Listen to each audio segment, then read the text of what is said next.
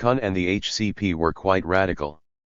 Sponsored and controlled by the Soviet government, the HCP modeled itself on the Bolsheviks and was gripped by a messianic ideology. 14 Like the Bolsheviks, the Hungarian communists supported an immediate transition to socialism, the seizure of private property, and the elimination of the bourgeoisie. 15 Unlike many socialists, including Lenin, Kun also opposed the distribution of landed estates to peasants because, in his view, it would promote the development of private property. 16 Instead, Kun maintained a dogmatic commitment to state ownership of the land. 17 Mimicking Bolshevik strategies, Kun fomented instability to discredit the ruling Social Democrats. 18 He mobilized anti-government protest, attacked anti-communist newspapers, organized and armed radical workers, and incited military rebellion. 19 Inspired by the recent Bolshevik Revolution, Hungarian workers spontaneously seized factories, and army and police refused to take orders from superiors.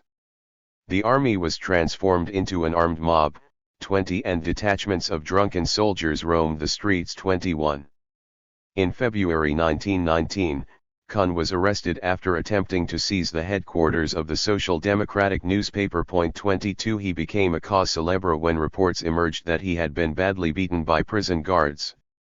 Tens of thousands of people protested. 23 The Soldiers' Council, which controlled the military, threw its support behind the communists, as did the police and the National Guard. 24 In much of the country, but particularly the capital, government authority vanished. 25 Feeling powerless to stop the process of radicalization, and under growing pressure from their radical wing, 26 Social Democratic leaders began to negotiate with the imprisoned Kun. In mid-March, the Social Democrats and the Communists forged an alliance called the Pact of Union. 27 Soon afterward, the chief of the Allied military mission in Hungary delivered an ultimatum to President Károlyi to surrender more Hungarian territory to Romania. Károlyi, whose government had bet heavily on friendly relations with the Entente powers, 28 chose to resign instead. He handed power to the Social Democrats, unaware of their pact with the Communists. 29 The Hungarian Soviet Republic thus began its ill-fated tenure. Sándor Garbe, a Social Democrat, formally became president. It was clear to all, however, that real power in the new government lay with Kun, who was appointed foreign minister. 30 Kun's de facto power was rooted in the desperate hope that he would be able to use his ties to Lenin and the Bolsheviks to attract Russian support against Entente powers. 31 Given Hungary's extreme international isolation, many in the governing coalition saw the Soviet Union as Hungary's last hope. It was also widely expected that revolution would soon spread across Europe. 32 Thus, despite being the only communist in the government, Kun clearly defined its policies. 33 The Hungarian Soviet Republic was born weak.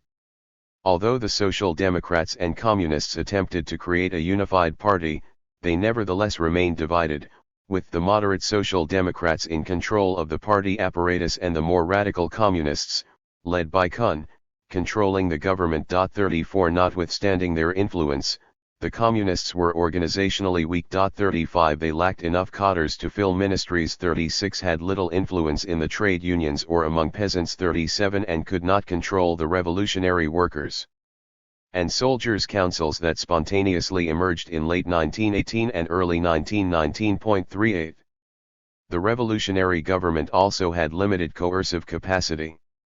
The Hungarian Red Army, which was created out of the remnants of the Royal Hungarian Army. 39 Existed in name only. 40 It was badly undersupplied, and its troops panicked at the first sound of artillery fire. 41 Discipline and cohesion were low, in part because Kun eliminated all military ranks. 42 Thus, despite the HCP's installation of commissars in spring 1919, the regime faced 2 coup attempts that summer, and military officials betrayed the government and informed Entente forces of the Republic's plans to invade Romania in July. 43 The revolutionary government confronted an array of threats, both domestic and external. 44 Although the exodus of thousands of aristocrats and military officers to Austria left conservative forces in disarray. 45 The new government met resistance from the Catholic Church, old regime holdovers in the state bureaucracy, and anti-communist secret societies created by Hungarian officers. 46. Most importantly, Hungary's revolutionary government was internationally isolated. The new regime was opposed by the major Western powers, as well as by neighboring Austria, Czechoslovakia, and Romania. Crucially, moreover, the revolutionary government received only rhetorical support from Russia, which was too consumed with civil war to deliver on promises of military assistance. 47. The aborted reactive sequence, radicalism and regime collapse. Despite the regime's clear weakness, Kun attempted a great leap forward to communism. 48. Thus, the government nationalized all factories employing more than 20 people, as well as all banks, insurance companies, theaters, barber shops, retail shops, wholesale trade, and apartment buildings. Large bank deposits and jewelry were confiscated. 49. Wealthy citizens had their artworks appropriated and put on public display. 50. Racetracks considered an aristocratic pastime were plowed under. Interest payments ceased. Private houses were nationalized, apartments were sequestered and divided. Families were entitled to no more than 3 rooms. 51. Communist activists known as the Lenin Boys attacked aristocrats and former bourgeois politicians and raided wealthy homes at night, taking hostages in order to extract tax payments. 52. They also desecrated churches, harassed priests, burned crucifixes, and shut down monasteries. 53. These measures turned the social order upside down. In the words of one eyewitness, before long, the stately and silent mansions were echoing with the cries of barefooted little ragamuffins, while in the spacious halls the costly rugs were trodden by dirty, hobnailed boots and the silken wall hangings were begrimed with the smoke of the miserable little emergency stoves on which proletarian families cooked their dinners. 54. At the same time, the government attacked the core interests of peasants, who had taken advantage of state collapse to seize large estates in late 1918 and early 1919. 55. Kun considered Lenin's decision to distribute land to peasants to be an unnecessary compromise. 56. Instead, the government transferred all land directly to the state. 57. Many of the new state farms retained the hated estate managers that ran them before the revolution. 58. As a result, peasants were transformed from natural allies into objective enemies. 59. In the spring and summer, spontaneous uprisings erupted in western Hungary. 60. While these were easily put down, peasant refusal to accept the regime's currency and relinquish their crops severely undermined the government. 61. Finally, despite the country's extraordinary external vulnerability, Kun sought to transform Hungary into a center of global communist revolution. 62. Thus, the revolutionary government sent precious gold reserves to the revolutionary Spartacists in Germany and transformed its embassy in Vienna into the headquarters of a revolutionary insurrection against Austria. 63. After attempting to spark an Austrian insurrection in June, Hungarian militants sent by the government were expelled from the country. 64. That month, Hungarian troops invaded Czechoslovakia and set up the short-lived Slovak Soviet Republic in the town of Eperjes. 65. In July, Hungary declared war on Romania. 66. Such measures triggered counter-revolutionary movements at home and abroad. Almost immediately taking power, the Hungarian regime confronted a broad counter-revolutionary coalition consisting of hostile peasants, aristocrats, dispossessed middle sectors, and Catholic clergy. 67. Passive peasant resistance brought widespread food shortages. 68. In June, aristocratic military officers, humiliated by having their medals stripped off by agitated crowds and lower-ranking soldiers, gathered in the French-occupied city of Zaj to create a counter-revolutionary Hungarian National Army. The army was led by Nicholas von Horthy, former admiral of the Austro-Hungarian fleet. 69. Initial efforts met with failure. Thus, an anti-government insurrection at the end of June was put down after 20 hours of fighting in Budapest. 70. However, rebellions persisted. In July, the government confronted insurrections in the cities of Kalixá, Solt, and Dunapétage and in the Ludovica Military Academy in Budapest. 71. The regime finally collapsed in mid-1919 in the face of foreign intervention. The government confronted increasing opposition from France, the United States, and other Western countries intent on preventing the spread of communism in the center of Europe. 72 After the Republic declared war on Romania, the Royal Romanian Army, backed by France, marched on Budapest. 73 The Hungarian Red Army collapsed, and on August 1, Kun escaped to Austria. 74 Admiral Horthy seized power and set up a right-wing dictatorship. In sum, the Hungarian Soviet Republic demonstrates the risks of radical social revolution in small and geopolitically vulnerable states. Under international occupation, Hungary was probably the most internationally vulnerable state among those examined in this chapter. But such weakness did not discourage the embryonic revolutionary government from challenging the geopolitical order. The government's dogmatic adherence to communist orthodoxy and aggressive efforts to foment world revolution provoked a powerful counter-revolution that destroyed the regime long before it could consolidate. 75 The Khmer Rouge. Like the Hungarian Soviet Republic, the Khmer Rouge was destroyed by its own radicalism fewer than 4 years after taking power. The regime killed a quarter of Cambodia's population in the process of turning the country into one great labor camp. 76 Efforts at radical societal transformation fostered cohesion and siege mentality within the party, a relatively loyal military, and the destruction of all organized alternatives within the country.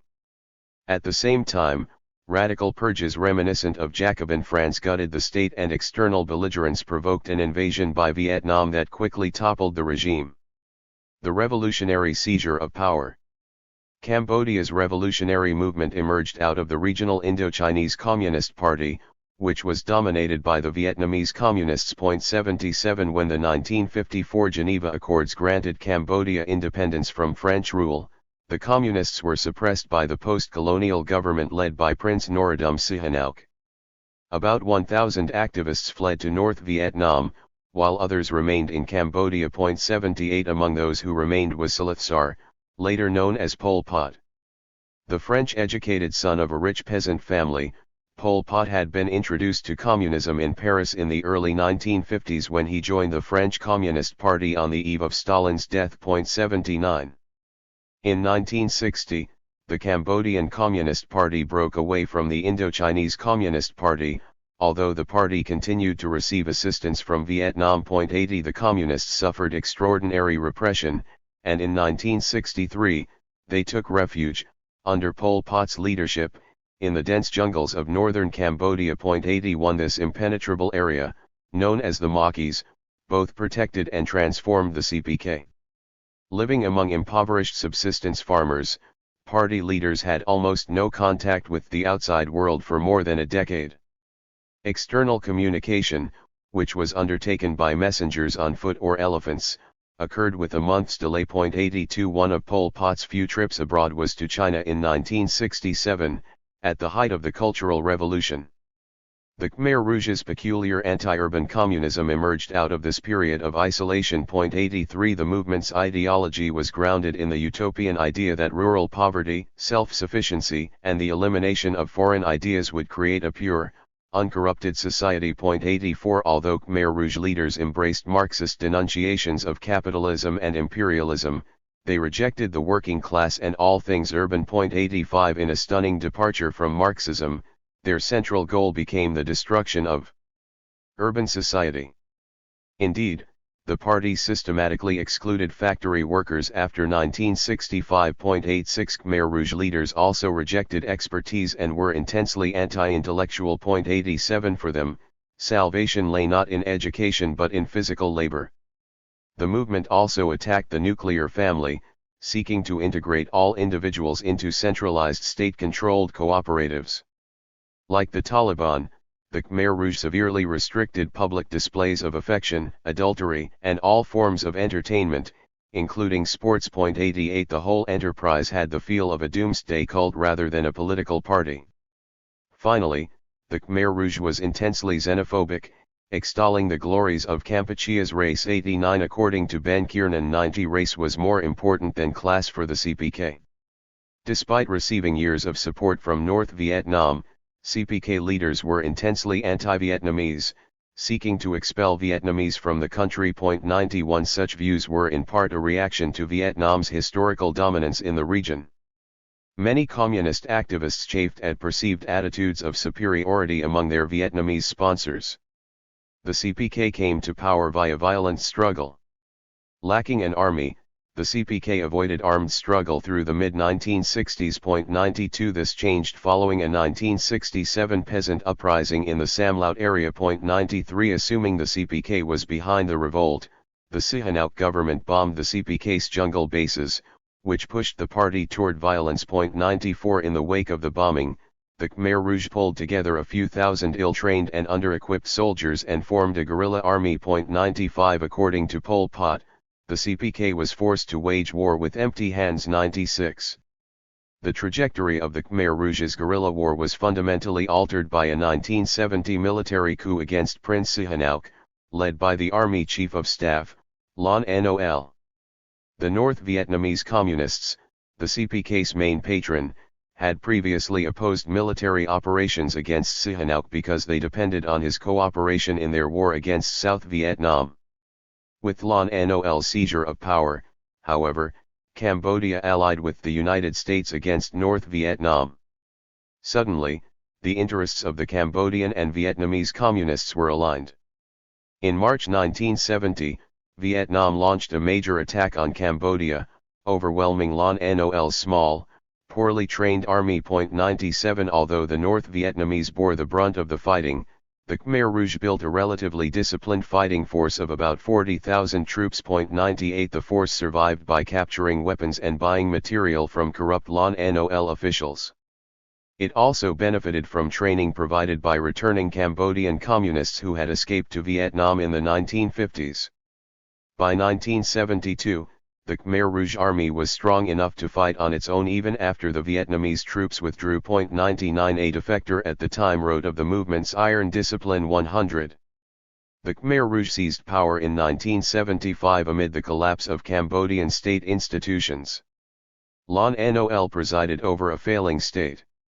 Although his government received more than $1 billion in U.S. assistance, 101 much of the aid was siphoned off or wasted. 102 After just a few days training at the Phnom Penh golf course, many soldiers went into battle armed with sticks and wearing sandals, blue jeans, and remnants of old French colonial uniforms. 103 Many went unpaid for months. 104 Partly as a result, by late 1973, the Khmer Rouge controlled more than two-thirds of the country. 105 At the same time, extensive aerial bombing by the United States aimed at North Vietnamese bases in Cambodia shattered the country's already weak infrastructure.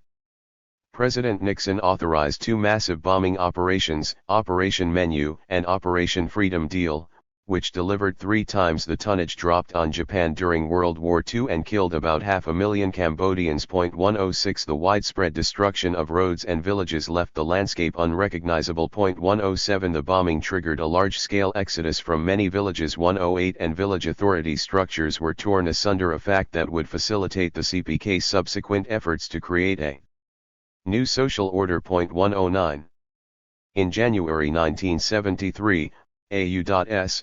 North Vietnamese peace agreement largely ended direct U.S. involvement in the region's wars.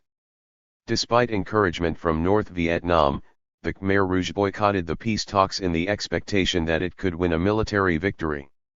At that point, Vietnam largely abandoned Cambodia. 110 Leaving the Khmer Rouge to fight against Lon Nol on its own.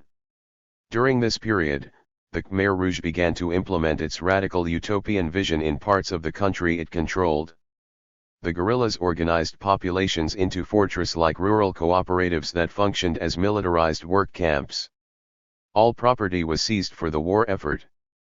Contact with the outside world was forbidden.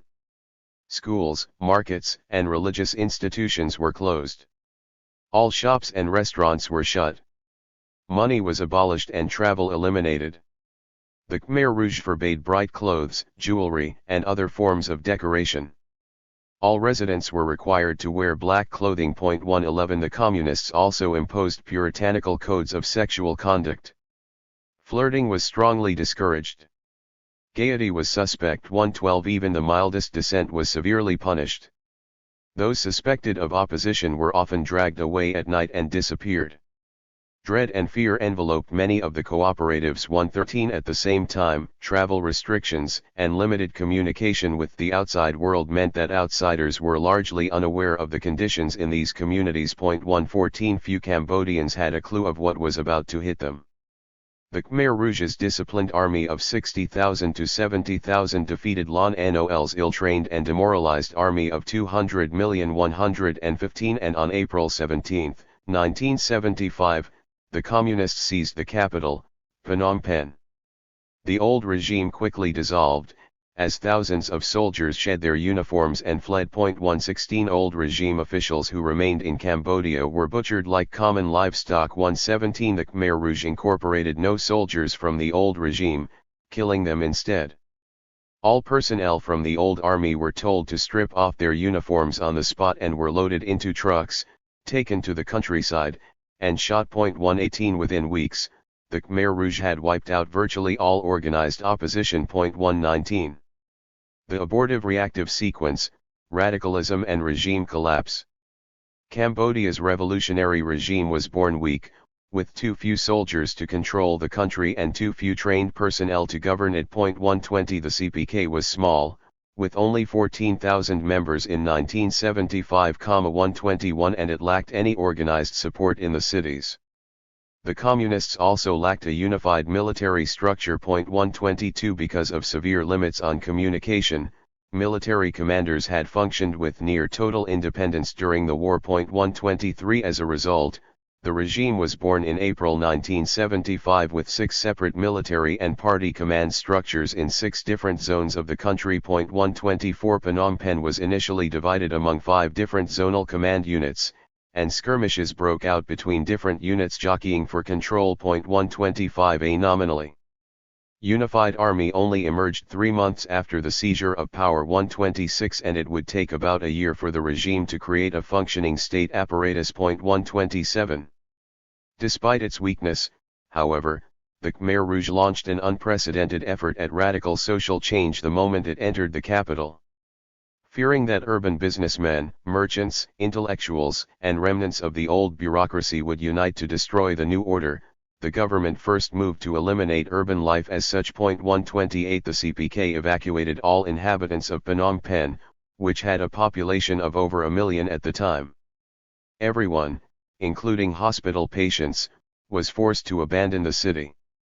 People were stripped of most of their possessions, and soldiers piled up air conditioners, refrigerators, bicycles, and other goods on the street or collected them into makeshift warehouses. 129 Between 10,000 and 20,000 people died in the evacuation of Phnom Penh. 130 Similar evacuations took place in all large cities in the country. 131 About half the Cambodian population found itself on the road. 132 Cities became ghost towns, inhabited only by a few government officials.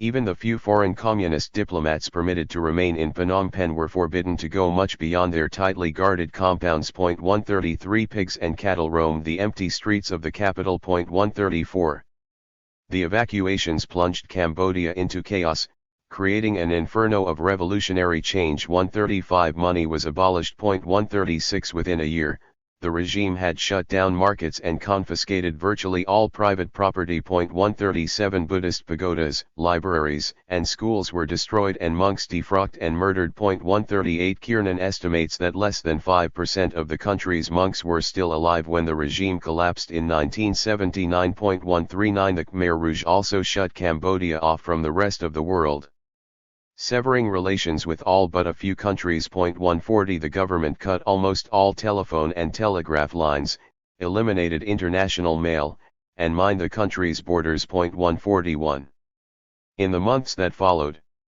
the regime introduced a brutal caste system. 142 Former urban residents, new people, were classified as second-class citizens and forced to undertake hard labor in rural areas. New people were last on the distribution lists, first on the execution lists. 143 Thousands of them died of starvation and disease as a result. By contrast, poor peasants were classified as base people and given priority access to food and medical care. They were initially allowed to grow their own food and were punished lightly for infractions. 144. The regime extended the cooperative system created in 1973 to the whole country. Within 2 years, agriculture was fully collectivized. 145. Residents slept in gender-segregated barracks, worked without pay, and ate in communal dining halls. 146. The institution of the family disappeared, as parents were forced to give up children over 7 years old to work in the fields. 147. Babies were often abandoned because there was no one to care for them. 148. Married couples were forced to live apart except for a few days a month. 149. Schools, churches, and hospitals were closed. 150. Books and other forms of writing disappeared. Leisure time was eliminated and replaced by political education. 151. Basketball courts and other sports facilities were dug up and converted into gardens. 152. Even foraging was outlawed. 153. The Khmer Rouge's radicalism stunned even their allies in communist China. When the Chinese premier, Zhou Enlai, warned CPK leaders of the dangers of moving too quickly toward communism, they responded with an incredulous and superior smile. 154. As in China's Great Leap Forward, the CPK government was dismissive of formal training and scientific knowledge. 155. Expertise was so devalued that many skilled workers tried to pass as unskilled laborers to avoid political reprisal. 156. Regime propaganda proclaimed that to build dams, all you need is a political education. 157. Enterprises and government institutions were staffed by children and young teens, who were considered more pliable and obedient. 158. For example, a majority of workers and managers at a major oil refinery were children aged 8 to 15. 159. All of this produced disastrous results. New dams were built without spillways in order to save time. As a result, the dams burst during heavy rains, drowning hundreds of villagers. 160. Mismanagement and the diversion of labor to large-scale dam building and irrigation projects led to a dramatic decline in food production and starvation. 161. Famine broke out in 1976 and 1977, resulting in hundreds of thousands of deaths. 162. The Khmer Rouge also engaged in massive repression aimed at an array of perceived enemies, anyone connected with the former government or foreign officials, professionals and intellectuals, and a broad range of ethnic minorities including Vietnamese, Chinese, Thai, Muslims, and Buddhist monks. Ultimately, an estimated 20 to 25% of Cambodia's population died under Pol Pot's rule. 163. Despite the devastating consequences of Khmer Rouge rule and the widespread discontent it generated. 164. The revolutionary regime faced relatively little domestic resistance. 165. In part, this was due to the near-total destruction of alternative centers of societal power. The war, the American bombing campaign, and the chaos created by large-scale population transfers eliminated not only remnants of the old order but also all organized opposition. 166. However, the CPK also built a robust, if embryonic, party state. The ruling party was highly cohesive. Years of physical isolation in the Maquis, followed by years of war, left Khmer Rouge leaders obsessed with the threat of enemies. 167. The result was an extraordinary level of internal discipline. For example, although Pol Pot had effectively led the CPK since the early 1960s, the Khmer Rouge was able to hide this fact from virtually everyone including the CIA until several years after the seizure of power. Even the extraordinarily effective Vietnamese communists repeatedly failed in their efforts to infiltrate the CPK leadership. 168. Despite a series of crises, then, the Khmer Rouge leadership suffered few defections. All surviving members of the Standing Committee, the party's highest leadership body, remained loyal even following the party back underground after it was toppled in 1979. 169. The CPK also developed a decentralized but effective coercive apparatus. 170. The military, which was responsible for both domestic and external security. 171. Remained highly fragmented. 172. In order to remove a regional commander, the government had to mobilize a commander from another zone to mount a military-style attack, referred to as a regional coup 173. Such fragmentation likely contributed to regional rebellions in 1976 and 1978. 174 At the same time, the central military apparatus and zonal commanders were loyal and disciplined. 175 CPK orders were always obeyed. 176 For example, despite his closeness to Vietnamese trained colleagues, Eastern Zone military commander So Phim carried out orders by Pol Pot to execute them. 177 Indeed, notwithstanding Pol Pot's disastrous policies, there do not appear to have been any high-level coup attempts against him. 178 Although regime propaganda described numerous conspiracies, Foreign Minister Ieng Sari later acknowledged that these accusations were concocted to justify repression. 179 Many military officers defected to Vietnam, often in response to purges, but most of these were junior officials. 180 Despite its catastrophic rule, then, the Khmer Rouge faced only limited domestic challenges. Resistance was limited to isolated revolts. 181 Instead, Cambodians responded primarily by trying to flee the country. Tens of thousands of refugees crossed into Vietnam and other neighboring countries in 1976 and 1977. 182 Ultimately, the revolutionary regime destroyed itself by purging its state apparatus and, above all, by provoking an invasion by Vietnam. The Pol Pot government carried out a series of brutal purges of regime elites reminiscent of Jacobin France in 1794 and the Soviet Union in the 1930s that left the state and the regime in disarray on the eve of the Vietnamese invasion. In a speech to party cadres in late 1976, Pol Pot warned that ugly microbes were infecting the revolution and needed to be expunged. 183 People were arrested for even the most subtle deviation from regime dictates. 184 The purge quickly took on a life of its own, as party members were encouraged to denounce one another and confessions, extracted under torture, revealed more supposedly counter-revolutionary elements. Thousands of high-level officials were taken to the Tuol Sleng death camp, tortured, forced to write extensive confessions, and then killed. Virtually every one of the 12,000 to 20,000 prisoners who entered Tuol Sleng were killed. 185 The pace of executions increased over time. In the spring of 1977, the regime liquidated more than 1,000 people a month. 186 By July 1978, half of the party's Central Committee, 5 of the 13 highest-ranking officials, and a majority of regional secretaries had been killed. 187 The regime would likely have survived these purges had it not been invaded by Vietnam. The Khmer Rouge had long been driven by an intense hostility toward its more powerful neighbor. In the early and mid-1970s, the party eliminated hundreds of Hanoi-trained cadres Vietnamese in Khmer bodies who had fled Vietnam in the 1950s and returned to battle Lon Nol. 188 By 1975, all Vietnamese advisors had been pushed out and Cambodians who had spent time in Vietnam eliminated. In mid-1977, the government issued a directive to kill people of Vietnamese ancestry. 189 Some 100,000 Vietnamese fled the country.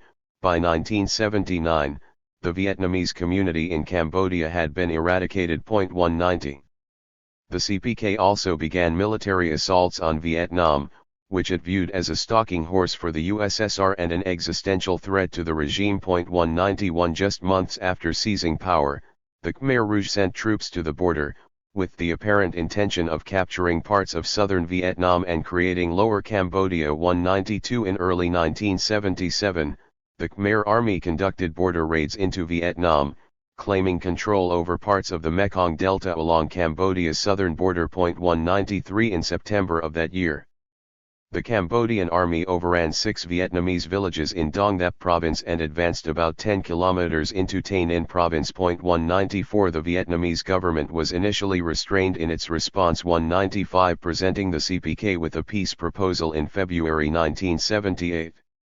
When Pol Pot refused to even receive the proposal, however, the Vietnamese leadership concluded it would have to invade. 196 Just as the CPK was provoking Vietnam and preparing for a holy war against its former patron. 197 Pol Pot launched a massive purge of commanders in eastern Cambodia, on the Vietnamese border.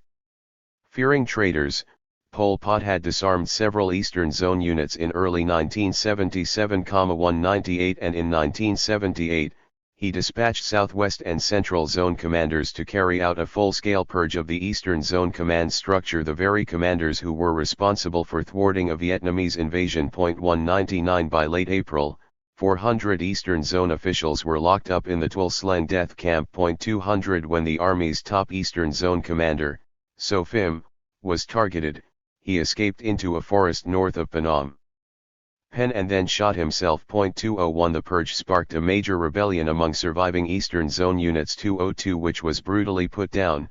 By late July, at least 10,000 people were dead and 60,000 local villagers were dislocated. 203 Just months before the Vietnamese invasion, then, Cambodia's military infrastructure near the border was torn apart. Local authority structures were in disarray, as each commune and district became divided against itself. 204 Pol Pot also purged key central government officials, including Vorn Vet, who was arrested and sent to Tuol Sleng just hours after being placed in charge of military supplies on the Vietnamese border. 205 On December 24, 1978, Vietnam invaded Cambodia. Although China provided the Khmer Rouge with substantial economic and military assistance. 206 It did not intervene to thwart the attack. As a result, the Khmer Rouge quickly collapsed.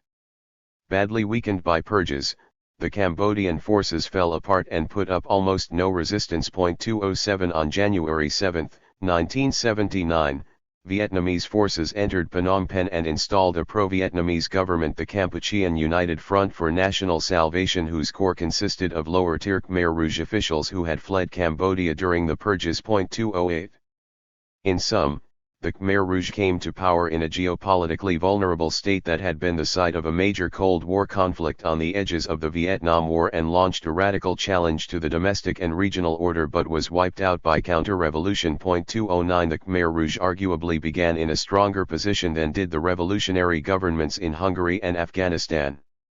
It had a cohesive ruling party and a loyal military, and it faced no political rivals or alternative power centers.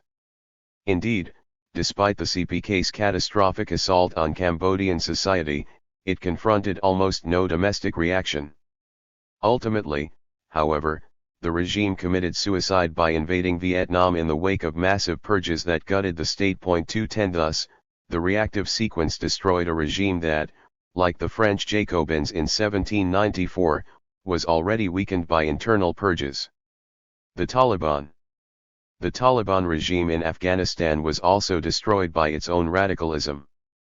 After seizing national power in 1996, the Taliban imposed Sharia law and facilitated a massive terrorist attack on the world's most powerful country. As in most other cases examined in this book, ideologically driven radicalism triggered counter-revolutionary reactions at home and abroad. Although the Taliban remained cohesive, the 2001 U.S. invasion, a reaction to Taliban radicalism, destroyed the regime before it could create an effective army or consolidate control over the country. In 2021, however, it would return to power. The revolutionary seizure of power. The Taliban seized power in a context of extreme state weakness. 211 Afghanistan is a mountainous, ethnically diverse country with a state that has rarely reached much beyond the capital.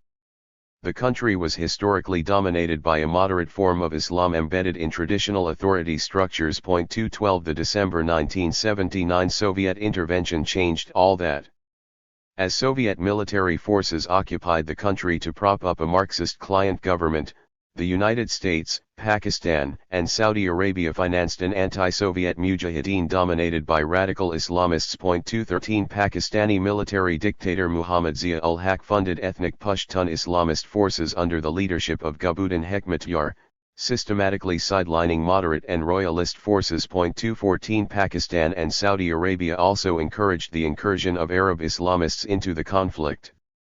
By the time Soviet forces withdrew in 1989, 4,000 Arab fighters remained in Afghanistan. 215 There now existed more than 30,000 religious schools in and around Afghanistan, mostly dominated by a radical, Saudi-inspired curriculum. 216 The Soviet exit and eventual collapse of the Soviet-backed regime in 1992 left Afghanistan in chaos. 217 The war gutted the traditional authority structures that had long held the country together, and no new central power structure emerged to replace them. 218 The Mujahideen had never operated under a single command. 219 And the Soviet withdrawal intensified the conflict between factions led by Hekmatyar in the east and Ahmad Massoud and Burhanuddin Rabbani in the north.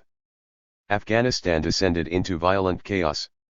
By 1992, there were more personal weapons in Afghanistan than in India and Pakistan combined. 220 Warlords robbed merchants and kidnapped children as sex slaves. 221 There were multiple, competing currencies. 222 And Afghanistan rivaled Colombia and Burma as a source of heroin. 223 For local economic actors, the extraordinary number of impromptu roadblocks set up by local gangs on the main highways to extort money made trade nearly impossible. 224 The absence of any force capable of maintaining order created an opening for the rise of radical alternatives. 225 The Taliban emerged out of a small group of supporters and veterans of the Mujahideen around a one-eyed schoolteacher, Mullah Mohammed Omar, who became famous for coming to the aid of victims of warlord attacks in the small village of Sangisar in Kandahar province in southern Afghanistan. 226 Like the Khmer Rouge, the Taliban was an extraordinarily radical movement that had been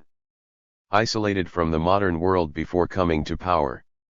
A former junior commander in the Mujahideen, Omar was cut off, religiously and politically, and showed a stunning ignorance of world affairs. 227 He apparently had never ridden in an airplane, slept in a hotel, or watched a satellite movie, and he had never been openly photographed. 228 He almost never left Kandahar, even after the Taliban took power. 229 Although most Taliban leaders were Mujahideen veterans. 230 Many rank-and-file soldiers were young men who came from refugee camps and had spent little time in Afghan society. They possessed almost no knowledge of the country's complex tribal and ethnic makeup or the traditions that had grounded most citizens before the war. 231 Many Taliban supporters were schooled in madrasas near Peshawar and in refugee camps, which taught a Saudi-influenced, conservative form of Islam. 232 The movement's ideology was grounded in Deobandism, a radical branch of Islam that had emerged out of India and was taught in madrasas along the Afghan-Pakistani border. 233 It posited that Muslims should live exactly as the followers of Prophet Muhammad did 1,400 years ago. Followers compiled long lists of rules to eliminate modern intrusions from society. 234 Many proponents of Deobandism took extreme positions on gender separation and female education and employment, and like the Wahhabi movement in Saudi Arabia, they exhibited an intense distaste for decoration or music. 235 The astonishingly rapid rise of the Taliban, from a tiny group of lightly armed religious students in 1994 to Afghanistan's dominant political force in 1996, can be attributed to a combination of external backing, support from local businesses' interests, and, above all, extreme state weakness. 236 Mullah Omar's reputation for confronting warlords gained the attention of the trucking mafia, which was heavily affected by the myriad roadblocks inhibiting trade. With assistance from trucking groups, 200 Taliban fighters won control of Spin Boldak, a trading hub on the border with Pakistan. 237 In the process, they seized the Pasha Arms Depot, which held 18,000 Kalashnikovs, dozens of artillery pieces, rockets, numerous vehicles, and vast quantities of ammunition that the Pakistani government had dumped across the border following the 1988 Afghan-Pakistani peace accords. 238 It was more than enough to equip a small army. Within 48 hours, the Taliban conquered Kandahar and shut down roadblocks, freeing up trade. 239 Although local warlords recognized the Taliban as a threat, they were too disorganized to respond effectively. 240 The Taliban's early successes attracted the support of ethnic Pashtun political groups, as well as thousands of volunteers from madrasas across Afghanistan. 241 They also brought in support from the business community, including the transport magnate Hashmat Ghani Ahmadzai, as well as warlords such as President Rabbani, and Ismail Khan of Herat. 242 The royalist Karzai family, which included future President Hamid Karzai, donated $50,000 and a cache of weapons. 243 Most importantly, the Taliban's early victories convinced Pakistan to throw its support behind the Taliban rather than Hekmatyar. The Taliban would later receive considerable support from Saudi Arabia and the Pakistani Inter-Services Intelligence Agency. 244. External support was critical to the Taliban's seizure of national power. 245 Facing a fragmented opposition, the Taliban rapidly won control of 12 of 31 Afghan provinces. 246 It captured Hekmatyar's headquarters in Wardak province in early 1995 and seized Herat, Afghanistan's third largest city, by the end of the year. 247 Then, in September 1996, following a 10-month siege, Taliban forces captured the capital. 248 Upon its arrival, the Taliban detained the last pro-Soviet leader, Mohammad Najibullah. He was beaten to death, castrated, and strung up in the center of the city. 249 Although the Taliban never controlled the entire national territory, it would eventually rule about 90% of Afghanistan. 250 The abortive reactive sequence, radicalism and regime collapse. Like the Hungarian Soviet Republic and the Khmer Rouge, the Taliban regime was born weak. The new government lacked a political party. 251 Or a modern state bureaucracy. The Taliban had insufficient cadres to control most of the country outside the major population centers. 252 Like the Chinese nationalists in the 1920s, it gained control of many cities not through military conquest but by bribing warlords of uncertain loyalties. 253 In power, the Taliban relied on a loose network of religious authorities to manage much of the country and depended heavily on foreign aid agencies to provide services. 254 State building was hindered by the fact that the Taliban was ideologically opposed to the existence of a salaried state bureaucracy. 255 Thus, after taking power, the Taliban emptied out much of the state, and several ministries ceased to function. 256 Throughout the 1996 to 2001 period, the Taliban competed for control over much of the country with Massoud's Northern Alliance. Even in areas under its nominal control, moreover, its influence was limited. In the late 1990s, for example, Osama bin Laden, then under Taliban protection, avoided traveling in parts of the north for fear of capture. 257 The Taliban also lacked an effective coercive apparatus. Its armed forces were fragmented and lacked a clear hierarchical structure. Family members regularly rotated in and out of service at the front. 258 They were also poorly equipped, with the army relying heavily on pickup trucks. 259 And ex-communist and former jihadi mercenaries hired to drive tanks, pilot airplanes, and carry out other specialized tasks. 260 Most soldiers did not receive regular pay. 261 Much of the fighting was done by armed Pashtun militias that reflagged themselves as Taliban. 262 Despite this weakness, the Taliban immediately imposed Sharia law. 263 Building on earlier gender restrictions in place during the Mujahideen era, the Taliban required women to wear the burqa, shut down all girls' schools, and banned all women from the workplace, including about 50,000 widows who provided the only support for hundreds of thousands of children. 264 Given the prevalence of women in many parts of the state bureaucracy, this measure gutted the state, especially in the healthcare and education sectors. 265 Some 8,000 women were expelled from Kabul University. Women were forbidden to leave their homes without male accompaniment and were barred from washing clothes in the river. 266 Backed by a religious police, the government outlawed an extraordinarily large number of goods and activities, including marbles, cigarettes, kite flying, Western-style haircuts, homing pigeons, dancing, and singing. 267 Televisions were smashed. Individuals caught carrying audio or video cassettes were beaten. Shops were punished for displaying fashion magazines. Soccer was initially banned. 268 The regime declared that toothpaste should be abandoned in favor of the natural route favored by the Prophet. 269 The Taliban also provoked sectarian conflict with the Shia Muslim Hazara community. After taking control of Mazar-i-Sharif, Afghanistan's fourth largest city, in the summer of 1998, the Taliban slaughtered 5,000 to 6,000 Hazaras over the course of 2 days. 270. The Taliban's radicalism triggered powerful domestic and international reactions. At home, the regime faced armed opposition led by the Northern Alliance.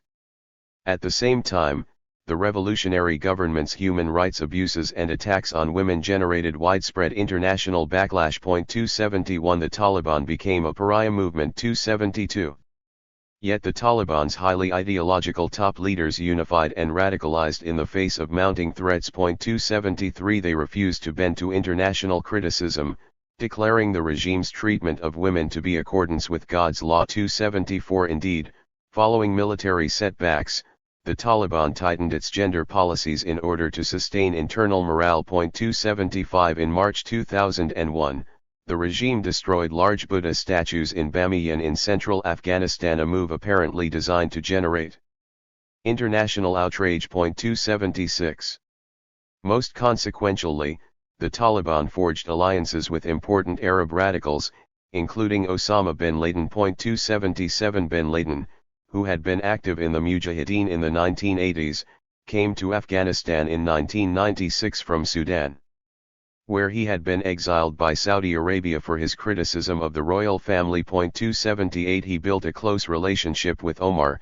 marrying one of his daughters. 279 Drawing on a fortune of more than $250 million, he set up camps such as the Daranta camp near Jalalabad that trained about 1,000 militants and aimed to develop chemical weapons. 280 Backed by about 2,000 supporters, bin Laden provided considerable support to the Taliban, financing construction projects and aiding the Taliban's assault on the north in 1997 and 1998. 281 By the late 1990s, Al-Qaeda provided between 30 and 40% of the Taliban's military forces. 282 In exchange, Al-Qaeda used Afghanistan as a base for terrorist activities. In February 1998, bin Laden issued a fatwa on behalf of the International Islamic Front for Jihad against Jews and Crusaders, which sanctioned the killing of Americans and Jews everywhere. 283 In August of that year, Al-Qaeda bombed the U.S. embassies in Kenya and Tanzania, killing more than 200 people, and in October 2000, it attacked the USS Cole, killing 17 U.S. soldiers. 284 In response, U.S. cruise missiles targeted an Al-Qaeda base in Khost, Afghanistan, and the United Nations Security Council imposed sanctions against individuals and entities associated with Al-Qaeda and the Taliban. 285 The Taliban came under enormous pressure to surrender bin Laden. Omar remained firm, however. In response to appeals by Prince Turki bin Abdullah Al Saud, the director of the Saudi Arabia General Intelligence Directorate, Omar called bin Laden a courageous, valiant Muslim and refused to hand him over. 286 Turkey then withdrew the Saudi ambassador from Afghanistan. 287 Similar efforts by Pakistan were rebuffed. 288 The regime's support for Arab jihadists and efforts to impose Sharia law alienated the Taliban from its early supporters and generated widespread opposition among Afghanistan's traditional and urban educated populations. 289 For example, the Karzai family went into opposition and campaigned for the return of King Mohammad Zahir Shah, who lived in exile in Italy. In response, men on motorcycles assassinated the Karzai patriarch as he walked home from mosque. 290 As in Cambodia, however, domestic resistance alone was insufficient to oust the Taliban. 291 The Northern Alliance was weak and under-equipped, with limited access to weapons and only a few barely functioning helicopters that could scarcely cross Afghanistan's many mountain passes. 292 Massoud's assassination by two Al-Qaeda agents on September 9, 2001 further weakened the movement. Given the near defeat of the Northern Alliance and the absence of other viable opposition groups, it is plausible that the Taliban would have eventually consolidated control over the country absent U.S. intervention in late 2001. Ultimately, the Taliban, like the Khmer Rouge, was felled by a more powerful invading army. Following the death of moderate Taliban leader Rabbani of cancer in early 2001, the Taliban further radicalized. 293 The government closed foreign hospitals, banned the internet, shut down the UN World Food Programme, and required that Afghan Hindus wear yellow badges. 294. A week before the September 11, 2001, attacks, the Taliban issued a list of banned items that included objects made of human hair, sound recording devices and audio cassettes, all instruments producing music, chessboards, billiard tables, playing cards, masks, nail polish, firecrackers, centipedes, lobsters, all statues of animate beings, and neckties. 295. On September 11, Al-Qaeda killed nearly 3,000 people in attacks on the World Trade Center in New York City. No Afghans were directly involved in the attacks, and it is likely that Taliban leaders did not know about the attacks beforehand. 296. However, the Taliban had protected Al-Qaeda. Furthermore, the mastermind behind the 9/11 operation, Mohammed Atta, was trained in Afghanistan, where he coordinated and planned the attacks with bin Laden. 297. The attacks led directly to the collapse of the Taliban regime. Although an effort was made to convince Omar to surrender bin Laden, negotiating with Omar was like banging one's head against the wall, and Omar refused. 298. On October 7, the United States launched the military invasion Operation Enduring Freedom, and by mid-November, the Taliban had been routed from Kabul. 299. In December 2001, the Taliban formally surrendered, and U.S.-backed Hamid Karzai was inaugurated as president on December 22, formally ending Taliban rule. The Taliban ceased to exist as a physical entity. 300. However, like the Viet Minh after its defeat in 1946, the Taliban regrouped, continued to fight, and eventually regained power.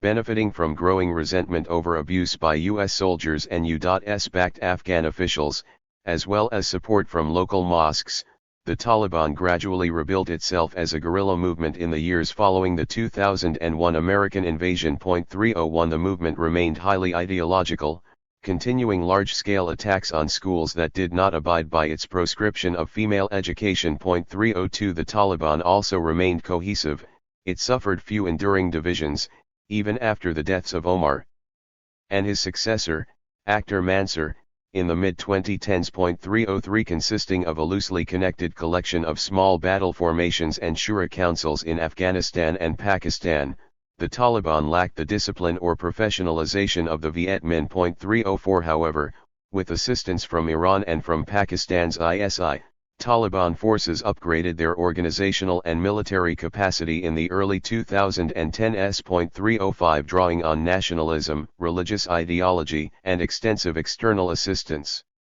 the movement successfully recruited tens of thousands of young men to join its ranks and replace the thousands of activists killed in battle. 306. Most of the Taliban's 50,000 to 60,000 fighters fought without regular salaries. 307. By 2015, the Taliban had established an armed presence across the national territory. 308. As in 1996, the Taliban's seizure of power was facilitated by the extreme weakness and eventual collapse of the Afghan state. When the U.S. government announced the withdrawal of American troops in the spring of 2021, the Afghan army disintegrated. The Taliban marched quickly to power, seizing Kabul on August 15. The Taliban's early behavior in power suggested that it remained committed to radical transformation. Almost immediately, the new government began restricting women's right to work and access to education and recreation. 309. As of late 2021, however, it remained unclear whether the new regime would return to its radical foreign policy orientation, including support for international terrorist activities. That choice will very likely shape the longer-run trajectory of the regime. In some, as in Hungary and Cambodia, a combination of extreme radicalism and geopolitical vulnerability in Afghanistan led to rapid regime collapse.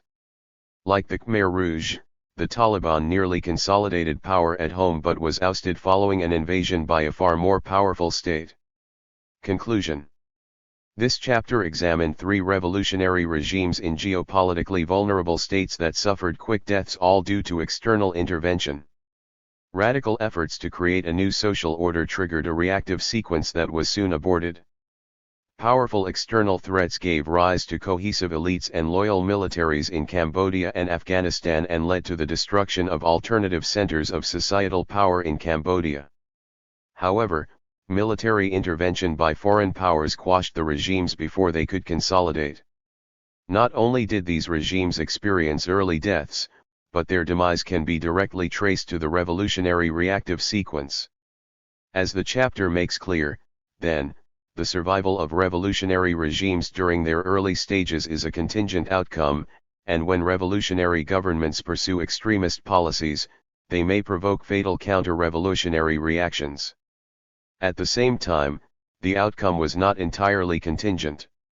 Although our sample is too small to draw any definitive conclusions about the sources of early death, state size, and military vulnerability seem important. Whereas Russia, China, Vietnam, and Iran were all large, regional powers, Hungary, Cambodia, and Afghanistan were relatively small states that were especially prone to foreign intervention. 310 Hungary had just emerged from defeat in World War I and was occupied by multiple European powers.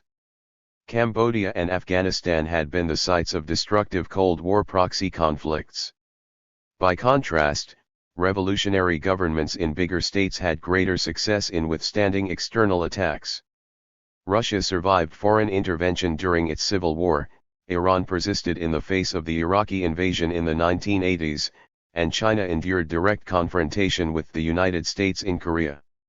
In Iran and Russia especially, sheer territorial size gave revolutionary governments some breathing room to eventually recover.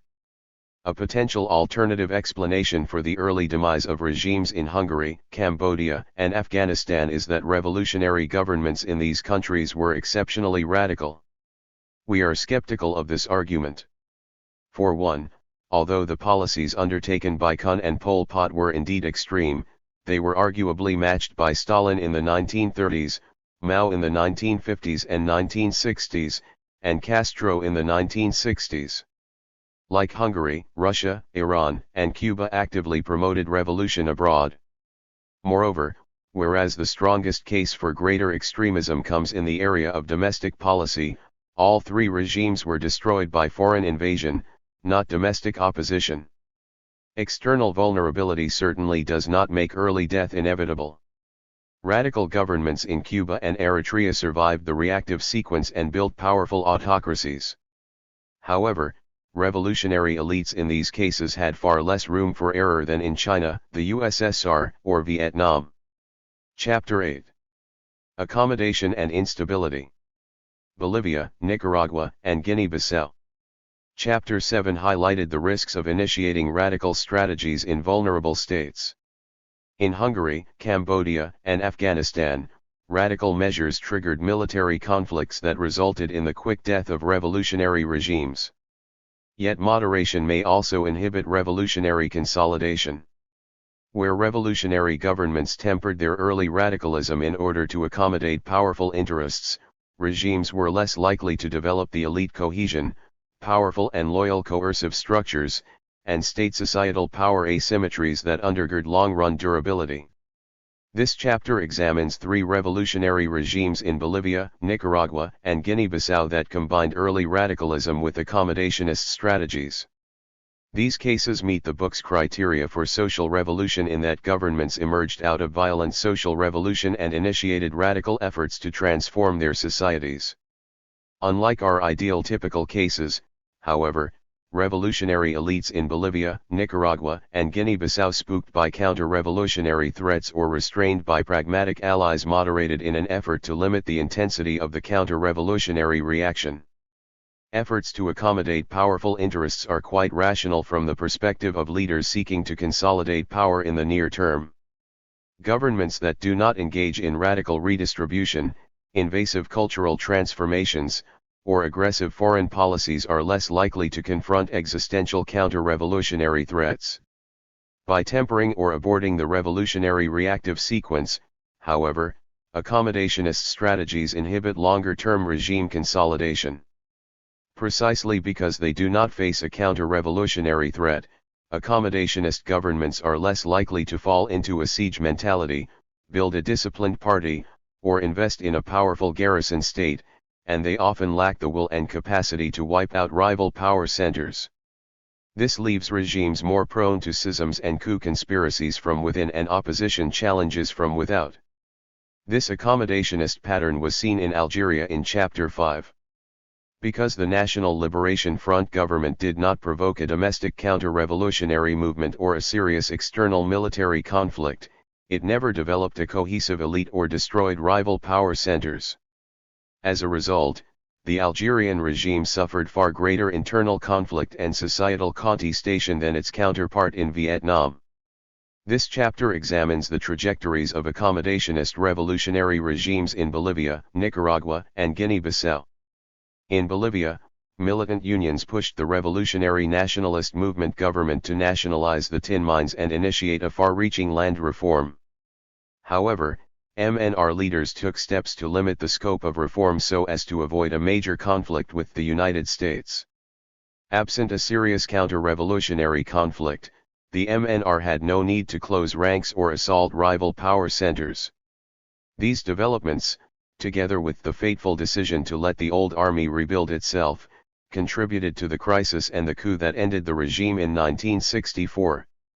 In Guinea-Bissau, the Party for African Independence of Guinea and Cape Verde split into radical and moderate factions.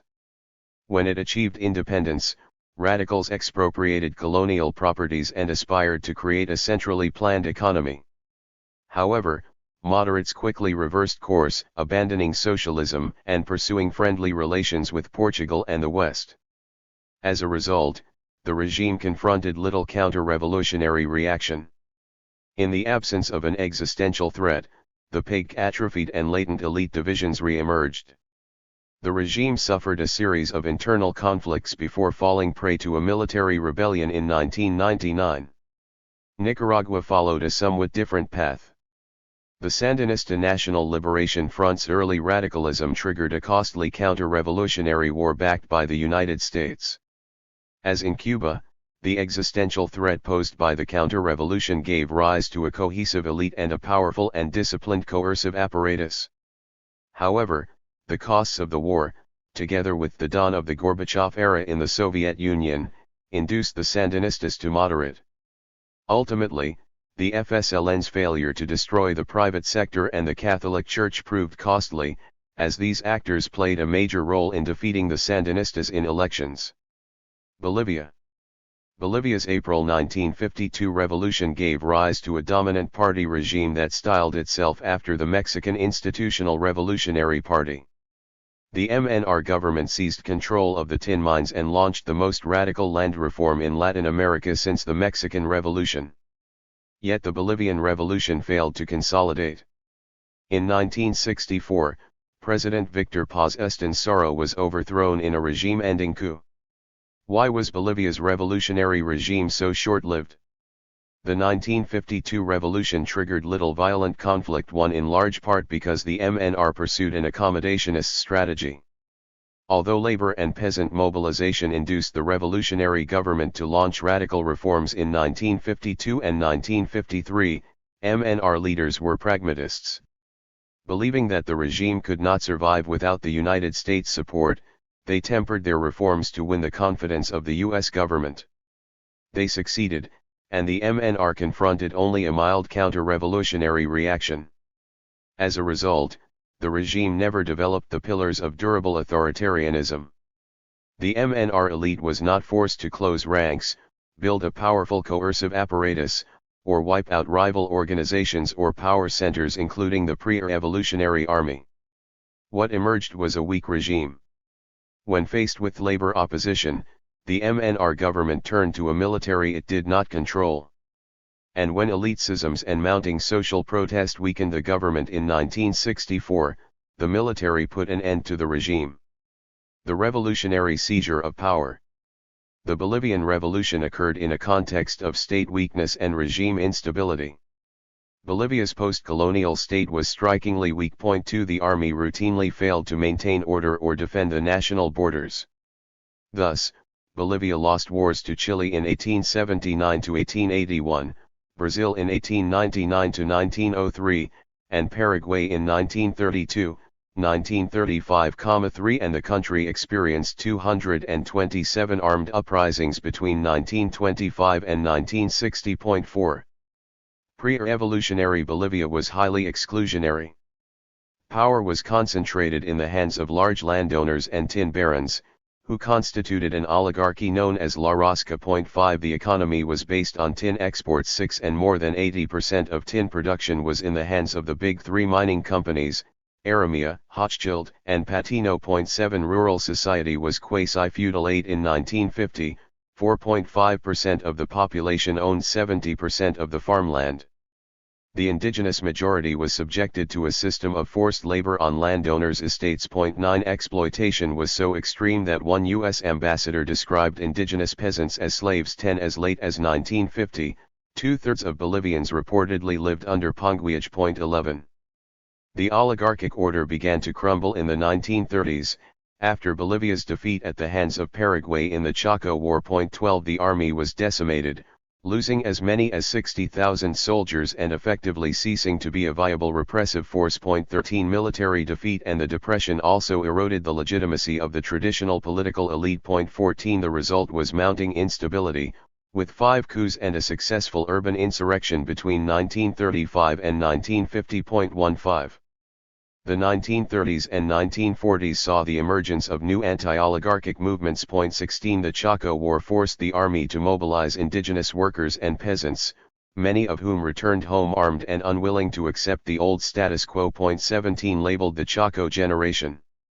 These veterans filled the ranks of the leftist Union Federation of Bolivian Mine Workers, nationalist army factions such as Razón de la Patria, and new leftist and nationalist parties, the largest of which was the MNR. 18 Anti-oligarchic forces first seized power in 1936, when a nationalist coup gave rise to a short-lived experiment with military socialism. 19 In 1943, a Arequipa-led coup established a reformist military government led by Lieutenant Colonel Guilberto Villarroel, in alliance with the MNR. 20 The Villarroel government confronted strong U.S. opposition. 21 And in 1946, Villarroel was toppled and hung from a lamppost in a street uprising. 22 The MNR was banned and repressed in the conservative restoration that ensued. 23 The MNR radicalized after 1946, abandoning its quasi-fascist platform for a left-leaning one and forging an alliance with the growing Mine Workers Union. 24 After launching a series of failed insurrections between 1946 and 1951, 25 The MNR participated in elections in 1951. Running from exile, MNR presidential candidate Victor Paz Estensaro pledged to nationalize the big three mining companies, which earned him the enmity of La Rosca. 26 Paz appears to have won, but the army cancelled the election and installed a junta headed by General Hugo Bolivar, a move that closed off the legal path to power and, as Paz put it, forced us to make a revolution. 27 The 1952 revolution began as a coup conspiracy between the MNR and the head of the military police, General Antonio Cellini. On April 9, the MNR and about 2,000 carabineros launched an uprising, with the understanding that the army would back the rebels and that Cellini would become president. 28 When the army remained loyal, however, Cellini gave up and sought asylum in the Chilean embassy. 29 The MNR and armed mine workers fought on, however, transforming the putsch into an urban insurrection. 30 Fighting broke out in cities across Bolivia, at which point the army began to disintegrate. 31 The army was filled with untrained conscripts, 32 many of whom had dedicated themselves to realizing practice exercises for the military parade. Thus, the soldiers could parade very well, but they did not know how to fight. 33 Many deserted when the conflict began. 34 In La Paz, pro-government forces consisted of the 600-man Presidential Guard, 400 military academy cadets, and 240 poorly armed members of the 2nd Engineer Battalion. 35 On April 10 and 11, rebel militias defeated the armed forces in La Paz, shattering them. 36 Army Commander Humberto Torres and other top officers fled the country, others simply went home, leaving only a handful of soldiers in the barracks. 37 Defeated by a ragtag force of civilian irregulars, The army surrendered on April 11.38. Paz returned from exile to assume the presidency. 39. By comparative standards, the MNR seizure of power was quick and easy. 40. It took only 3 days and resulted in 550 to 600 deaths. 41. MNR leaders were stunned by their victory. Indeed, Paz declared that never in boldest dreams did they expect a full-blown revolution. 42. The reactive sequence, accommodation and limited reaction. The new regime was weak. For one, it lacked a cohesive elite. The MNR encompassed diverse and conflicting elements, including leftist union leaders such as Juan Lechin, an anti-communist faction led by Walter Guevara Ars, and a pragmatic center that included President Paz and Vice President Hernan Siles Ciuazo. 43. These factions lacked a coherent ideology or a shared experience of violent struggle, which left the MNR prone to schism. 44. Another source of weakness was the absence of an army. The pre-revolutionary army collapsed in April 1952. 45 senior officers were exiled or imprisoned, most rank-and-file soldiers deserted, and the military academy was closed. 46. Reportedly, all that remained of the army in mid-1952 were the band and the engineer corps. 47. Unlike other revolutionary cases, however, the MNR did not build a new army after seizing power. Instead, it relied on miners' militias and a shrunken police force to maintain order. 48. The old army was thus temporarily disabled but not permanently replaced. 49. Counter-revolutionary forces were relatively weak. The oligarchy La Rosca was weakened by the exodus of many landowners and tin barons. 50. And the disabling of the pre-revolutionary army. 51. The Catholic Church was small by Latin American standards. It was understaffed, with only half as many priests, per capita, as the Mexican Church, and its influence over Bolivia's predominantly indigenous population was limited. 52. Thus, unlike in Mexico and Nicaragua, the Church simply did not matter so much in Bolivia. 53. If traditional elites were weak, however, labor and peasant organizations were strong. 54. Mine workers' unions played a decisive role in the revolution. 55. Hundreds of new unions emerged in 1952, and they came together in the leftist Bolivian Workers' Central. 56. The COB's power was rooted in its control over the mines and the union militias. 57. The unions, not the government, ran the mining camps. 58. And the 20,000-strong miners' militias outnumbered the army and the police combined. 59. Although peasants played only a minor role in the April Revolution, they mobilized in its aftermath. 60. Armed peasant unions proliferated in 1952 and 1953. 61. In sum, Bolivia's revolutionary regime was born weak. Lacking an army and facing an array of independent social and political actors, the new MNR government depended on autonomous worker and peasant militias for its survival. The MNR in power, an accommodationist government. The MNR was a reluctant band of revolutionaries. 62. Founded in 1941 as a nationalist party, its program was reformist and state capitalist, not socialist. 63. The early MNR did not even champion land reform. 64. But rather modernization of the agricultural sector. 65. MNR leaders never contemplated breaking with the United States. 66. And in stark contrast to other revolutionary leaders, they largely eschewed violent social change. 67. As Guevara Ars put it, we want the Mexican Revolution without 10 years of Pancho Villa. 68. The manor had no grand plan for governing when Paz ran for president in 1951. 69. Paz himself was a pragmatic politician with firmly conservative sensibilities. 70. The MNR's moderation was reinforced by the geopolitical landscape. Bolivia's economy depended on the United States. 71. The United States consumed half of Bolivia's tin exports, which, in turn, accounted for 70% of the country's foreign exchange. 72. MNR leaders recognized that no Bolivian revolution could afford to alienate the United States. 73. Unless, as Paz joked, they found a way to ship tin to Europe by submarine from Lake Titicaca. 74. Bolivia also depended heavily on U.S. aid, and MNR leaders were willing to bend quite a bit in order to obtain it. 75.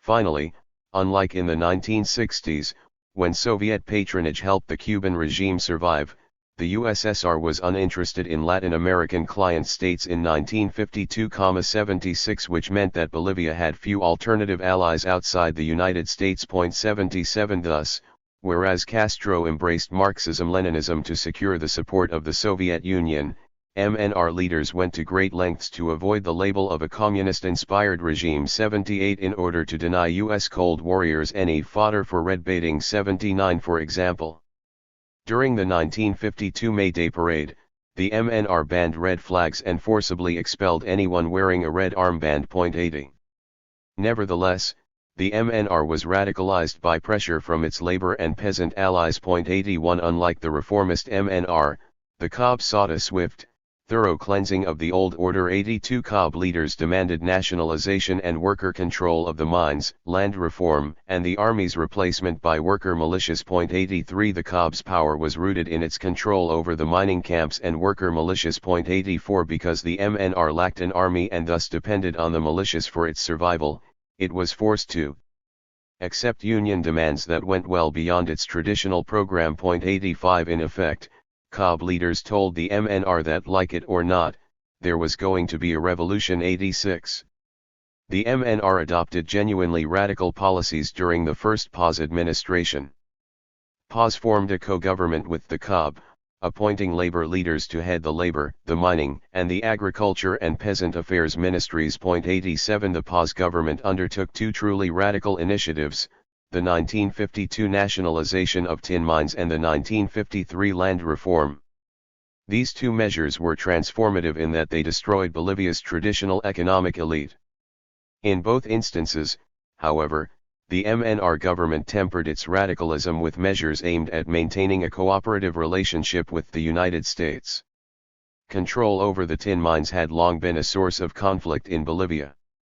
The big three tin producers, which accounted for 80% of tin production and generated 95% of Bolivia's foreign exchange. 88 Were considered untouchable. 89 Indeed, previous nationalist governments' efforts to rein them in were seen as responsible for the fall of those governments. 90 Fearing such an outcome, many of the MNR's advisors counseled against nationalization. 91 However, nationalization and worker control of the mines were core COB demands. 92 According to a U.S. State Department report, Lechin pounded the table for immediate, outright nationalization during Paz's first cabinet meeting. 93 Union pressure proved impossible to resist, and in October 1953, Paz issued a decree nationalizing the 163 mines operated by the Big 3.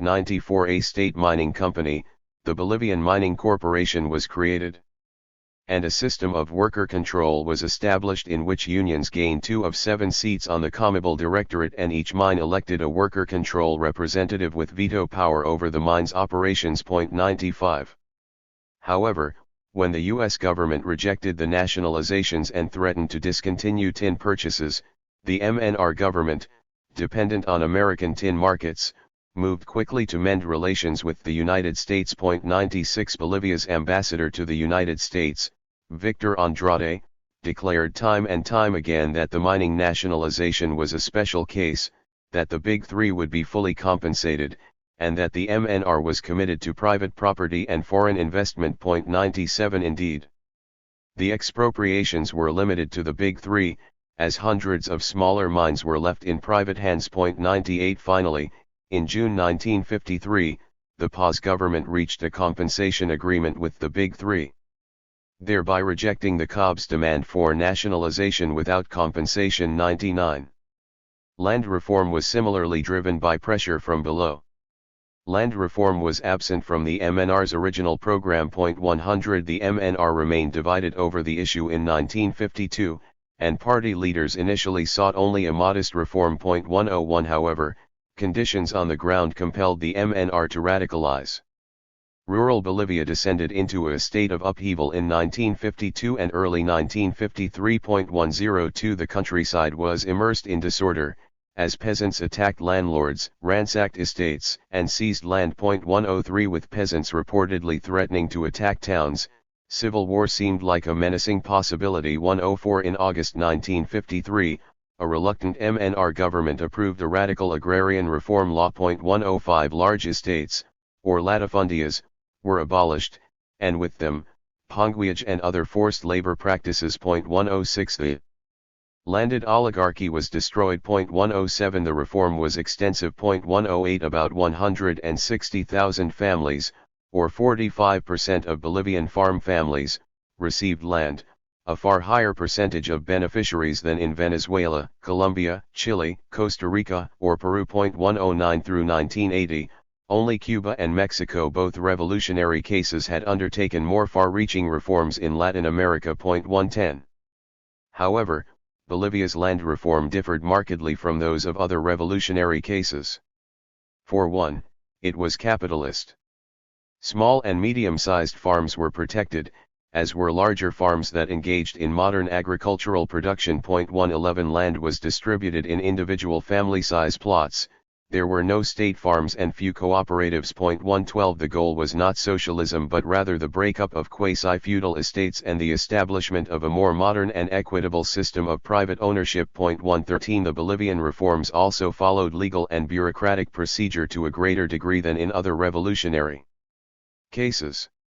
Landowners were entitled to compensation and had multiple levels of appeal available to them. 114 This attention to legal niceties slowed land distribution. 115 Which became a source of public discontent. 116 In sum, although labor and peasant mobilization compelled the MNR government to launch far-reaching socio-economic reforms, a combination of pragmatism and external dependence induced MNR leaders to soften their most radical initiatives.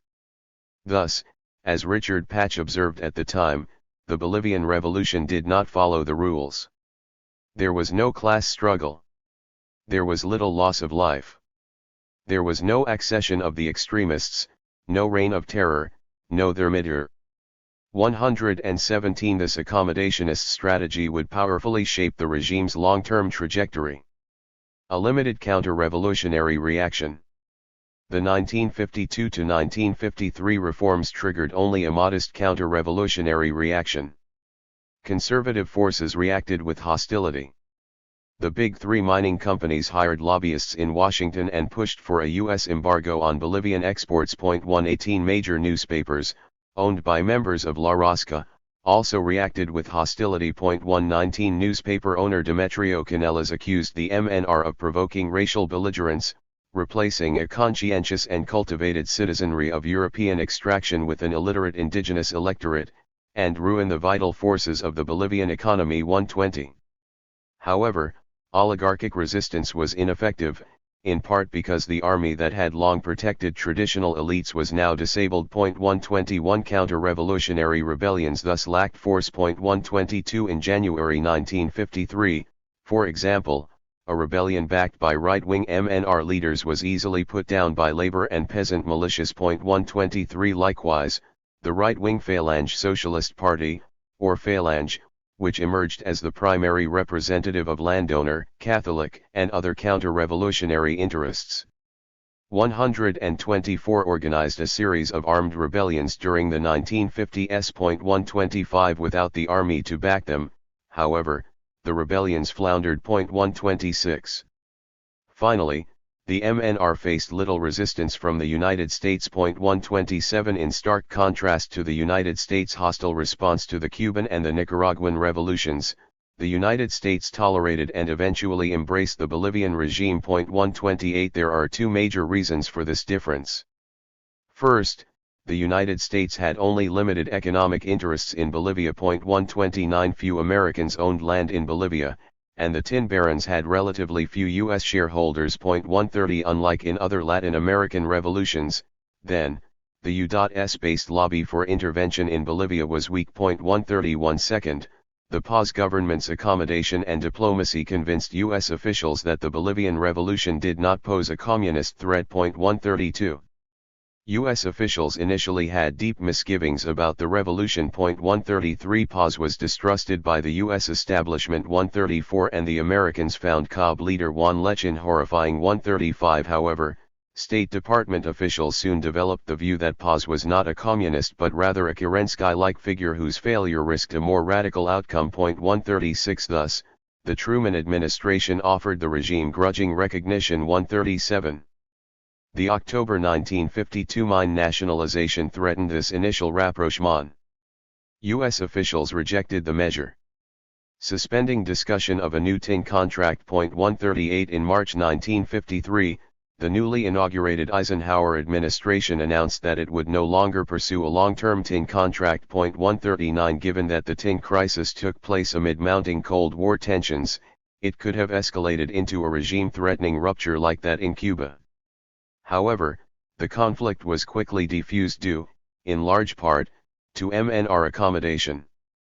The Paz government ceased expropriations, eschewed plans to sell tin to the Eastern Bloc, and, in June 1953, reached an agreement to compensate the Big Three. 140. In July, U.S. officials reciprocated, announcing a new one-year tin contract. 141. That month, President Eisenhower's brother Milton traveled to Bolivia, where he concluded that the MNR was an anti-communist ally worthy of U.S. support. 142. By late 1953, the Eisenhower administration had fully embraced the Paz government and begun to shower it with aid. 143. U.S. assistance more than doubled in 1954. 144. Overall, the United States provided more than $300 million in aid between 1953 and 1964, making Bolivia the leading per capita U.S. aid recipient in Latin America. 145. Indeed, U.S. Bolivian relations may have been closer than between any other two countries in the hemisphere. 146.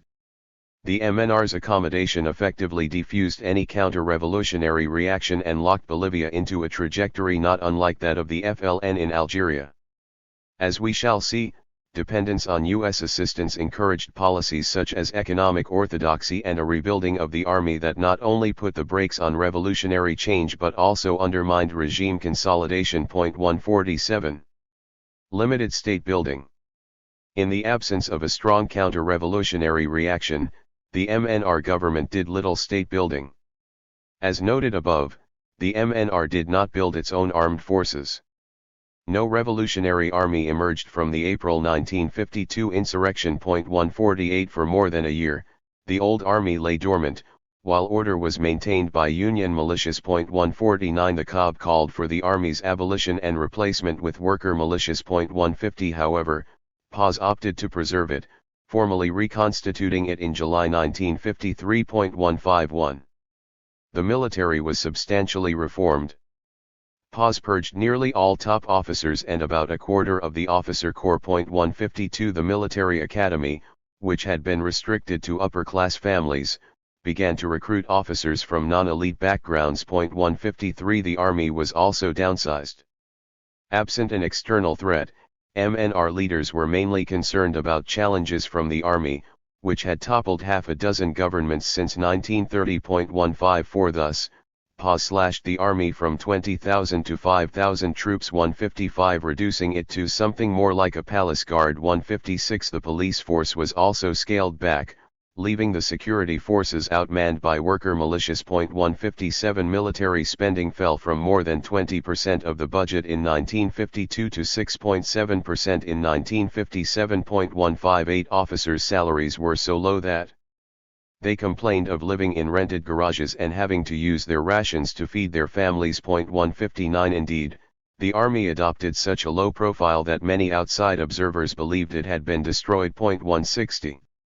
Although the MNR weakened the army, it failed to control it. The Bolivian Revolution produced no party-army fusion. Unlike in Mexico, Cuba, and Nicaragua, militias that defeated the Bolivian military in 1952 never formed part of the revolutionary state. Efforts to penetrate the reconstituted armed forces were ineffective. The Paz government packed the army command with allies, many of them Radipa members who had been purged during the 1940s. 161. Paz declared the army to be partisan, renaming it the Army of the National Revolution. 162. Officers were required to take an oath of loyalty to the MNR and were pressured to join the ruling party. 163. Paz sought to solidify army loyalty by placing MNR political instructors in the military academy. 164. However, these measures did little to bridge the gap between the MNR and the army leadership. Although many military commanders had nationalist sympathies, they were, first and foremost, career officers whose loyalties lay with the armed forces. Far from Mexico's revolutionary generals or Cuba's revolutionary civic soldiers, then, Bolivia's army commanders were lifelong military men who did not participate in the revolution or have a stake in its success. 165 For example, General Alfredo Ovando, whom Paz appointed to command the armed forces, joined the MNR but had no previous ties to the party. 166 Despite the military academy's reorganization, moreover, most new officer recruits continued to be drawn from middle-class backgrounds, which meant that the army would continue to be staffed by men from groups who were essentially hostile to the MNR. 167. In this context, the MNR's efforts to politicize the army proved ineffective. Party memberships and loyalty oaths were paper phenomena, 168 or pro forma activities that were not taken seriously by officers, who regarded them as a requisite for service, nothing more. 169. The MNR's efforts at partisan penetration were thus a far cry from those observed in other revolutionary cases. Not only did Paz leave pre-existing military institutions intact, but he left army leaders in charge of transforming them. 170 As a result, the army retained considerable institutional autonomy. 171. The survival of rival power centers. The modest nature of the counter-revolutionary reaction also limited the MNR's incentive to eliminate alternative power centers. The revolution did, of course, destroy traditional centers of economic power. The tin barons and the big landowners either fled the country or were weakened by nationalization and land reform. 172 By 1953, La Rosca had effectively ceased to exist. 173. Beyond that, however, the MNR did little to weaken centers of societal power. Without a counter-revolutionary threat, the MNR never attempted a root and branch elimination of its rivals. 174 Pre-revolutionary institutions and organizations were not destroyed, and political rivals were never killed and only rarely jailed or exiled. 175 The government also refrained from attacking the church, indeed, it occasionally turned to church leaders to mediate conflict. 176. The MNR was also restrained in its treatment of the universities. The universities were bastions of upper-class conservatism. 177 And after 1952, they became centers of right-wing reaction. 178 Nevertheless, efforts to curtail university autonomy were quickly aborted. 179 In 1954, COB militias, claiming with some foundation that the universities were centers of counter-revolutionary activity, seized control of most campuses with the goal of transforming them into popular universities. 180 Within a few months, however, the government backed down and returned the universities to their owners. 181 The universities remained centers of counter-revolutionary activity until the end of MNR rule. 182. Repression of rival political organizations was also limited. 183 Although the counter-revolutionary phalange suffered some repression, mostly in the form of arrests. 184 It was never banned or forced underground. 185 Indeed, the phalange competed actively in the 1956 and 1960 elections, finishing second in 1956. The MNR also failed to subordinate its union and peasant allies. Lacking an army, the MNR government had neither the capacity nor the will to disarm union and peasant militias. As a result, the miners' unions remained in control of the mining camps and armed peasant sindicatos entrenched themselves in much of the countryside. 186. In sum, the MNR's accommodationist strategy succeeded in preempting a counter-revolution, and, as a result, the Paz government never confronted an existential military threat. In the absence of such a threat, however, the revolutionary government had little incentive to build a powerful coercive apparatus or weaken alternative centers of societal power. The post-1956 regime, weak authoritarian pillars. When Paz's first presidential term ended in 1956, all counter-revolutionary threats had subsided. La Rosca was no more, the United States was an ally, and phalange rebellions had taken on all the normalcy of a common cold. 187 By the time Hernan Siles Zhuizhou assumed the presidency in August, the mild reactive sequence triggered by the 1952 revolution was completed. Yet the foundations of authoritarian rule were weak. For one, the regime elite lacked cohesion. The MNR remained prone to debilitating schisms. 188 As early as January 1953, right-wing MNR leaders backed an abortive coup. 189 As we shall see, the MNR split and split again in the 1950s and early 1960s. 190 Ultimately contributing to regime collapse. The regime also lacked a strong and loyal coercive apparatus. The 8,000-strong army was less than half its pre-revolutionary size. 191 And it operated on a starvation budget. 192 Moreover, unlike ruling parties in Mexico, Cuba, and Nicaragua, the MNR's ties to the army were weak. 193 Only 4 of 24 top army officers had strong MNR ties in the late 1950s. 194 And Army Chief Alfredo Ovando was not among them. 195 Finally, the MNR government continued to confront rival social and political organizations, both on the right and, more consequentially, on the left. Unlike in Mexico, where the PRI established tight control over workers and peasants, Bolivian unions remained independent allies rather than loyal subordinates. 196 The 20,000-strong mine workers' militias were probably the strongest military force in Bolivia.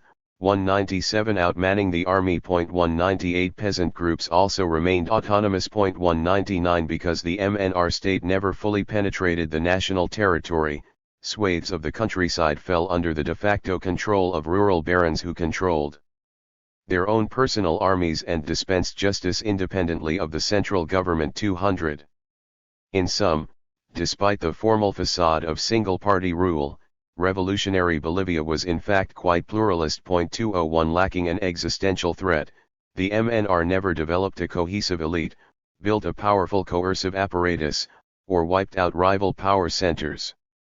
As a result, the vast power asymmetries that emerged out of revolutionary reactive sequences in China, Cuba, Mexico, Vietnam, and elsewhere never developed in Bolivia. The evolution and breakdown of the regime, 1956 to 1964. The foundations of the revolutionary regime began to erode during the presidency of Siles, who succeeded Paz in 1956. Siles inherited a severe economic crisis. Bolivia's per capita GDP declined by 20% between 1952 and 1957.202. The economy also collapsed into hyperinflation, leading Siles to prioritize stabilization. 203 Given Bolivia's dependence on the United States, MNR leaders saw little alternative but to turn to the Americans. 204 In late 1956, the government negotiated a draconian stabilization program designed by U.S. economist George Eder with the United States and the International Monetary Fund. 205 The Eder plan included a 40% spending cut, the elimination of price controls and subsidies, trade, financial, and exchange rate liberalization, and a wage freeze. 206 In exchange, Bolivia received $25 million in U.S. and IMF assistance. 207 Effectively trapped by its ties to the United States, the MNR responded to the economic crisis by abandoning much of its original program. 208 The Siles government's conservative turn triggered a series of developments that weakened the regime. Importantly, it disrupted the MNR's alliance with labor and the left. 209 The unions strongly opposed the 1956 to 1957 stabilization program. 210 Strike activity increased, and the COB called a general strike for July 1957. 211 Although Siles convinced COB leaders to call off the strike. 212 The stabilization plan undermined the MNR coalition. Vice President Nuflo Chavez, a COB member, resigned. 213 Effectively ending co-government. 214 The 1956 to 1957 stabilization program thus set Bolivia on a new path, on which the COB's revolutionary program had no place. 215 The stabilization fight also led MNR leaders to rethink the role of the armed forces. If the government were to continue its capitalist course, it would face labor resistance. In such a scenario, An army that was outmanned by workers' militias was undesirable. The Siles government thus made a fateful decision. It rebuilt the army, effectively reactivate the Frankenstein monster. 2016 military spending increased from 6.7% of the budget in 1956 to 13.5% in 1962, 2017, while the army grew from 8,000 to 12,000 troops. 2018. The MNR's conservative drift continued after Paz's return to the presidency in 1960. The 1960 succession triggered a schism in the ruling party. To regain the labor support in his pursuit of the MNR's presidential nomination, Paz named COB leader Juan Lechin as his vice presidential candidate. 2019 The Paz-Lechin ticket led to the defection of Minister of Government Walter Guevara Ars. 2020 Guevara Ars took much of the MNR's right wing with him. 2021 Paz's second term was, in some ways, more successful than his first one. The economy grew briskly. 2022 and Bolivia received $205 million in assistance as part of the Alliance for Progress. 2023 Bolivia became the second leading per capita U.S. aid recipient in the world. 2024 Ties to the United States powerfully shaped the regime's trajectory in the early 1960s. 2025 The Alliance for Progress called for a set of modernizing reforms opening up to foreign investment, rationalizing the state-run mining sector that placed Paz on a collision course with the unions. 226 In effect, the need for labor acquiescence encouraged Paz to continue Siles's effort to weaken the labor movement. 227 The armed forces were central to those efforts. 228 Encouraged by U.S. officials, Paz strengthened the army, restoring its pre-revolutionary role as the primary guarantor of domestic order. 229 Military spending rose from below 7% of the national budget in the mid-1950s to 17% in 1964. 230 The army expanded to 15,000 soldiers, overtaking the Union militias. 231 The buildup was made possible by $12.4 million in U.S. military assistance. 232 Indeed, U.S. military aid was so extensive that Paraguay formally complained that it was disrupting the regional balance of power. 233 By 1964, the armed forces were once again the arbiter of national political life. 234 The regime began to unravel in 1961, when Paz launched the Triangular Plan, a U.S.-funded program to nationalize the mining sector, which included both layoffs and the dismantling of the worker control system through which the unions had exercised influence over production and employment decisions. 235 The Triangular Plan definitively ruptured the MNR labor alliance. 236 A wave of strikes and protest began in 1962 and continued throughout 1963. 237 Emboldened by U.S. security assistance, Paz declared 3 states of siege to quell the unrest and eventually mobilized the army to break the strike. 238 The regime might have survived labor opposition had the ruling party remained intact. However, the MNR suffered a series of schisms in 1964. The central conflict revolved around Paz's re-election.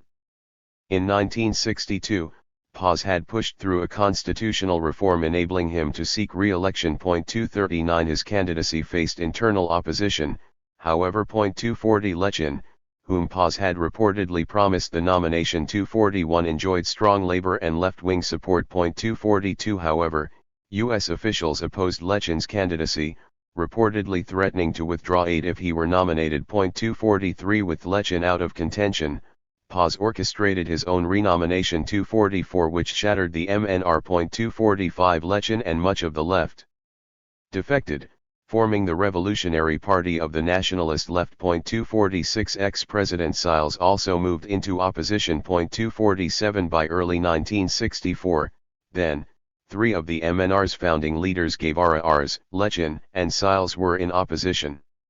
It was almost literally one man against everyone. 248 Lechin's PRIN, Guevara Ars' Authentic Revolution Party, Siles, and the Phalange all boycotted the 1964 election. 249 Running unopposed, Paz won with 98% of the vote. In the wake of his re-election, Paz declared that the revolution had institutionalized, following the Mexican precedent. 250 He was wrong. The aftermath of the election was marked by riots, demonstrations, protests, and calculated violence, 251 by both the labor left and the counter-revolutionary right.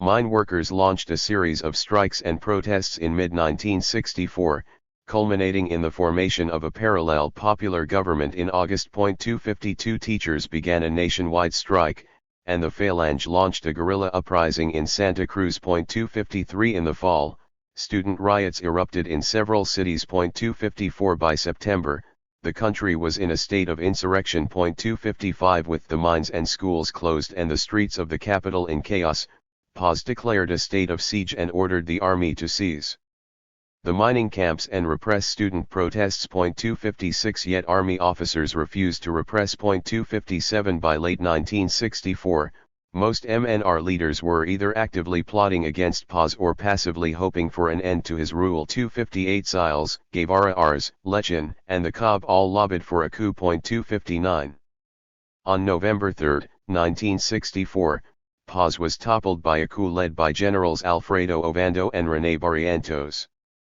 Both generals had taken the MNR loyalty oath, and Paz believed they would remain loyal, a miscalculation that he later described as his greatest mistake. 260 When Paz fled the country, workers celebrated in the belief that Lechin would succeed him. Carrying Lechin on their shoulders, they chanted "Lechin to the palace." 261 They were mistaken. The 1964 coup ended the revolutionary regime. Under General Barrientos, the MNR was purged from the state and replaced by an all-military cabinet. 262 MNR leaders were exiled, the COB was outlawed, and the labor movement was smashed. 263 As the historian Luis Antizana Urgea put it, the unions and the left had joined a counter-revolution that handed power to the ultra-right. It was as if Mao had returned power to Chiang Kai-shek. 264 Two critical aspects of Bolivia's revolutionary reactive sequence contributed to the regime's early and inglorious demise. First, because the MNR's accommodationist strategy dampened the counter-revolutionary reaction, the regime never confronted an existential military threat. Consequently, it never developed a cohesive elite or destroyed rival organizations. MNR defectors such as Siles, Ars, and Lechin, and autonomous social actors such as the Mine Workers Union, peasant barons, and universities contributed directly to the 1964 governability crisis and coup. Second, the miners' decision not to build its own army prevented the kind of party-army fusion that effectively coup-proofed regimes elsewhere. Ultimately, the combination of societal contention and an autonomous military left Bolivia's revolutionary government as vulnerable as other non-revolutionary governments in Latin America. Nicaragua. The Nicaraguan case only partially fits our theory. The FSLN was more radical than the MNR, and it confronted a devastating counter-revolutionary war. As in other revolutions, the war gave rise to a cohesive elite and a powerful and loyal coercive apparatus. However, the Sandinistas refrained from destroying independent power centers, most notably the private sector and the church, which prevented the development of extreme state-society power asymmetries. Moreover, because Nicaragua's counter-revolutionary war occurred at the end of the Cold War, the FSLN faced strong external pressure to moderate. Thus, the church and the private sector survived, providing resources and legitimacy to the opposition. Accommodation also brought competitive elections, which created an opening for opposition groups to defeat the revolution at the ballot box. The revolutionary seizure of power. The Nicaraguan Revolution occurred amid the collapse of a sultanistic regime. Nicaragua had long been plagued by state weakness. The country was in a state of nearly permanent civil war during its first 35 years of independence. 265 And in 1855, an American mercenary named William Walker seized power for more than a year. 266 The United States occupied Nicaragua in 1909, transforming it into a virtual protectorate. 267 The Marines left in 1925 but returned in 1927 after a U.S.-sponsored constabulary collapsed amid a liberal uprising. 268 U.S. diplomats brokered a peace between rival conservative and liberal forces. But dissident liberals led by Cesar Augusto Sandino waged a guerrilla war until U.S. forces left for good in 1933. 269 Before departing, U.S. forces created the 2,000-man National Guard and placed it under the command of Anastasio Somoza Garcia. 270 Control over the GN transformed Somoza into a de facto strongman, and in 1936, he seized power in a coup. 271. The 1936 coup ushered in 43 years of sultanistic rule. 272 beginning with the dictatorship of Somoza Garcia. Continuing after his 1956 assassination under the joint rule of his sons Luis and Anastasio, and culminating, following Luis Somoza Debaille's 1967 death, in the personal rule of Anastasio Somoza Debaille. The Somocista state was thoroughly neo-patrimonial. 273 Anastasio Somoza Garcia became the largest landowner in Nicaragua, with 51 cattle ranches, 46 coffee farms, and 8 sugar plantations. 274 His son Anastasio accumulated more than $500 million in wealth and 20% of Nicaragua's farmland. 275 The GN became Anastasio Somoza Debaille's private militia. 276 Its hierarchy was packed with family members and loyalists. During the 1970s, for example, the GN's main infantry force, the 3rd Battalion, was led by Somoza's half-brother, while the Basic Infantry Training School, a 2,000-man elite force, was run by Somoza's son. 277 Loyalty to Somoza was the key to ascent in the GN's upper ranks. 278 The Somoza regime was stable into the 1970s.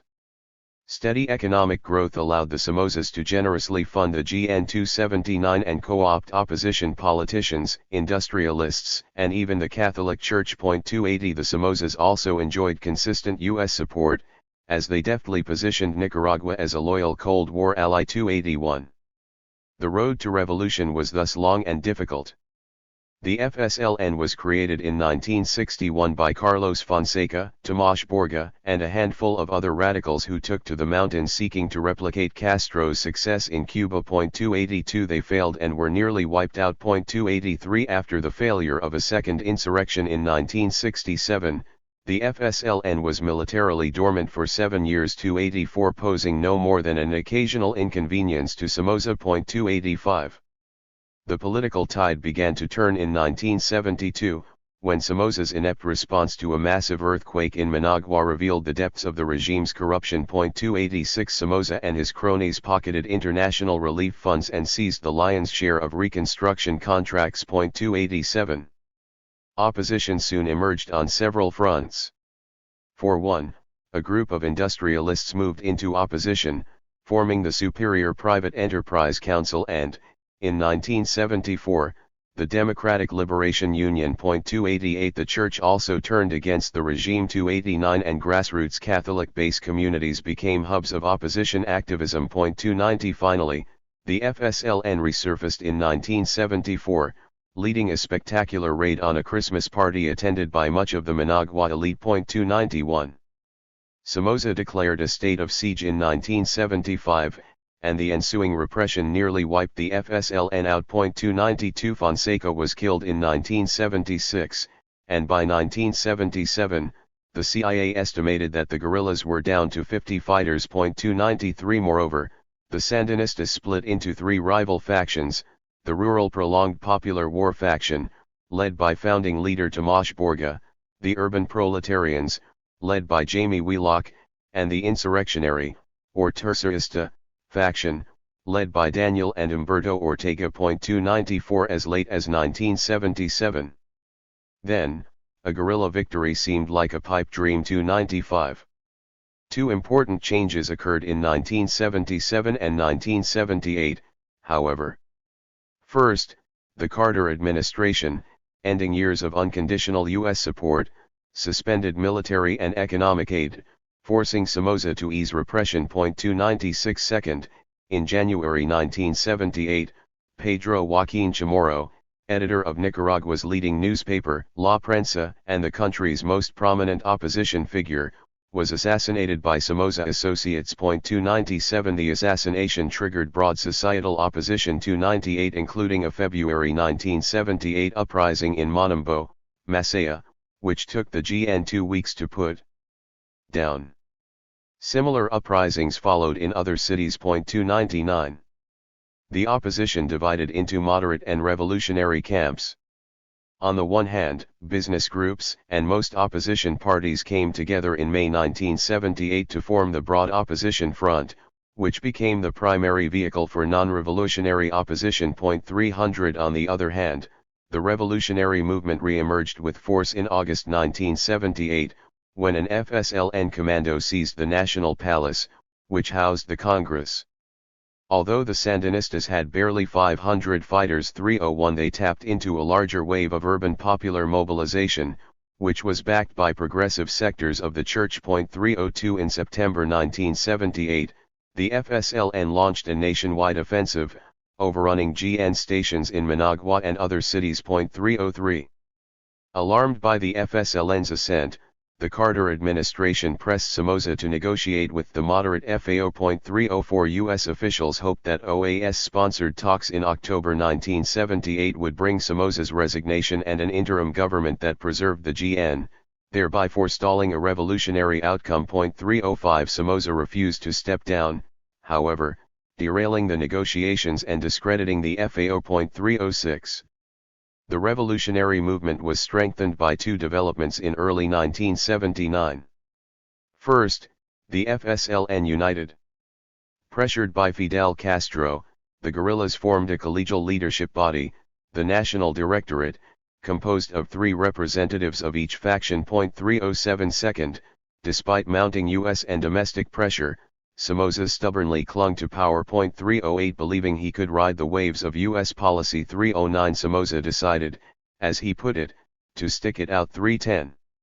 Somoza's refusal to leave fatally weakened the non-revolutionary opposition. 311. With the negotiated path foreclosed, a growing number of politicians, business leaders, and church officials joined the revolutionary coalition. 312. By early 1979, the FSLN had more than 2,000 fighters and was seizing cities in the north. 313. In May 1979, the FSLN launched a final offensive, and by early July it controlled 80% of the country. 314. The GN began coming apart one unit at a time, as soldiers deserted and reserves refused call UPS, the Guard shrank from 14,000 to 10,000 troops. 315. International efforts to prevent a revolutionary outcome failed. 316. U.S. officials sought to preserve the GN as a bulwark against revolution but were divided over how to do it. 317. National Security Advisor Zbigniew K. Brzezinski viewed military intervention as the only way to thwart a Sandinista victory. However, Secretary of State Cyrus Vance and other officials spooked by Vietnam and distracted by other crises rejected such a move. 318. Unwilling to intervene militarily, the United States sought to influence the transition without using its hands. 319.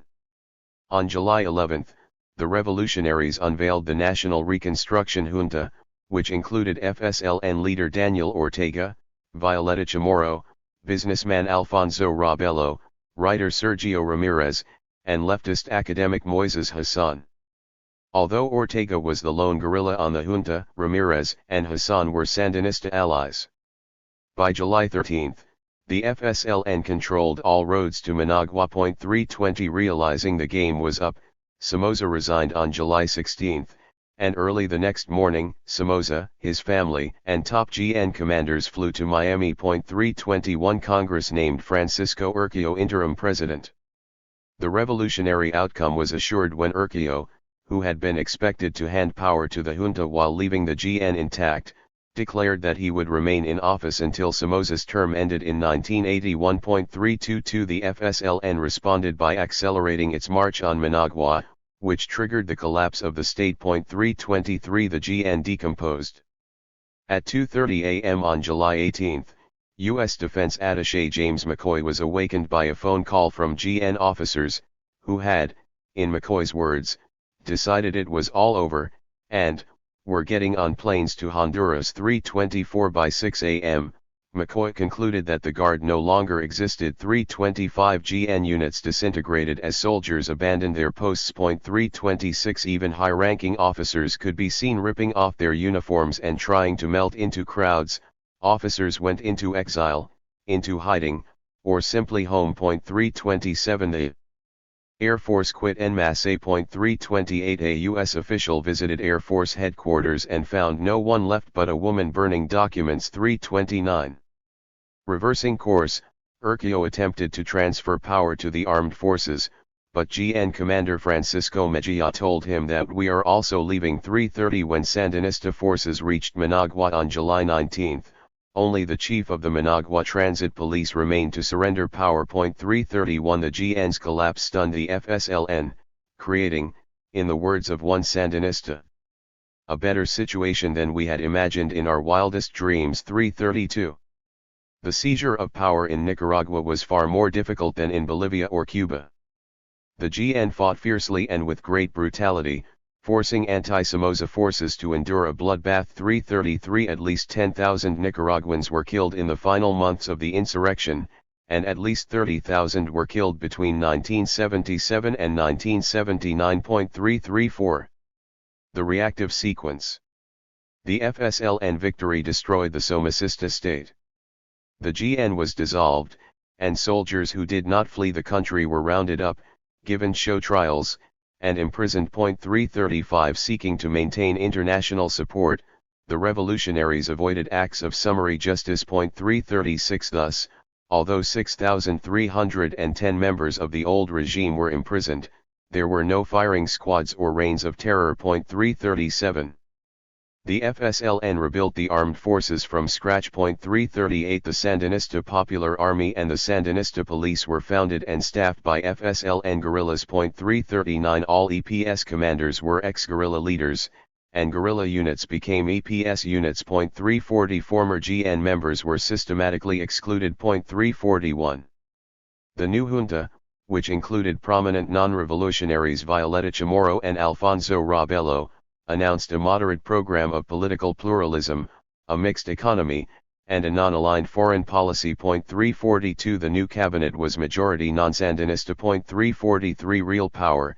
however, lay in the hands of the FSLN National Directorate. 344 From day one, the Sandinistas controlled all things military. 345 The EPS was led by FSLN Commander Humberto Ortega, while the Interior Ministry, which controlled the police and other internal security agencies, was occupied by FSLN leader Tomas Borga. According to Rabello, these appointments were never discussed. They just happened. 346 The Sandinistas also postponed elections. 347 Army Chief Humberto Ortega declared that there would be no raffle to see who has power, because the people have the power through their vanguard, the 348. Although the Sandinistas dominated the revolutionary government, the regime itself was fragile. The Revolutionary Army was small, ill-equipped, and poorly trained. 349 It initially had about 5,000 troops, expanding to 18,000 by late 1979. 350 The FSLN was small. 351 And it had spent much of the insurrectionary period locked in internecine conflict. 352 Indeed, the party was so plagued by internal rivalries that the sociologist James Petras predicted it would quickly fragment like the Bolivian MNR. 353 The revolutionary government confronted a range of potential enemies. Although Somocista forces including the GN and Somoza's Nationalist Liberal Party disappeared, other societal actors remained strong. One of these was the Church. Unlike in Cuba and Mexico, where the Church backed the old regime until the end, the Nicaraguan Church broke with Somoza and eventually backed the insurrection. 354 Indeed, Archbishop Miguel Abando y Bravo led a celebratory mass after Somoza's fall. 355 The Church split in the wake of the revolution. However, although a progressive wing backed the new regime, the Church hierarchy, which maintained close ties to the conservative establishment, adopted a more critical posture. 356 The Church posed a potential threat to the new regime. More than 90% of Nicaraguans were Catholic. 357 And Archbishop Abando y Bravo was considered the most popular man in Nicaragua. 358 The Church also maintained a formidable organizational infrastructure that included 178 parishes, a network of religious schools, and a popular radio station, Radio Católica. 359 The Church was highly influential, 360 Indeed, it was considered virtually untouchable. 361. Capitalists also survived the revolution. The departure of Somoza, who owned more than 100 businesses. 362 And the heads of the two dominant financial groups, the Nicaraguan Bank of Industry and Commerce and the Bank of America, delivered a heavy blow to the traditional bastions of economic power. 363 However, most private industrialists and retailers remained in Nicaragua and they were well organized. 364 COSEP, which encompassed the industrial sector, the Chamber of Commerce, and major agricultural producers, emerged as an important political actor in the struggle against Somoza. 365 Although Nicaragua lacked a strong rural oligarchy. 366 It had vibrant private cotton, coffee, sugar, rice, and cattle ranching sectors, which were represented by the 6,000-member Union of Agricultural Producers. 367 The private sector was closely linked to Nicaragua's largest newspaper, La Prensa. 368 Run by prominent opposition leader Pedro Joaquin Chamorro until his assassination in 1978. La Prensa's domestic and international prestige made it almost as untouchable as the church. 369 Opposition parties were weak in the aftermath of the revolution. The traditional conservatives were divided and discredited by decades of co-optation. 370 And other mainstream parties, such as the Independent Liberals, the Social Christians, and the Nicaraguan Democratic Movement, were small middle-class organizations. 371 As we shall see, however, opposition parties' ability to draw on private sector and church resources would greatly enhance their ability to contest for power. Early radicalism. The FSLN government mixed radicalism and accommodation. The Sandinistas, particularly the dominant tercerista faction, are generally viewed as pragmatists. 372 Rejecting what founding leader Carlos Fonseca called the pseudo-Marxist gobbledygook of orthodox communist parties. 373 FSLN leaders developed an eclectic worldview that blended Marxism, nationalism, and Christianity. 374 Nevertheless, the Sandinistas were wedded to a Castroist worldview. 375 The FSLN's founding was inspired by the Cuban Revolution. 376 And Sandinistas of all factions embraced the Cuban model. 377 According to former Vice President Sergio Ramirez, the Sandinistas wanted to assimilate the Cuban model in everything. It was a blind form of trust. 378 Indeed, the Sandinistas' devotion to Castro was such that less than a week after Somoza's fall, the entire FSLN leadership traveled to Havana to celebrate. 379 This embrace of Castroism had a radicalizing effect. For FSLN leaders, revolution entailed fundamentally remaking the structure of Nicaraguan society and creating a new man and a new woman. 380 The FSLN confronted a challenging geopolitical environment. However. 381 The United States remained the dominant power in Central America, and the Soviet Union cared little about Nicaragua. 382 This created incentives for the Sandinistas to remain on good terms with Western governments. Even Castro counseled moderation, reportedly telling Sandinista leaders to avoid the early mistakes we made in Cuba, the political rejection by the West, premature frontal attacks on the bourgeoisie, economic isolation. 383 The Sandinistas only partially heeded Castro's advice.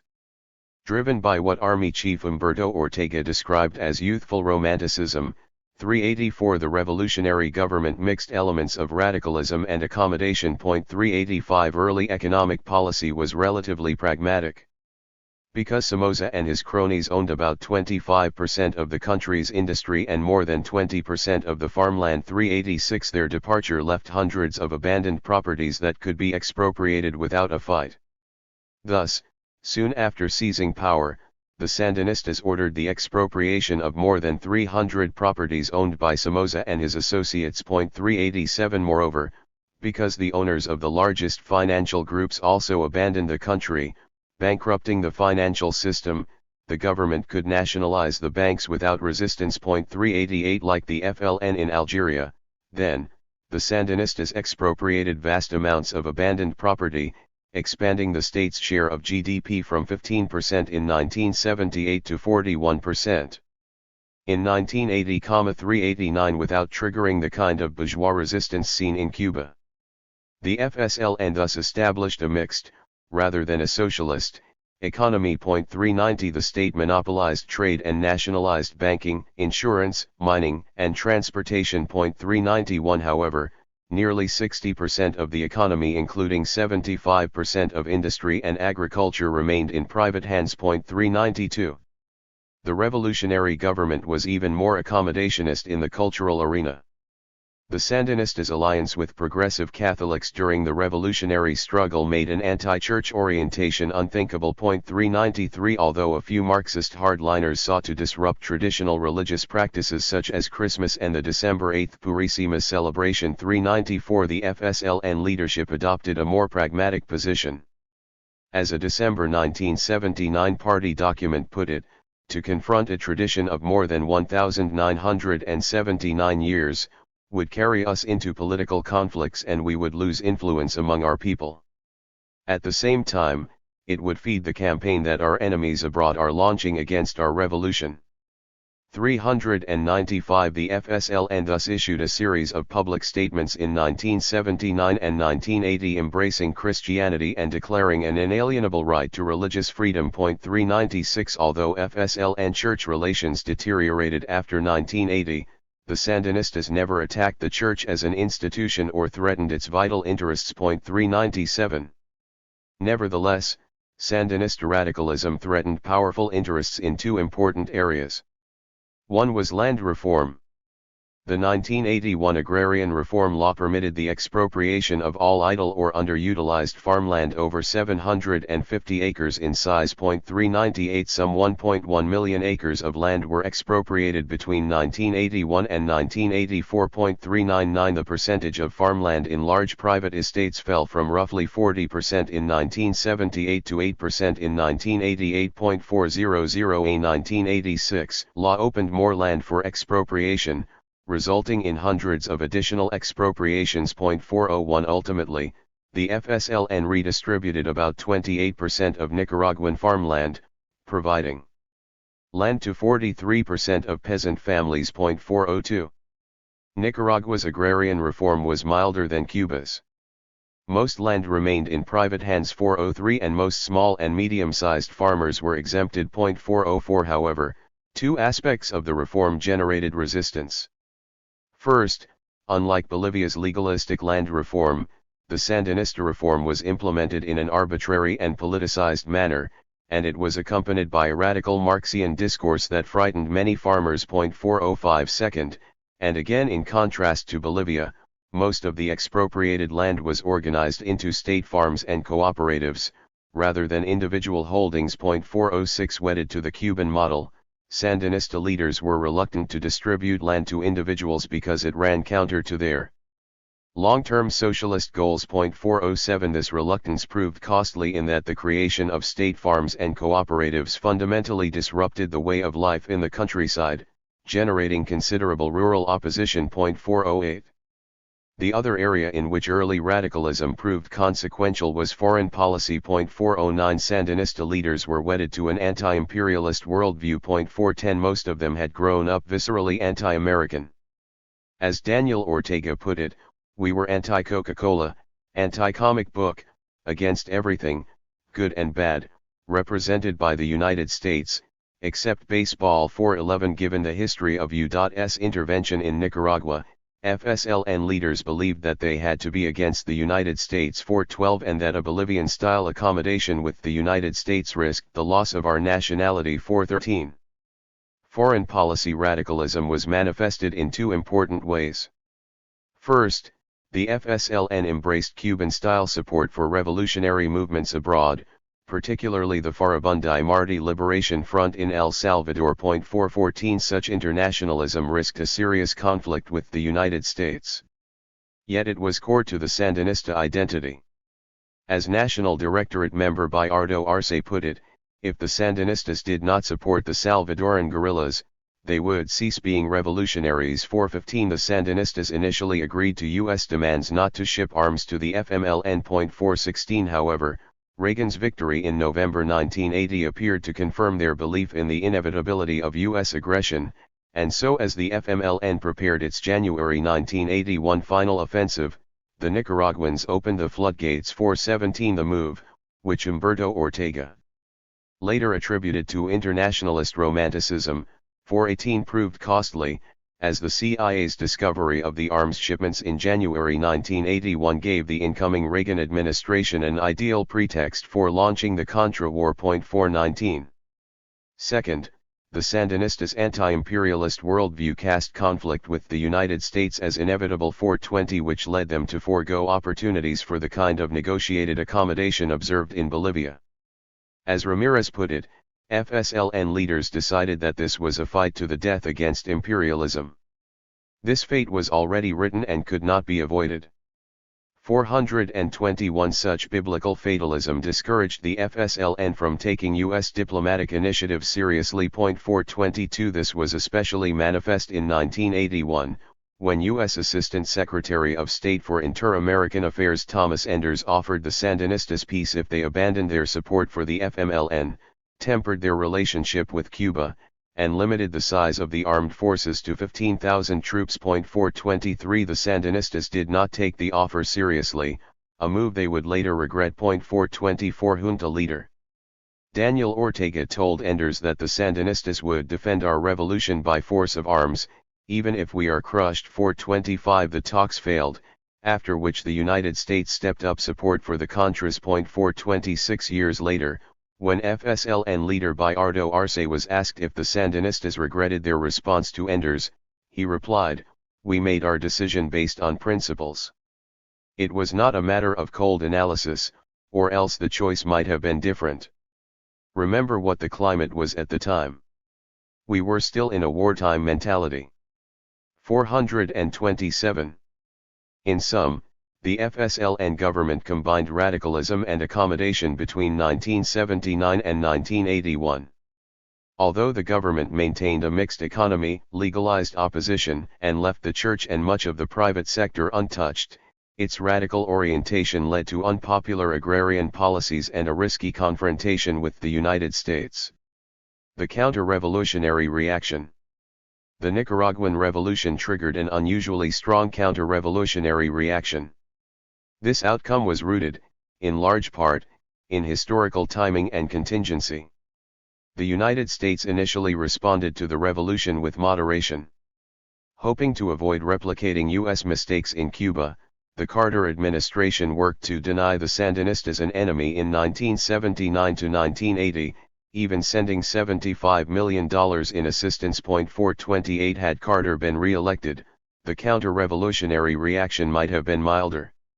However, Reagan's ascent to the presidency heightened U.S. hostility toward Nicaragua.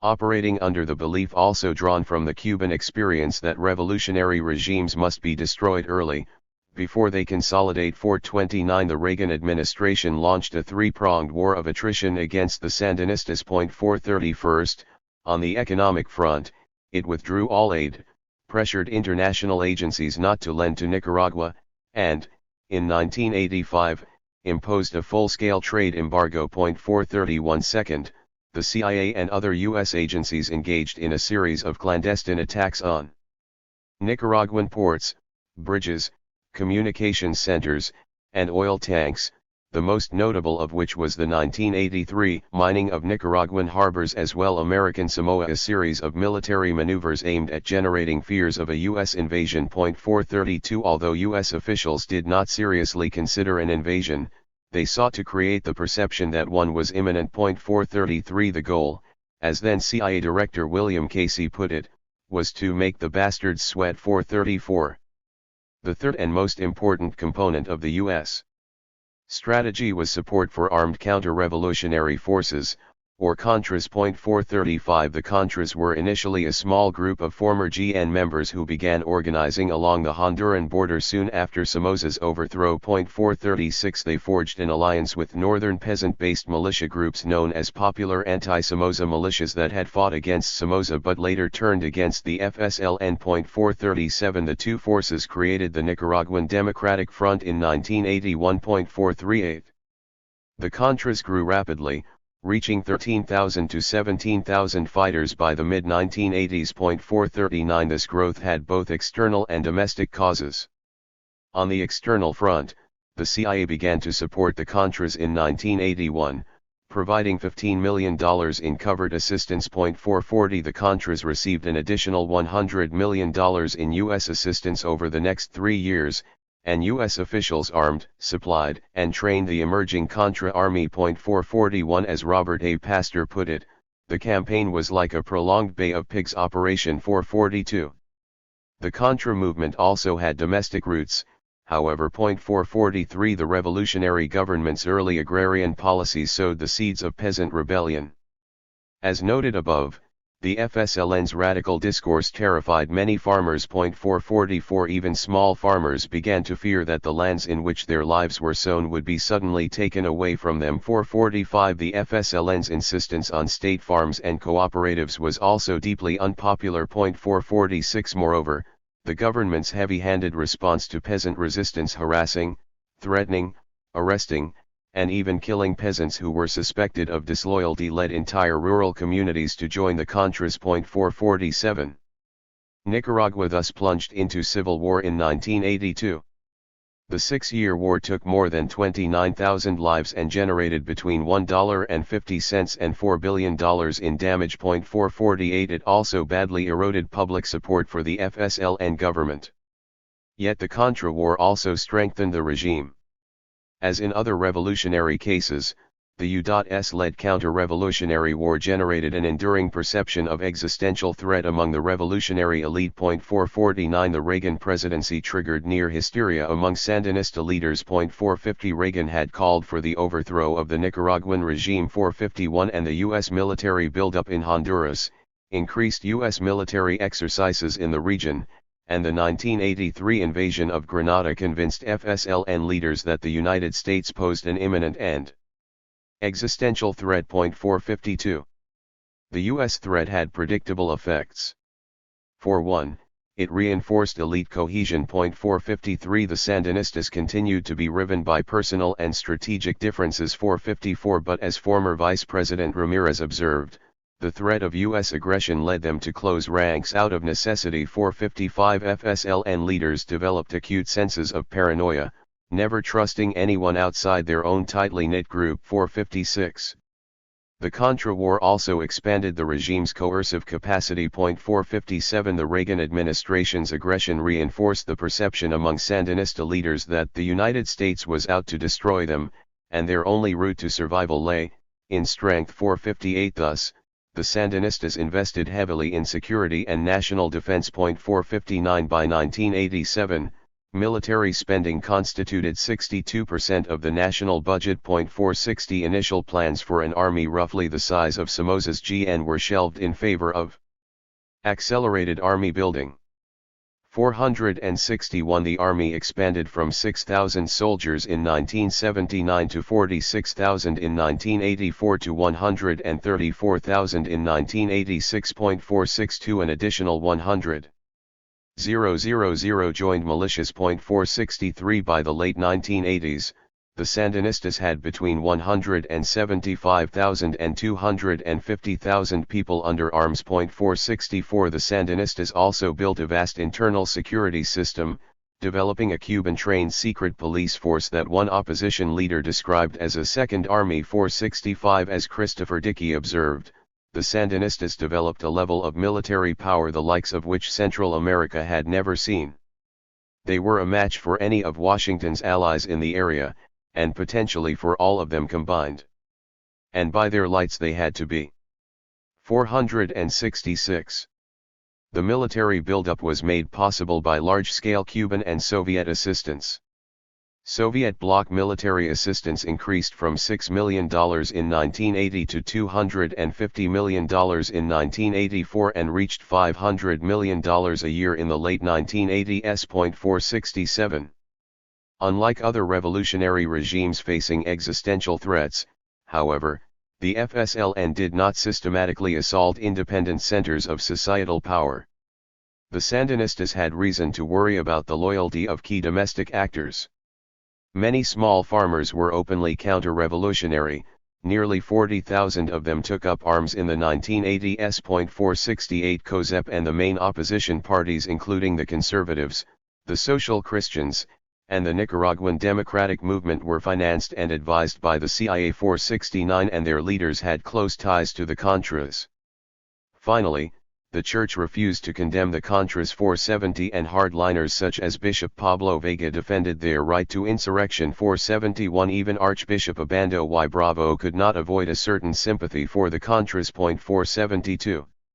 Not surprisingly, then, the FSLN responded to the Contra war with repression. In March 1982, following the first Contra attacks on Nicaraguan soil, the government declared a state of emergency that suspended civil liberties. 473 Opposition parties, unions, business associations, human rights groups, and other associations were infiltrated by state security, denied permits for public meetings, harassed by pro-government mobs, and occasionally saw their leaders arrested or exiled. 474. Yet the level of repression never approached that of Cuba. Unlike Castro after the Bay of Pigs, the FSLN never banned opposition parties or forced them underground. Indeed, opposition parties were allowed to participate in elections in 1984. 475 Likewise, the Sandinistas never attempted to wipe out the private sector. Although business leaders who criticized the government were sometimes expropriated or arrested. 476 COSEP remained legal and above ground, even at the height of the Civil War. 477. Similarly, the FSLN never attempted to destroy landowners as a class. 478 Unlike in Cuba, many large producers retained their land, and several leading landowning families emerged from the revolution unscathed. 479 Indeed, attacks on landowners were often more bark than bite.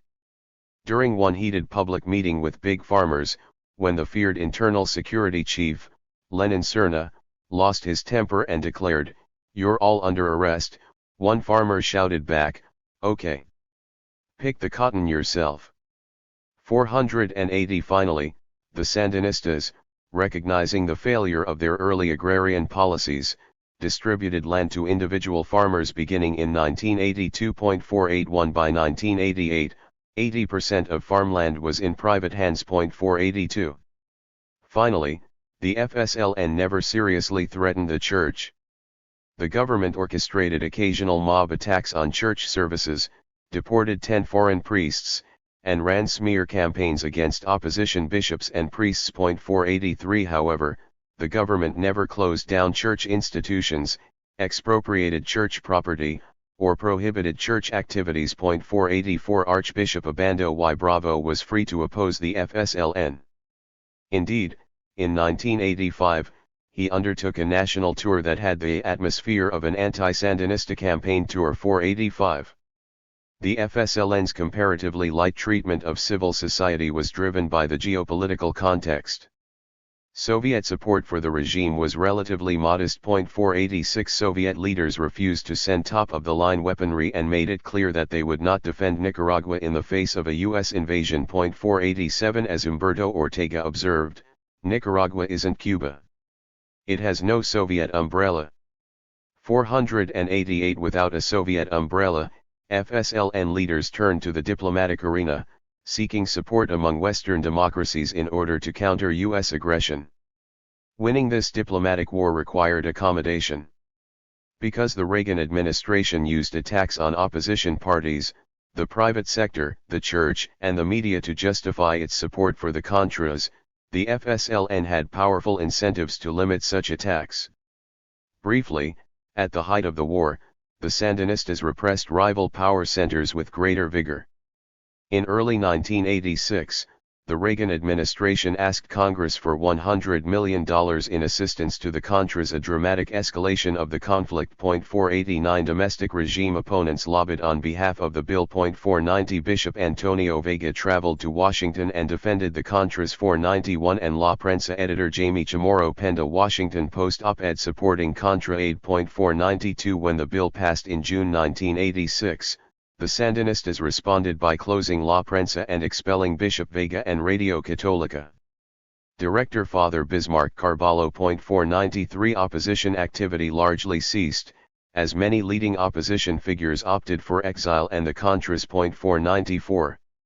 Unlike Cuba after the Bay of Pigs, however, the Sandinistas soon reversed course. By 1986, Nicaragua's war-torn economy had collapsed into a prolonged recession. 495, and the Soviet Union, now under Gorbachev, was sending signals that Nicaragua could not count on continued assistance. 496. These developments dramatically heightened the cost of isolation from the West. 497. Within months of the mid-1986 crackdown, then, the FSLN returned to a strategy of accommodation.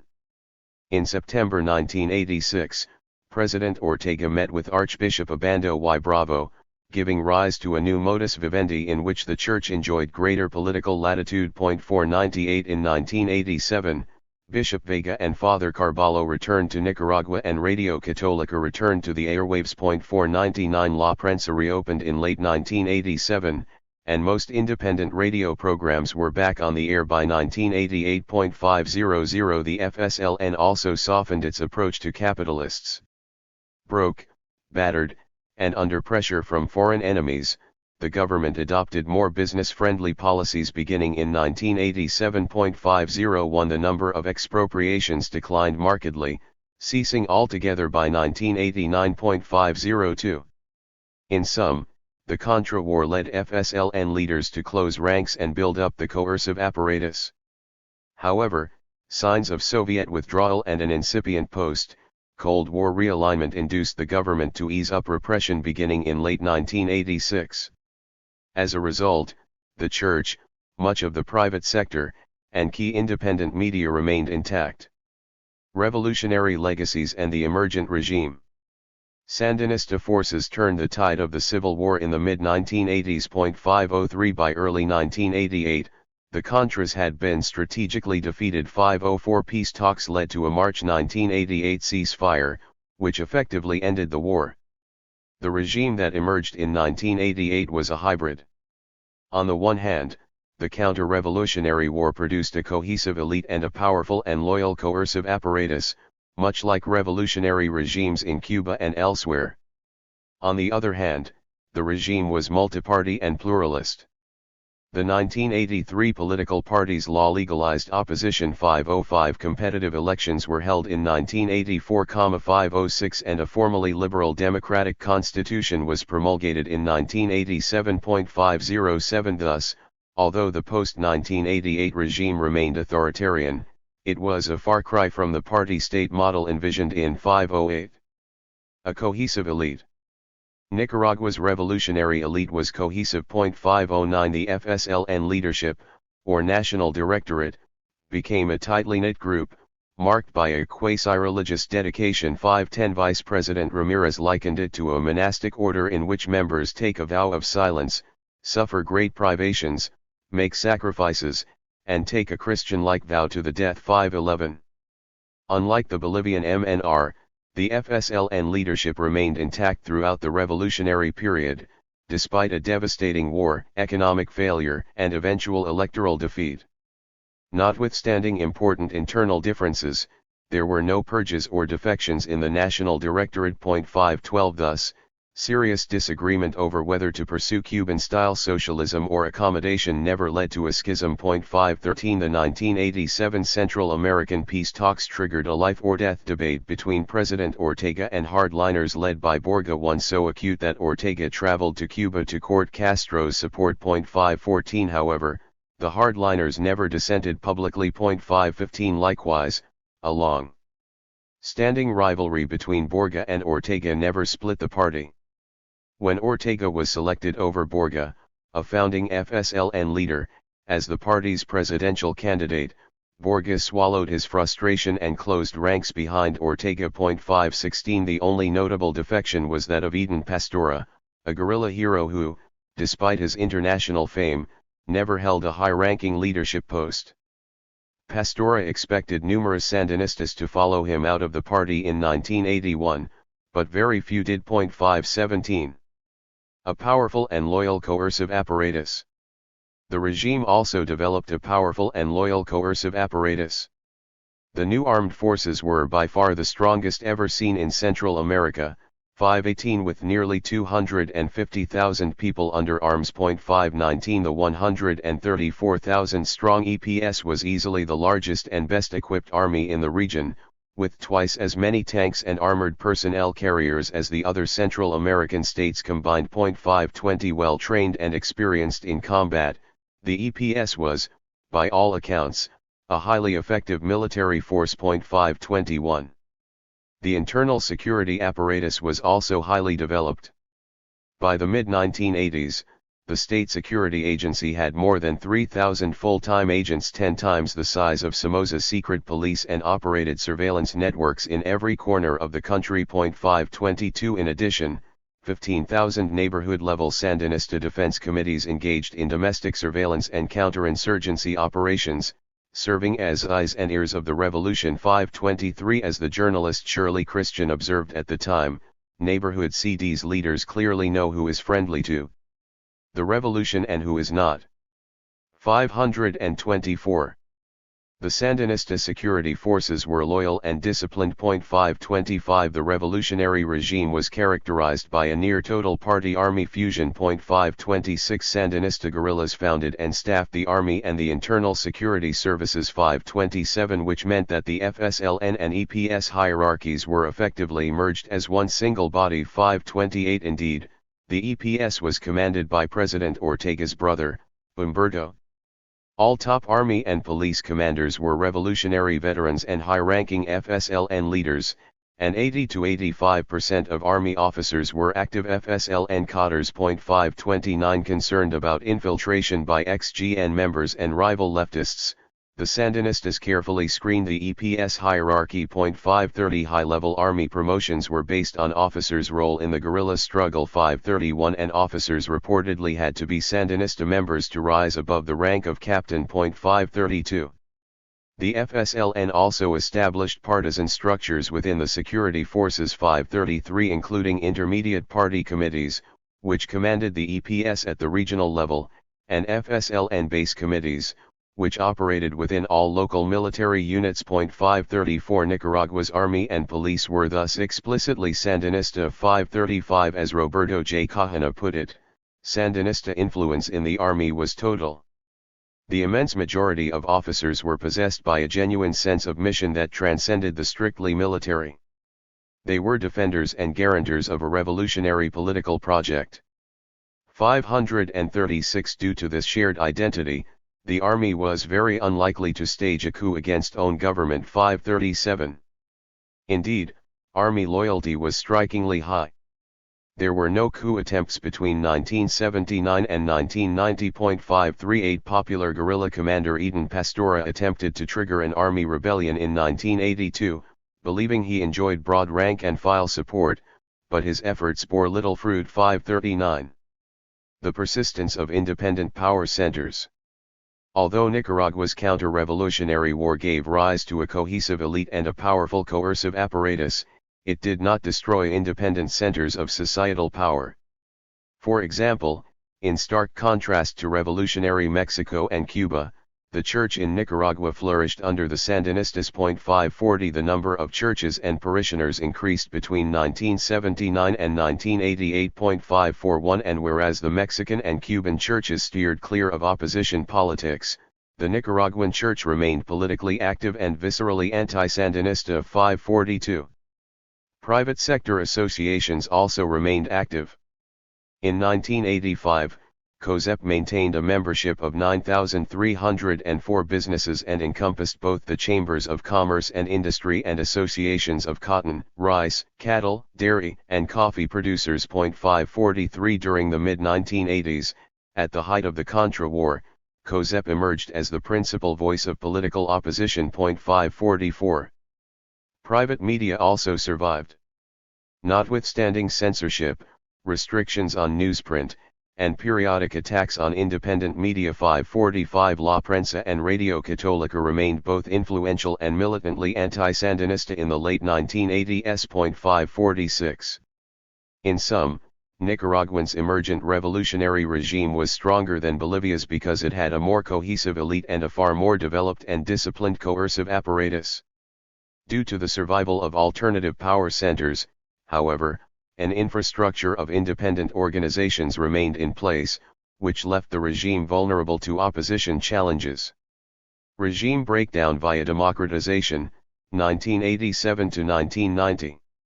The revolutionary government won the civil war but was nevertheless devastated by it. Nicaragua suffered 6 consecutive years of recession between 1984 and 1990, and inflation reached 33,000% in 1988. 7 years of war and military conscription badly eroded public support. 548 The regime was further buffeted by the withdrawal of Soviet aid beginning in early 1987. 549 Indeed, when President Ortega traveled to Moscow in 1987, Soviet leaders advised him to reconcile with the West. 550 Economic crisis and the loss of Soviet patronage created incentives for accommodation. 551 Thus, in 1987, the Ortega government embraced the Escapula's II Central America peace process. The August 1987 accords entailed major concessions, with the FSLN required to hold peace talks with the Contras, undertake political liberalization, and hold democratic elections in 1990. 552 With Soviet support fading, however, the FSLN viewed the accords as critical to boosting Nicaragua's international standing and blunting U.S. aggression. 553 Political liberalization began soon after Escapula's 2.554 In February 1988, the government lifted the state of emergency. Opposition leaders returned from exile and prepared to contest the 1990 election. Although they suffered harassment and occasional repression. 555 The government's ability to crack down was constrained by intense international scrutiny. 556 By 1989, opposition media flourished free of censorship, and political dissidents were allowed to protest without interference. 557 The revolutionary government held competitive elections in February 1990. 14 opposition parties united into the National Opposition Union nominated Violeta Chamorro to run against Ortega. Both the FSLN and the opposition expected Ortega to win. 558 The Sandinistas were far better organized and financed. 559 And incumbent abuse of state resources and media tilted the playing field in their favor. 560 Several factors worked against the FSLN, however. For one, the war and the economic crisis had eroded public support. 561 In addition, private sector and church support helped UNO compensate for its organizational weakness. COSEP contributed funding and extensive logistical support to the UNO campaign. 562 Although church leaders were less openly partisan, they, too, lent Chamorro their support. 563 Church networks were mobilized to back UNO, especially in the countryside. 564 And Abando y Bravo, Nicaragua's most popular figure, endorsed Chamorro in his Sunday homilies. 565 Thus, although UNO could not even compete with the FSLN's massive infrastructure, business, and church support, together with U.S. assistance. 566 helped level the playing field. Chamorro won the 1990 election with 55% of the vote, compared to 41% for Ortega. Under intense international pressure, the Sandinistas accepted defeat and ceded power. 567 Bringing the revolution to a surprising end. The Nicaraguan case highlights the importance of geopolitical context, historical timing, and contingency. The FSLN was more radical than the MNR, and it initially embarked on high-risk initiatives such as the export of revolution to El Salvador. However, it was considerably less radical than the Castro government. Were it not for Reagan's ascent to the presidency, the counter-revolutionary reaction might have been weaker. Like Cuba and other radical cases, Nicaragua's counter-revolution strengthened the regime, giving rise to a cohesive elite and a powerful coercive apparatus. However, Nicaragua diverged from the ideal typical path in two ways. First, the Sandinistas did not destroy independent power centers. Second, because Nicaragua's counter-revolutionary war occurred at the end of the Cold War, the FSLN came under intense pressure to accommodate Western powers. Like the MNR in Bolivia, the Sandinistas ultimately fell victim to an accommodationist strategy. Due to FSLN's failure to destroy or cripple independent power centers, the regime never developed the extreme state-society power asymmetries observed in Cuba and Iran. Although opposition parties were weak, they could turn to the private sector and the church for resources, infrastructure, and legitimacy support that was arguably essential to the Sandinistas' eventual defeat. Guinea-Bissau. Guinea-Bissau under the PAIGC was an accommodationist revolutionary regime that experienced considerable instability before falling prey to a military rebellion. The PAIGC came to power through a violent independence struggle, transformed colonial state structures, and pursued radical social change. Within a year, however, the PAIGC halted many of its radical measures, ceased calling itself socialist, and improved relations with neighboring states, Portugal, and Western powers. Although such pragmatism helped prevent a counter-revolutionary reaction, the absence of an existential threat weakened incentives to build a cohesive party state.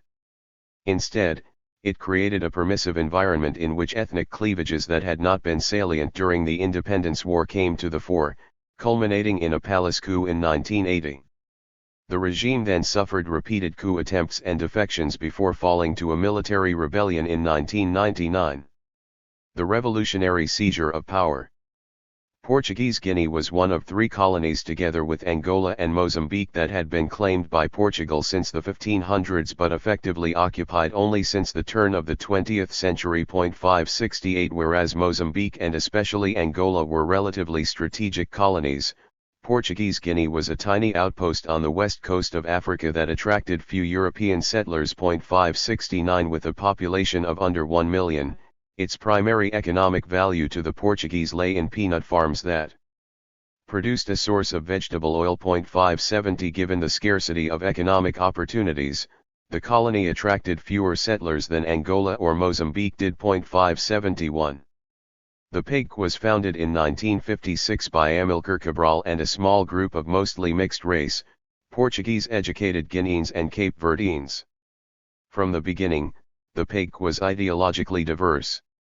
Influenced by the Portuguese Communist Party, the party embraced socialism. 572 Several PAIGC leaders, including Vasco Cabral, were PCP members. 573 Like the MNR in Bolivia, however, dominant factions of the PAIGC were pragmatic. 574 Though influenced by the Marxist ideas that pervaded African networks in Portugal at the time, Amilcar Cabral never belonged to a Marxist party, and unlike his counterparts in Angola and Mozambique, he chose not to adopt Marxism-Leninism as his party's ideology. The PAIGC initially focused on mobilizing urban workers against colonial rule in the hopes of encouraging a peaceful transition to independence. 575 The strategy failed, however, as dictator Antonio Salazar, bucking international trends, refused to cede Portugal's colonies. In 1959, Portuguese police massacred dozens of workers and activists involved in a PAIGC-backed strike at the Pijiguatai docks in Bissau. Forced out of the cities by the ensuing repression, PAIGC leaders changed course and began to prepare for armed struggle. 576 Party leaders escaped into newly independent Guinea-Conakry, whose government allowed them to establish a guerrilla training camp. 577 Conditions for guerrilla struggle were relatively propitious. The PAIGC procured weapons and advisors from Cuba and the Eastern Bloc. 578 Thanks to Cabral's effective diplomacy, it also gained the support of neighboring Senegal and Guinea, whose governments refrained from backing rival independence movements. 579 Thus, unlike its counterparts in Angola and Mozambique, the PAIGC faced no significant internal rivals and could focus its fire on the Portuguese.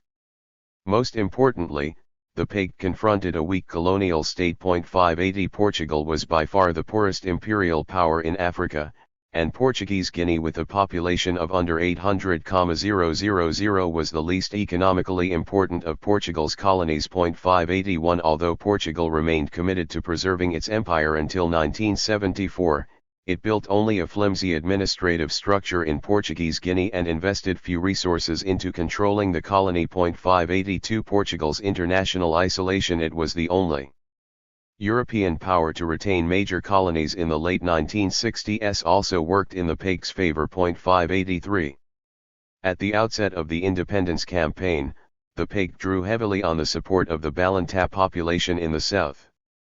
The Balanta dominated the ranks of the guerrilla army. 584 Initially, Balanta soldiers operated with little oversight and committed numerous abuses. 585 In early 1964, however, Cabral asserted greater political control over the guerrillas. 586 Several Balanta were executed for their violent attacks on civilians. 587 And fighters were integrated into the new 600-strong People's Revolutionary Armed Forces. 588 Despite its small size and lack of arms and training, the PEG enjoyed striking success after launching armed operations in 1963. 589 By late 1964, the colony had been cut in two and the Portuguese had lost control of the border with Guinea-Conakry. 590 Fearing that the PEG's success would inspire guerrilla movements in more strategic Angola and Mozambique, the Portuguese brought in 20,000 to 25,000 troops to combat the now 5,000-strong rebel army. 591 However,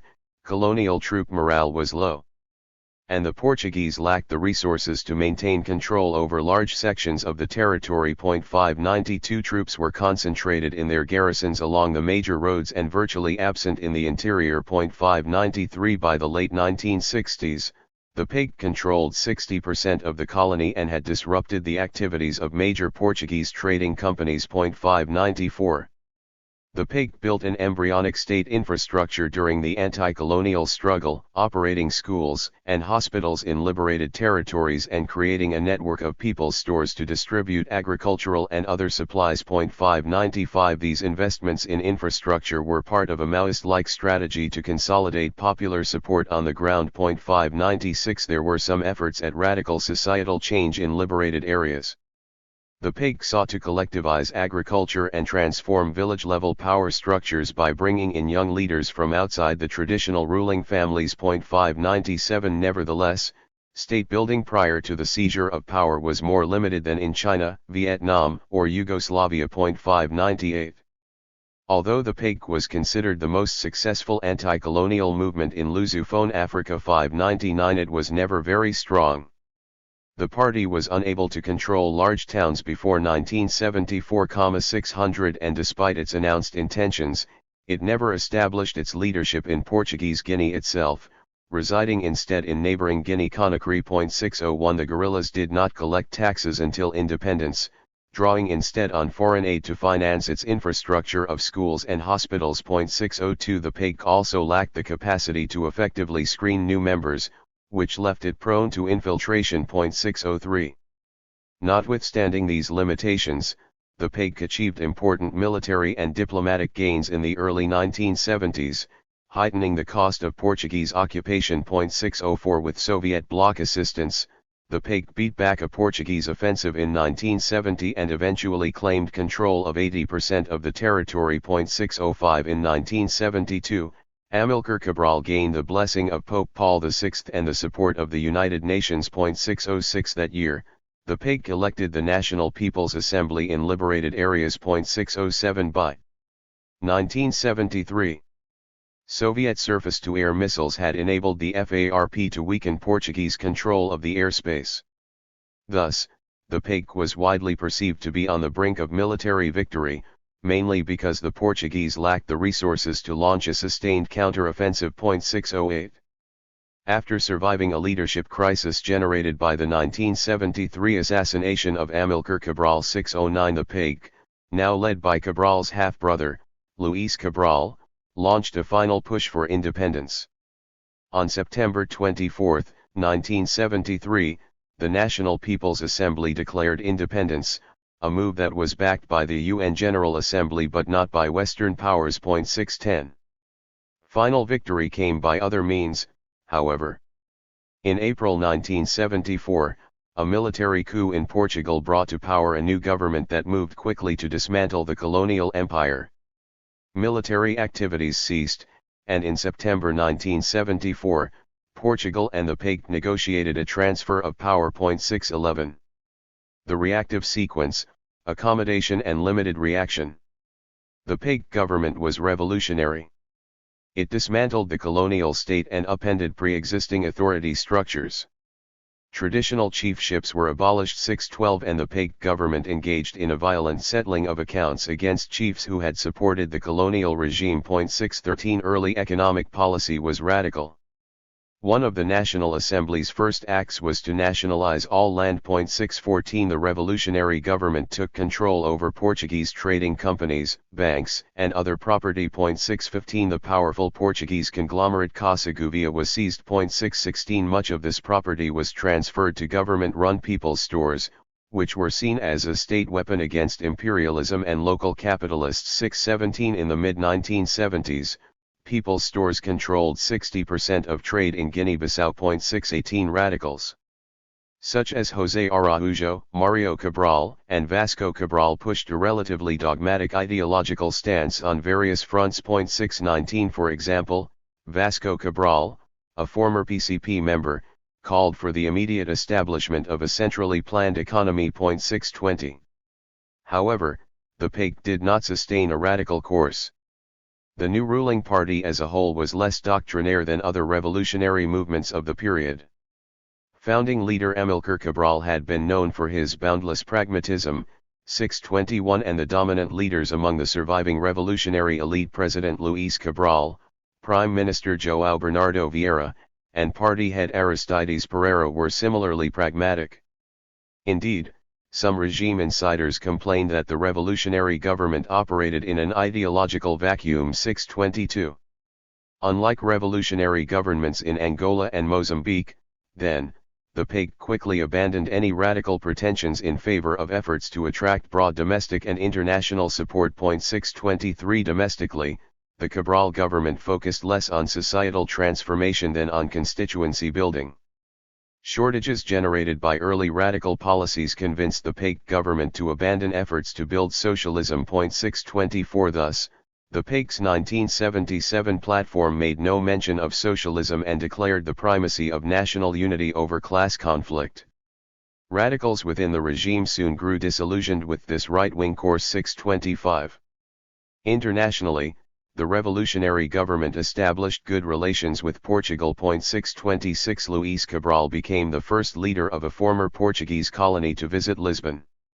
He turned non-alignment into a fine art, seeking to attract as much aid and loans as possible from as many countries as possible, East and West and Arab. 627 Indeed, despite having received substantial Soviet bloc support during the independence struggle, the Paik distanced itself from the Soviet Union, instead obtaining most of its aid from the West, Saudi Arabia, and the right-wing dictatorship in Brazil. 628 Finally, it is important to note that the Paik's early radicalism did not trigger the same degree of conflict observed in other post-colonial revolutionary regimes.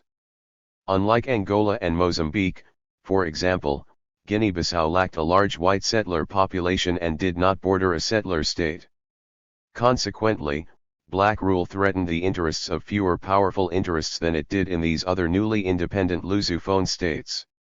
In addition, Guinea-Bissau's private sector was weak from the outset.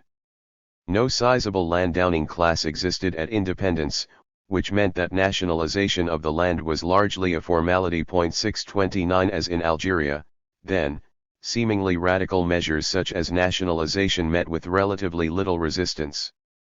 The Paik's accommodationist orientation and the low cost of early radicalism helped prevent a counter-revolutionary reaction. The Paik government confronted little opposition armed or otherwise during the 1970s. 630 There were no serious insurgencies, and the Paik government encountered little hostility from Western powers.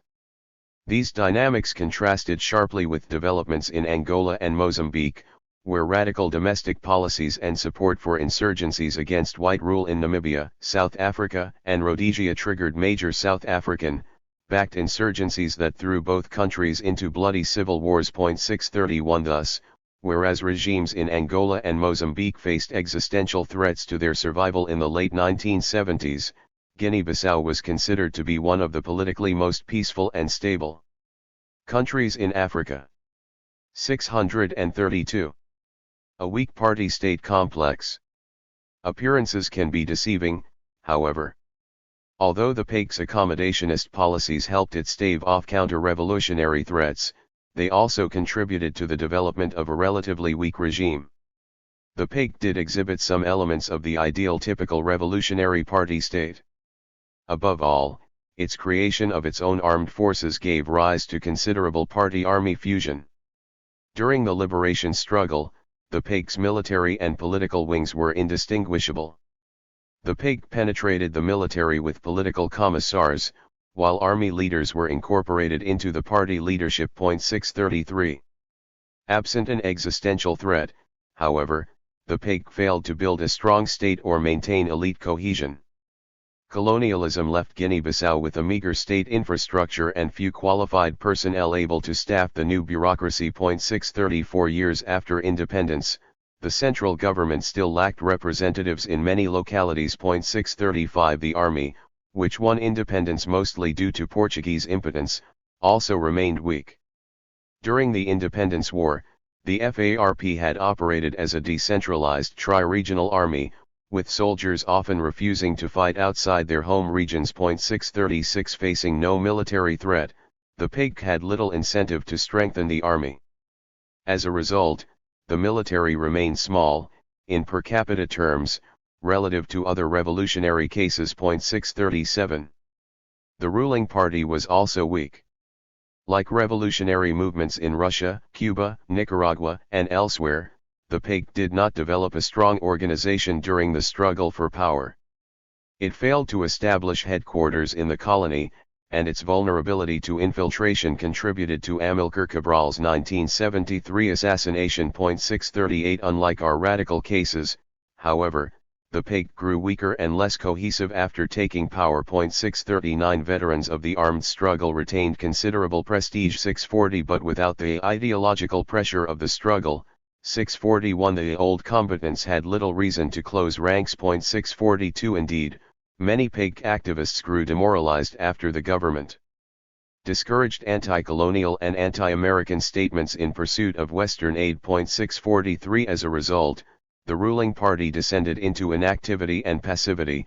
By the late 1970s, it was a shell of what it had been during the liberation struggle. 644 At the same time, splits in the regime were exacerbated by divisions between lighter-skinned Cape Verdeans who held most of the top positions and Balanta and other black natives of mainland Guinea-Bissau who dominated the military rank and file. 645 These divisions were hardly inevitable. Ethnic tensions virtually disappeared in the late 1960s, when the Portuguese posed an existential threat. 646 Portuguese efforts to foment ethnic differences failed. 647 And the PIG leadership remained unified throughout the independence struggle. After independence, however, the absence of an existential threat created a permissive environment in which latent divisions undermined both elite cohesion and military loyalty. Although party-army fusion was relatively high, low cohesion within the PIG left the government vulnerable to military rebellion. President Luis Cabral, who played only a minor role in the military struggle, spending much of the war in Senegal as a PIG representative, lacked the strong military ties and prestige that Mao, Ho, Tito, Castro, and other revolutionary leaders enjoyed. 648 In the absence of an external threat to bind the revolutionary elite together, Cabral was vulnerable. Indeed, he confronted coup attempts in 1975 and 1978. 649 Cabral's fall was rooted in a conflict with Prime Minister João Nino Vieira, a high-level army commander who had led the Southern Front during the liberation struggle. In 1979 to 1980, the government's inability to pay military salaries exacerbated tensions between Cabral and Vieira. 650 As in Ghana in the 1960s, coup fears convinced the president to take actions that, paradoxically, triggered military intervention. Cabral relieved Vieira of his military responsibilities in 1979, and, a year later, he announced constitutional changes that would have led to Vieira's removal as prime minister. 651 Vieira responded by mobilizing Balanta resentment against the lighter-skinned political leaders, securing overwhelming military support for a coup. On November 14, 1980, Cabral was arrested and forced into exile. The coup did not put an end to the regime, however. Vieira was a high-ranking PIG leader, and his ascent to power temporarily strengthened the ruling party's standing. 652. Regime instability and breakdown, 1980 to 1999. The absence of elite cohesion continued to undermine regime stability after 1980. Amid a deepening economic crisis, Vieira faced coup attempts in 1982, 1983, and 1985. 653. In the most important of these, in 1985, Vice President Paulo Correa and 5 senior military officials plotted to oust Vieira. 654. In response, Vieira launched a sustained attack on the Balanta elite, which generated conflict between the government and the Balanta. 655. Like other African autocracies in the post-Cold War era, 656 Guinea-Bissau liberalized in the early 1990s.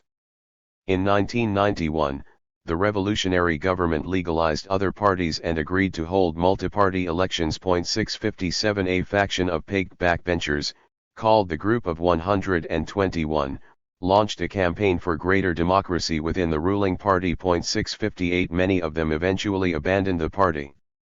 Prominent PAIG leaders such as Rafael Barbosa Miranda, Victor Saud Maria, Victor Mandinga, Aristides Menezes, and Kumba Iala defected, and Iala became the main opposition candidate in the 1994 presidential election. 659. Vieira narrowly beat Iala with 52% of the vote in a runoff, and PAIG eked out a parliamentary majority. The regime ultimately collapsed in the face of military rebellion. In the late 1990s, Guinea-Bissau fell into severe economic crisis. Food shortages heightened civil-military tensions, as many soldiers left their posts and returned to their villages in search of food. 660. In early 1998, Vieira suspended military chief of staff Ansoumana Main, accusing him of illegally selling weapons to rebels in Senegal. Main responded by launching a military rebellion with considerable rank-and-file support. In May 1999, pro-government forces surrendered, and Vieira went into exile in Portugal, ending 25 years of PAIG rule. 661. A new military junta organized presidential elections in 2000, which were won by Iala. 662. Like Bolivia, Guinea-Bissau illustrates the longer-term risks of accommodation. Unlike most of our ideal typical revolutionary cases, the PAIG was a coalition of pragmatic nationalists and radical Marxists in which the former were dominant. 663. The PAIG's decision to moderate soon after taking power deprived the new regime of a salient raison d'etre and motivation to build a powerful party state. As a result, the PAIG atrophied after independence. Absent a serious threat, party leaders had little incentive to overcome internal divisions. The result was a palace coup in 1980, large-scale defection in the 1990s, and a military rebellion in 1999 that ended the regime. The impact of accommodation in Guinea-Bissau is evident in a comparison with Angola and Mozambique, where revolutionary regimes also emerged out of violent nationalist struggles against Portugal in the 1970s. As noted above, radicalism by the Popular Movement for the Liberation of Angola and the Front for the Liberation of Mozambique contributed to large-scale, foreign-backed insurgencies in both countries. This counter-revolutionary conflict strengthened both regimes. In Mozambique, Frelimo transformed from a factionalized party in the 1960s into one of the most cohesive parties in Africa. 664. This cohesion was critical to avoiding a military coup. 665 and surviving the Soviet collapse and the transition to multi-party rule. In Angola, counter-revolutionary conflict helped transform the MPLA regime from a weak, fragmented regime into a powerful and cohesive party state. 666 which has helped the regime endure for nearly half a century. In sum, Guinea-Bissau illustrates both the advantages and the pitfalls of the accommodationist path. On the one hand, the quick reversal of radical policies allowed the PAIG government to avoid the traumatic counter-revolutionary struggles confronted by its Lusophone counterparts. On the other hand, the ease of the initial transition led to the emergence of a weak and ultimately unstable regime. Conclusion: Bolivia, Guinea-Bissau, and, to a lesser degree, Nicaragua conform to our theoretical framework in that revolutionary governments abandoned early radicalism for accommodationist strategies, which in Bolivia and Guinea-Bissau resulted in lower levels of elite cohesion, weaker party-state complexes, and, consequently, less durable regimes. In Nicaragua, the FSLN faced a powerful counter-revolutionary reaction and developed a powerful party-state complex but failed to destroy independent power centers, which ultimately undermined regime stability. However, the cases also highlight some factors that lie outside our theory. One is timing and geopolitical context. For example, the fact that the MNR came to power in 1952, when Soviet patronage was not yet available, powerfully shaped its decision to accommodate U.S. interests. By the time the Soviets came around to offering $150 million and a long-coveted tin smelter in 1960-667, the MNR's ties to the United States were so extensive that the PAS government declined the offer. 668 Likewise, the rise of Gorbachev and the Soviet withdrawal created powerful incentives for the Sandinistas to move in the accommodationist direction in the late 1980s. Finally, Guinea-Bissau's geopolitical insignificance reduced the likelihood that the PAIGC would provoke a Western-backed insurgency. Finally, the cases also highlight the role of historical contingency. For example, had Reagan not won the 1980 U.S. presidential election, the Sandinistas' mix of radicalism and accommodation might not have triggered a full-scale counter-revolutionary war. Whether such a path would have contributed to regime consolidation or simply given rise to a less cohesive regime more like Bolivia than Cuba is less clear. Chapter 9. Conclusion. Revolutionary regimes are among the world's most durable autocracies. They are also the most reckless. This is no coincidence. As this book has shown, revolutionary assaults on powerful domestic and foreign interests often trigger a reactive sequence that, over time, lays a foundation for authoritarian durability. Early radicalism generates violent and often regime-threatening counter-revolutionary conflict. Regimes that survive these conflicts tend to develop a cohesive elite and a powerful and loyal coercive apparatus capable of both systematic low-intensity repression and, when necessary, high-intensity crackdown. They also tend to weaken or destroy political rivals and alternative centers of societal power. These three characteristics, elite cohesion, a powerful and loyal coercive apparatus, and the absence of alternative power centers, are central pillars of durable authoritarian rule. Cohesive elites inhibit regime schisms, fused party and army leaderships reduce the likelihood of military coups, and the vast power asymmetry generated by a state with a highly developed coercive apparatus, on the one hand, and a society whose independent power centers have been emasculated, on the other, can inhibit opposition mobilization for decades. As a result, revolutionary regimes whose trajectories approximate this ideal typical reactive sequence, such as the Soviet Union, China, Mexico, Vietnam, Cuba, and Iran, are among the most durable in modern history. The book identified two alternative regime paths. In some cases, the violent conflict triggered by early radicalism destroyed embryonic revolutionary regimes, aborting the reactive sequence. Regimes in Hungary, Cambodia, and Afghanistan are cases of such early death, all via external military intervention. In other cases, revolutionary governments tempered radical initiatives in order to accommodate powerful domestic or international interests, thereby dampening the counter-revolutionary reaction. In the absence of sustained counter-revolutionary conflict, regimes failed to develop cohesive elites, invest in powerful coercive organizations, or dramatically weaken alternative power centers. The result was more vulnerable regimes that either died relatively young or survived for longer but suffered endemic instability. Assessing the argument. The book's main argument can be broken down into three core claims. First, radical initiatives launched by revolutionary governments generate violent counter-revolutionary reactions, whereas accommodationist policies do not.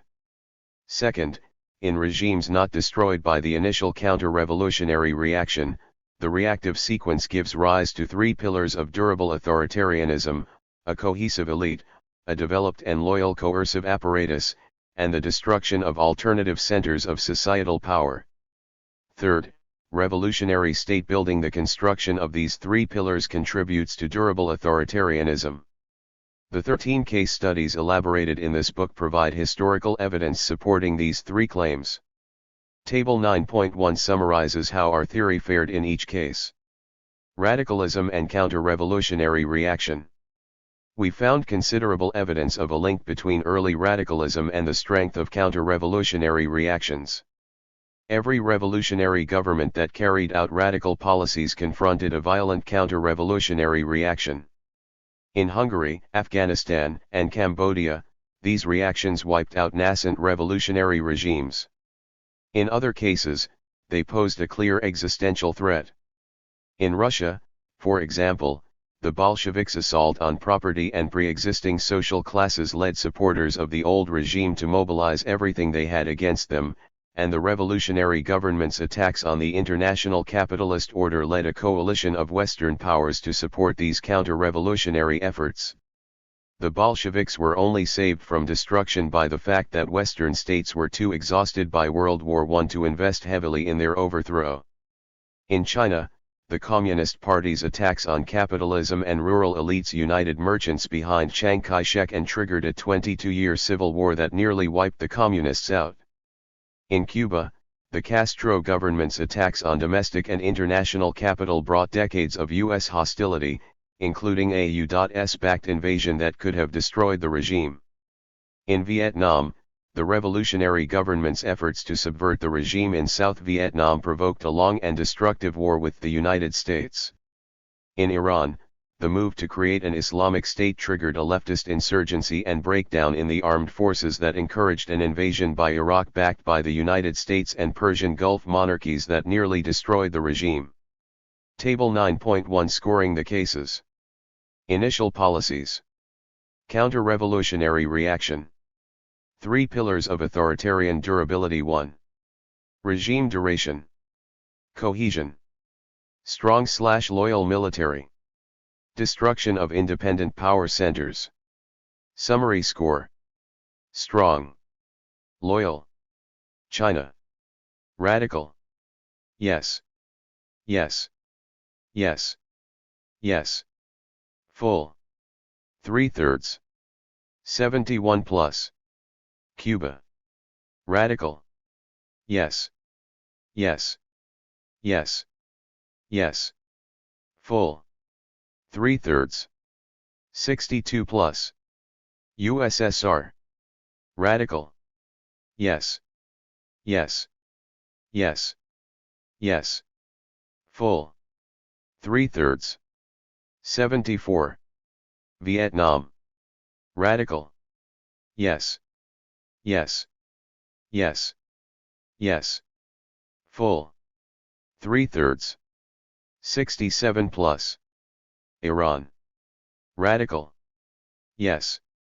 Yes. Yes. Yes. Partial.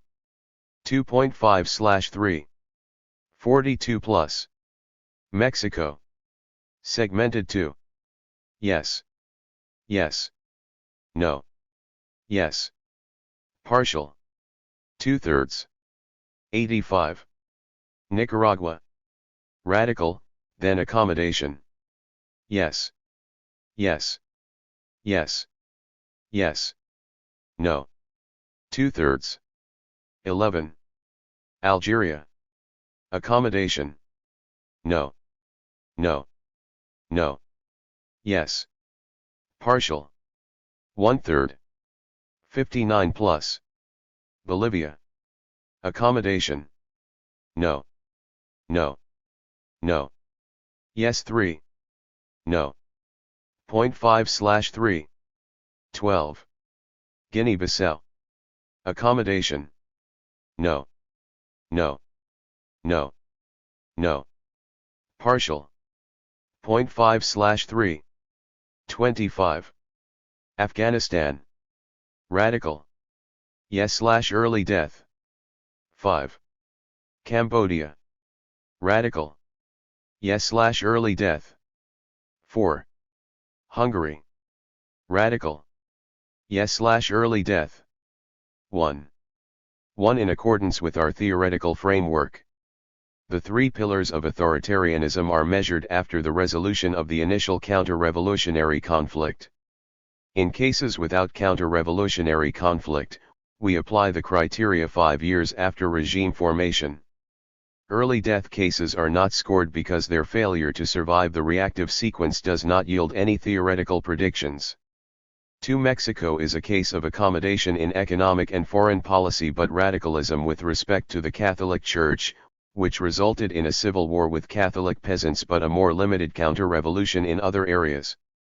3. Loyalty is scored as high because there was only one quasi-military rebellion between 1952 and 1964.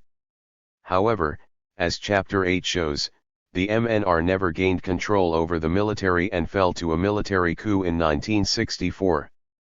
By contrast, where revolutionary governments tempered their reforms, often in an effort to avoid conflict with the West, they faced weaker counter-revolutionary threats.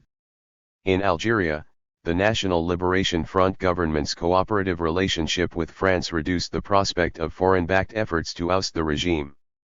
In Guinea-Bissau, the Party for African Independence in Guinea and Cape Verde's decision to loosen ties to the Soviet Union and improve relations with Portugal helped it avoid armed conflict and gain substantial Western assistance, and in Bolivia, the revolutionary nationalist movement's cautious approach to nationalization and land reform allowed it to maintain friendly relations with the United States.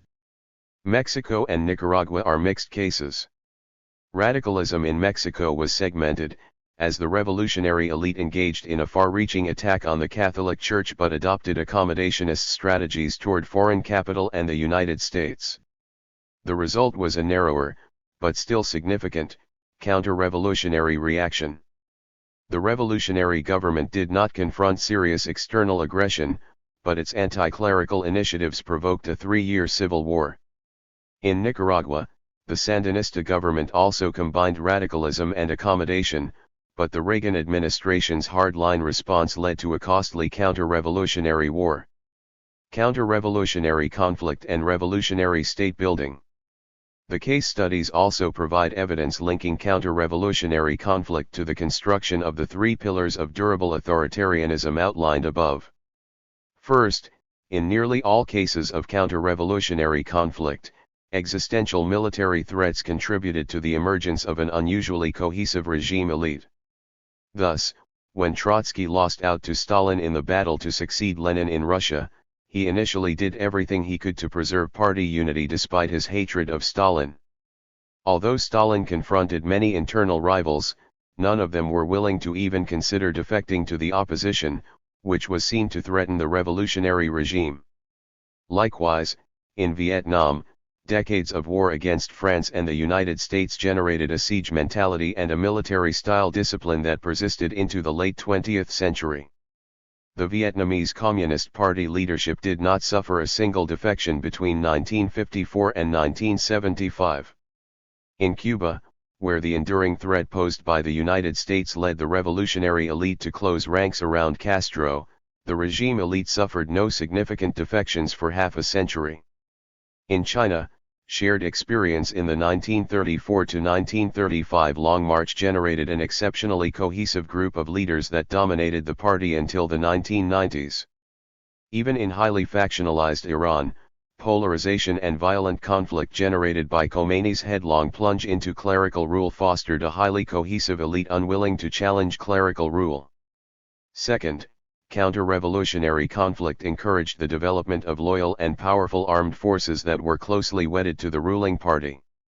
In virtually all cases of counter-revolutionary conflict, revolutionary elites built new security forces from scratch, filling their ranks with trusted veterans from the liberation struggle. In China, Cuba, Mexico, Nicaragua, Russia, Vietnam, and, in a different way, Iran, one revolutionary state-building fused party and army leaderships and allowed revolutionary elites to infiltrate the armed forces from top to bottom. Such party-army fusion greatly enhanced military loyalty. Radical revolutionary regimes experienced virtually no coup attempts or no palace coups, even in the face of severe economic crises. Counter-revolutionary conflict also strengthened regimes' coercive structures. In Russia, the Civil War led to the construction of the largest and most powerful internal security force in modern history. In China, the civil war with the Kuomintang in the late 1940s motivated leaders to build a standing army with the capacity to confront the United States in the early 1950s. In Vietnam, war with the United States gave rise to the largest and most powerful army in the developing world, and in Cuba, the 1961 Bay of Pigs invasion led the Castro government to quadruple the size of the military and create a vast and highly effective intelligence apparatus. Third, counter-revolutionary conflict led to the weakening or destruction of alternative centers of societal power. The Russian Civil War destroyed the old monarchy, the Tsarist army, the bourgeoisie, and the landowning classes, as well as rival socialist parties. Similarly, China's long civil war allowed the Communist Party to wipe out the dense network of gentry, secret societies, criminal gangs, and other forces that had dominated urban and village life for centuries. In Vietnam, wars against France and the United States allowed the Communists to wipe out rival nationalists and weaken landowners, the Catholic Church, and religious sects. In Cuba, the Bay of Pigs invasion and the specter of U.S. intervention created an opportunity for Castro to emasculate the church and accelerate the destruction of the private sector. Finally, in Iran, counterinsurgency and war with Iraq in the early 1980s encouraged and enabled the revolutionary elite to smash Marxist insurgencies, ban the Communist Party, and sideline competing imams. By contrast, accommodationist governments built weaker party states. For one, ruling parties were less cohesive. In Algeria, the ruling FLN quickly splintered.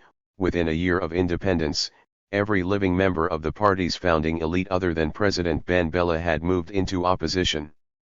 Likewise, in Bolivia, all the MNR's top leaders except President Paz had defected by the early 1960s, and in Guinea-Bissau, the ruling PAIC divided along ethnic lines, culminating in a palace coup in 1980. Accommodationist governments were also less likely to develop powerful and loyal coercive structures. Neither the MNR in Bolivia nor the PAIC in Guinea-Bissau developed a large coercive apparatus. The Algerian military was also modest in size until the 1990s, when it confronted a major Islamist insurgency. Militaries were also less disciplined in accommodationist cases. Ruling parties in Algeria and Guinea-Bissau suffered palace coups within a decade of taking power.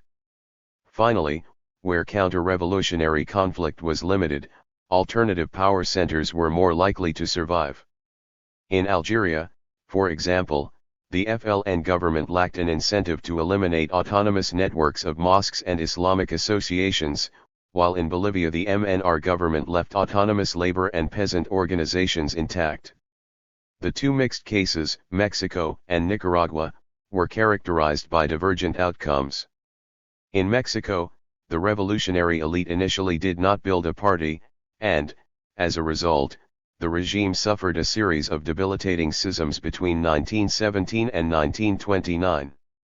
However, the Cristero War induced the revolutionary elite to close ranks behind President Calles' party-building effort, after which elite cohesion increased markedly. Party-army fusion helped ensure military loyalty. Mexico was the only country in Latin America to not suffer a single coup or successful armed uprising between 1929 and 2000. In the absence of a sustained military threat, however, the revolutionary elite did not develop a vast coercive apparatus or eliminate independent power centers. In Nicaragua, the Sandinista National Liberation Front elite responded to a U.S.-backed counter-revolutionary war by closing ranks and building a powerful and loyal coercive apparatus.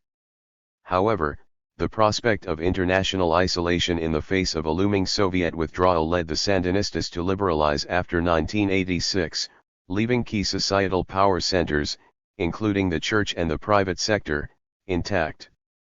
The case studies thus provide ample evidence that counter-revolutionary conflict contributed to the development of three pillars of durable authoritarianism: a cohesive elite, a strong and loyal military, and the weakening or elimination of alternative centers of societal power. By contrast, limited counter-revolutionary conflicts allowed regimes to survive without closing ranks or investing seriously in state building.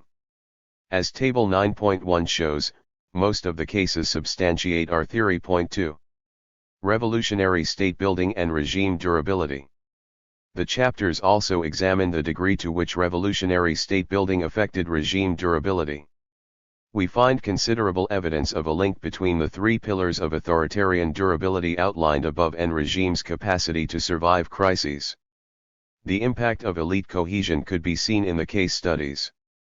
In Russia, for example, fear of counter-revolution united the Bolshevik elite in the face of massive peasant protests and rebellion by Kronstadt naval forces in 1921 and again after Lenin's death in 1924. The dearth of elite defections in the 1920s and 1930s meant that the massive discontent created by collectivization, famine, and terror did not translate into any serious regime challenge.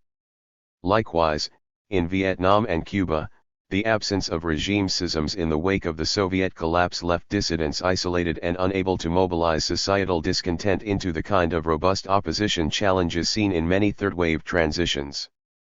In Iran, factional conflict encouraged opponents of the Islamic Republic of Iran to back reformers over conservatives.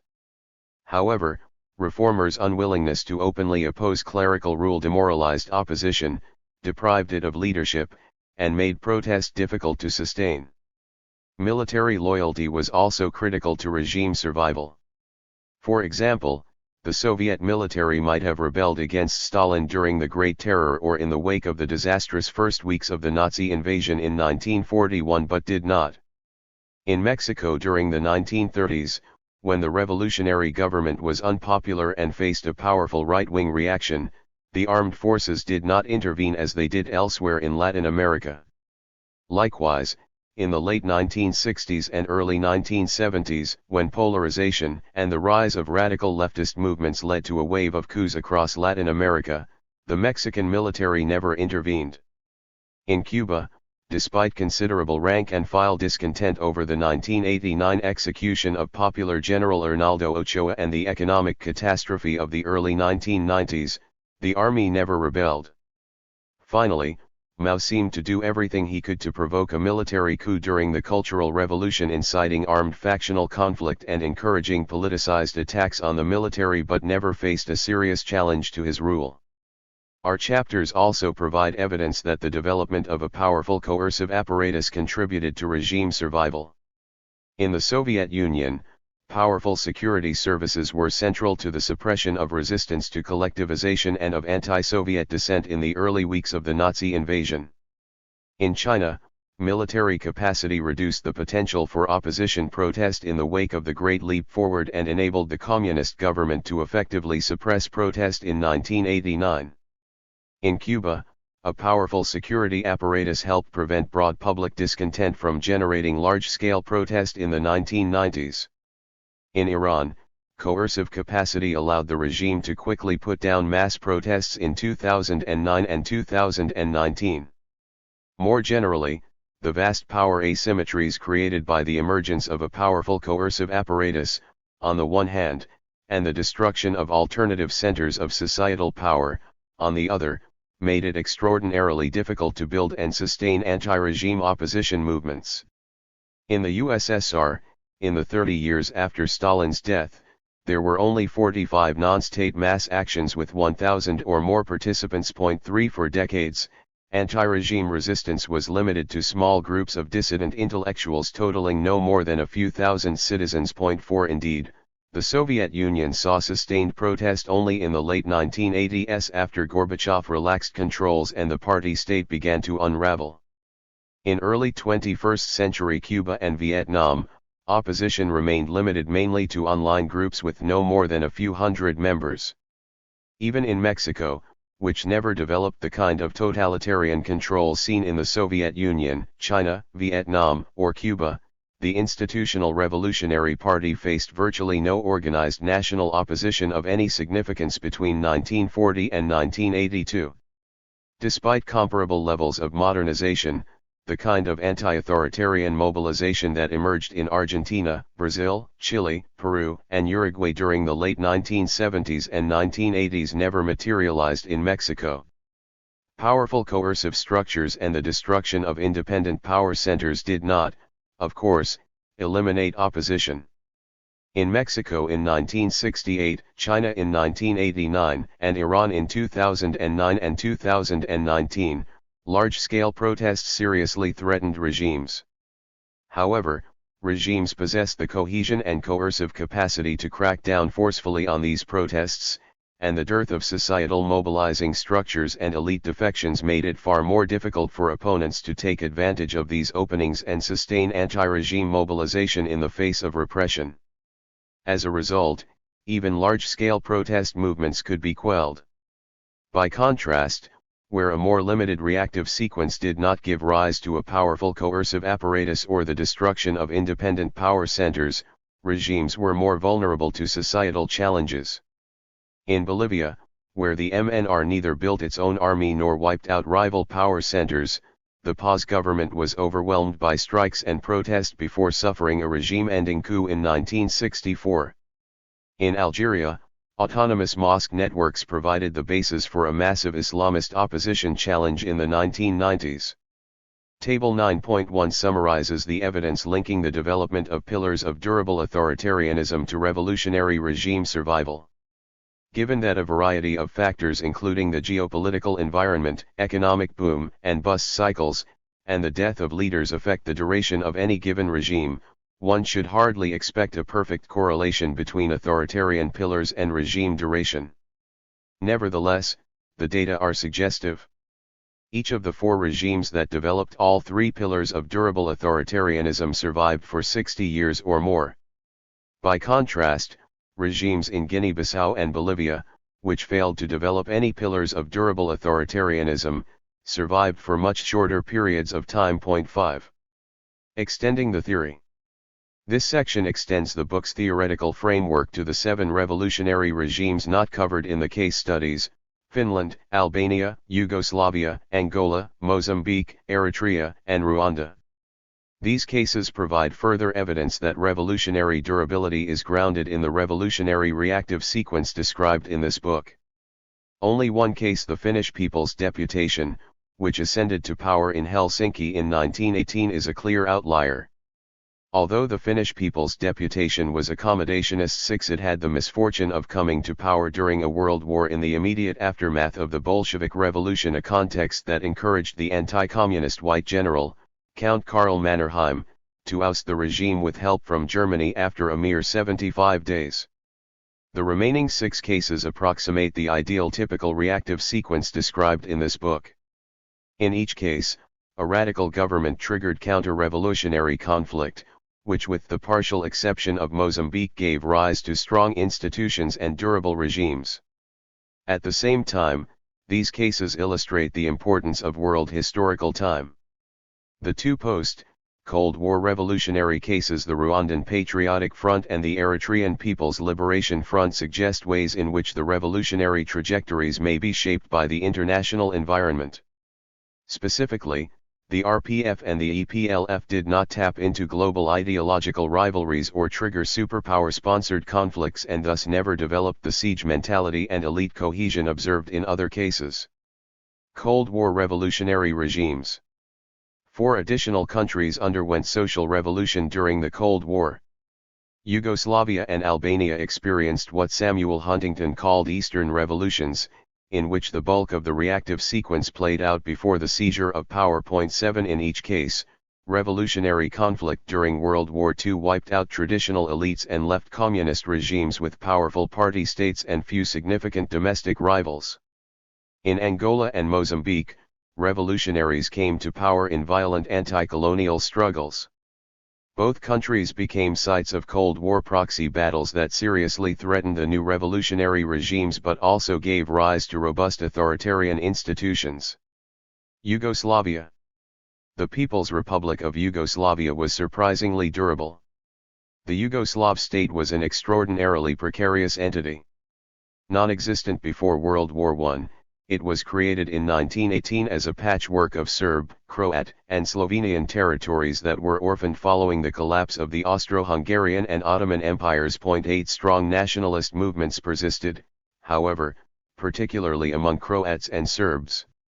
In the absence of a strong Yugoslav national identity, the new Kingdom of Yugoslavia was fragile, and it quickly collapsed in the wake of Germany's April 1941 invasion. 9 World War II gave rise to intense conflict and genocidal violence between nationalist Croat and Serb forces. 10 Thus, constructing a viable multinational state and regime in Yugoslavia after World II was a formidable task.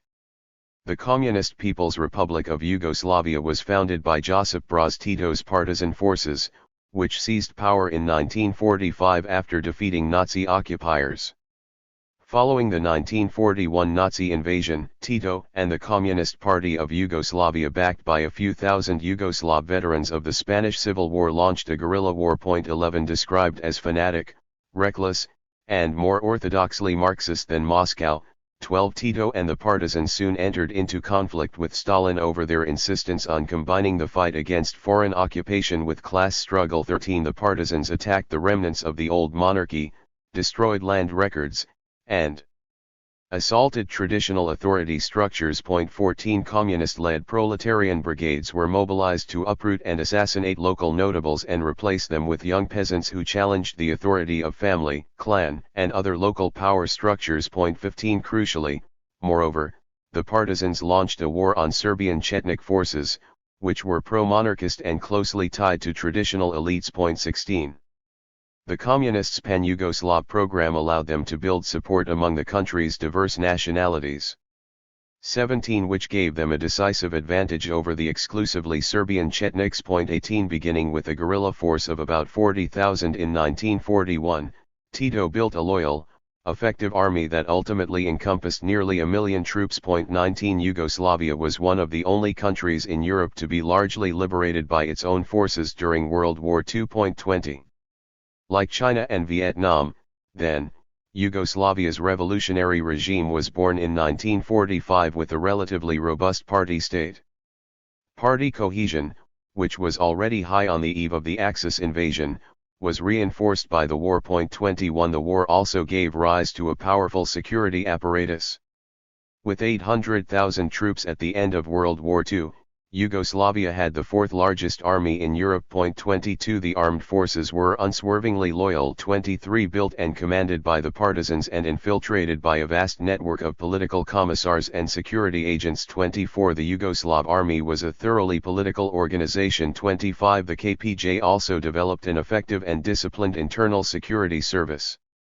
Created during the war, the Department for People's Protection functioned as an extended arm of the party, and its agents penetrated deep into Yugoslav society. 26 By the late 1940s, Yugoslavia possessed one of the most rigorous security systems in the world. 27 Finally, the war created opportunities for the communists to destroy key political rivals, including the monarchy, traditional elites, and nationalist Chetnik forces. 28 At the end of the conflict, partisan units massacred thousands of collaborators and right-wing Chetniks. 29 By the late 1940s, the government had wiped out most independent power centers, with the notable exception of the Catholic clergy. 30 Yugoslavia's revolutionary government was quite radical.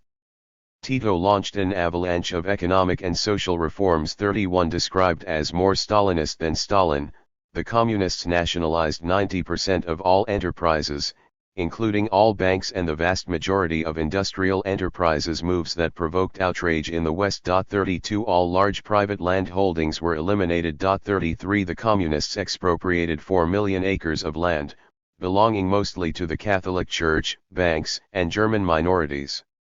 By 1947, the state sector accounted for 90% of production. 34 The Tito government also abolished the monarchy and assaulted organized religion. 35 Although the Serbian Orthodox Church was relatively weak and easily co-opted. 36 The staunchly anti-communist Catholic Church, which had a strong presence in Croatia and Slovenia, posed a bigger threat.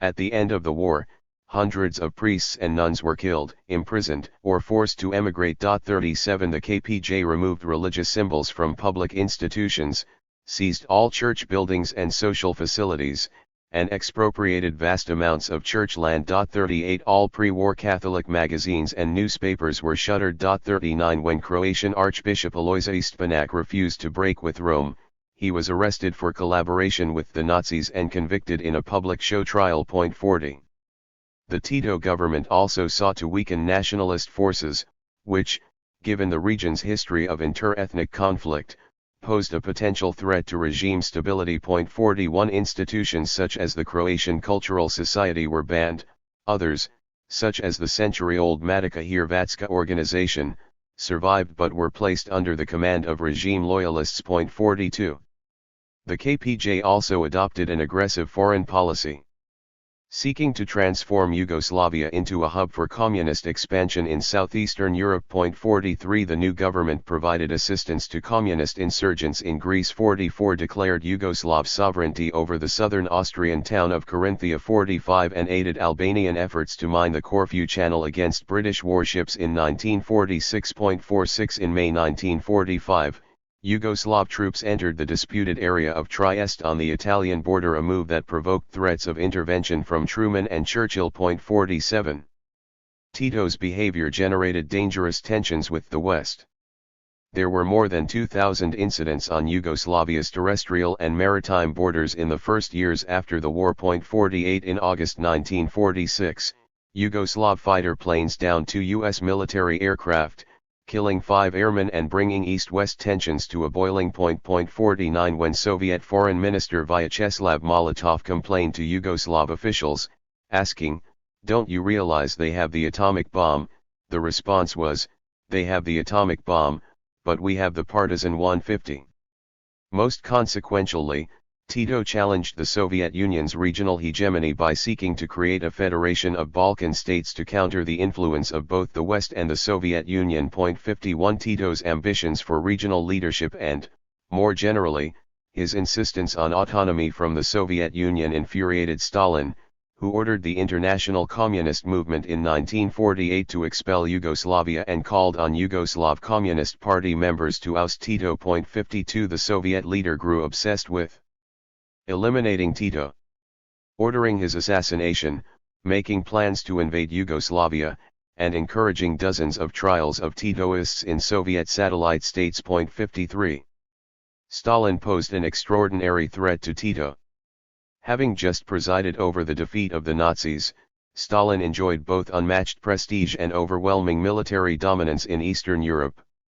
Moreover, it was widely taken for granted that any Communist Party member anywhere, but especially in the Communist bloc, would follow directives from Moscow. 54 The Soviets had trained many of Yugoslavia's top army and intelligence officials, and they had numerous agents operating in the Yugoslav party state, including among Tito's bodyguards. 55 It was thus far from clear that Tito would be able to retain control of the party or the coercive apparatus. Indeed, Stalin boasted that he could get rid of Tito by lifting his little finger. 56 The Stalin-Tito split generated a serious regime crisis. 57 Stalin recruited a handful of senior Yugoslav officials, including Army Chief of Staff Arso Jovanović, Finance Minister Sreten Zujović, and the head of planning, Andrija Hebrang. 58 Yugoslavia was left with no allies outside the communist bloc. 59 Thus, Stalin's turn against Tito plunged the regime into a world in which it literally did not have a single friend. 60 Yet the regime survived.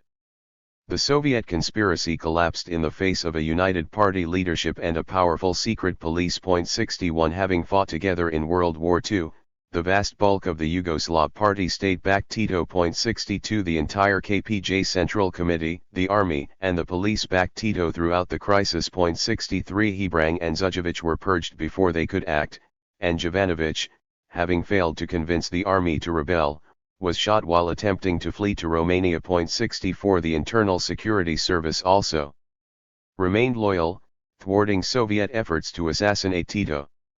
The Yugoslav regime was relatively stable from 1948 until Tito's death in 1980. Anti-regime opposition disappeared, and the party state, dominated by revolutionary veterans who fought in the War 65, remained cohesive. Following Yugoslavia's split with the USSR, the regime reconciled with the West, becoming a major recipient of Western economic and military assistance. 66 The economy boomed, growing at a pace of 6% a year for 3 decades. 67 At the same time, the incomplete destruction of alternative centers of power created the potential for instability. In particular, both the Croatian Catholic Church and the Matica Hrvatska Cultural Association survived the revolution. 68 Although the Church was weakened and pushed to the political sidelines. 69 It successfully resisted government infiltration, and foreign funding allowed it to maintain a strong societal presence. 70 Matica Hrvatska and the Catholic Episcopate, together with strong nationalist sentiment in many republics, generated latent separatist threats to the regime. 71 One such threat emerged in the late 1960s, with the wave of Croatian nationalism known as the Croatian Spring. 72 After censorship and controls over associational life were relaxed in 1966, Matica Hrvatska, which had been controlled by regime supporters, came to life, leading a controversial campaign to raise the status of the Croatian language. 73 Matica Hrvatska membership exploded, from about 2,000 in 1970 to 30,000 a year later, threatening the party's monopoly in the republic. The group's demands radicalized, to the point where it called for a separate Croatian military force. 74 Pushed by nationalists, Croatian party leaders sought greater autonomy from the center but quickly lost their grip over the republic. 75 For a time, Yugoslavia appeared vulnerable to breakup. However, the party state quickly re-established control. When nationalist students at Zagreb University went on strike to demand greater Croatian sovereignty, Tito threw his weight behind a crackdown. 76 Backed by a tightly knit group of party and military officials who had led the partisans during the war, Tito's intervention was swift and final. 77 After meeting with Tito at his hunting retreat in Karađorđevo, party leaders who had embraced nationalist demands resigned, and the crisis soon subsided. 78 Revolutionary cohesion thus contributed to regime survival amid the 1948 Stalin-Tito conflict and the 1967–1971 Croatian Spring. In both instances, party-state cohesion was safeguarded by World War II veterans of the partisan struggle. Led by Tito, this founding generation provided a critical bulwark against rising nationalism at both the federal and the republican levels. The passing of the revolutionary generation marked by Tito's death in May 1980 thus posed a major challenge. 79 The departure of the generation that had cut its political teeth during the partisan struggle deprived the regime of a critical source of cohesion, just as a deteriorating economy eroded public support for the regime. 80 Facing a mounting legitimacy crisis in the 1980s, younger party leaders such as Slobodan Milosevic, who had only childhood memories of the war, abandoned Tito's project. For nationalist appeals. 81 A mild-mannered technocrat who had never been particularly nationalistic. 82 Milosevic threw his support behind Serb nationalists in 1987, a move that encouraged a corresponding rise of nationalism in Croatia and other republics. 83 Tolerated by the state, nationalist organizations proliferated, and in 1990, competitive elections brought nationalists to power across Yugoslavia. In Croatia, dissident Franjo Tudman, a Matica Hrvatska leader in the 1960s who enjoyed the strong support of the Catholic clergy. 84 Swept to victory in 1990.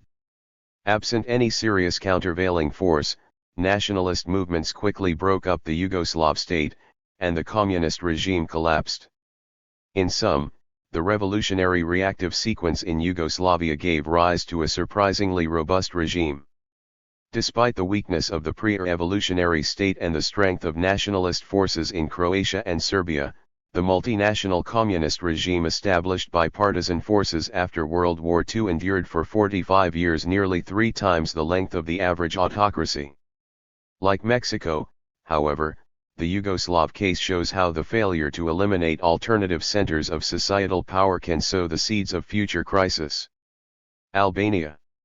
Albania's communist regime, led by the Albanian Party of Labour, followed a more ideal typical trajectory. 85 During World War II, the movement to liberate Albania included both the communists, led by Enver Hoxha, and the Bali Komitar, which was based in traditional village power structures. 86 As in Yugoslavia, Hoxha refused to unite with the nationalists and instead fought a two-pronged war against the Bali Komitar on one side and Germany on the other. 87 The two-front war gave rise to a robust party state.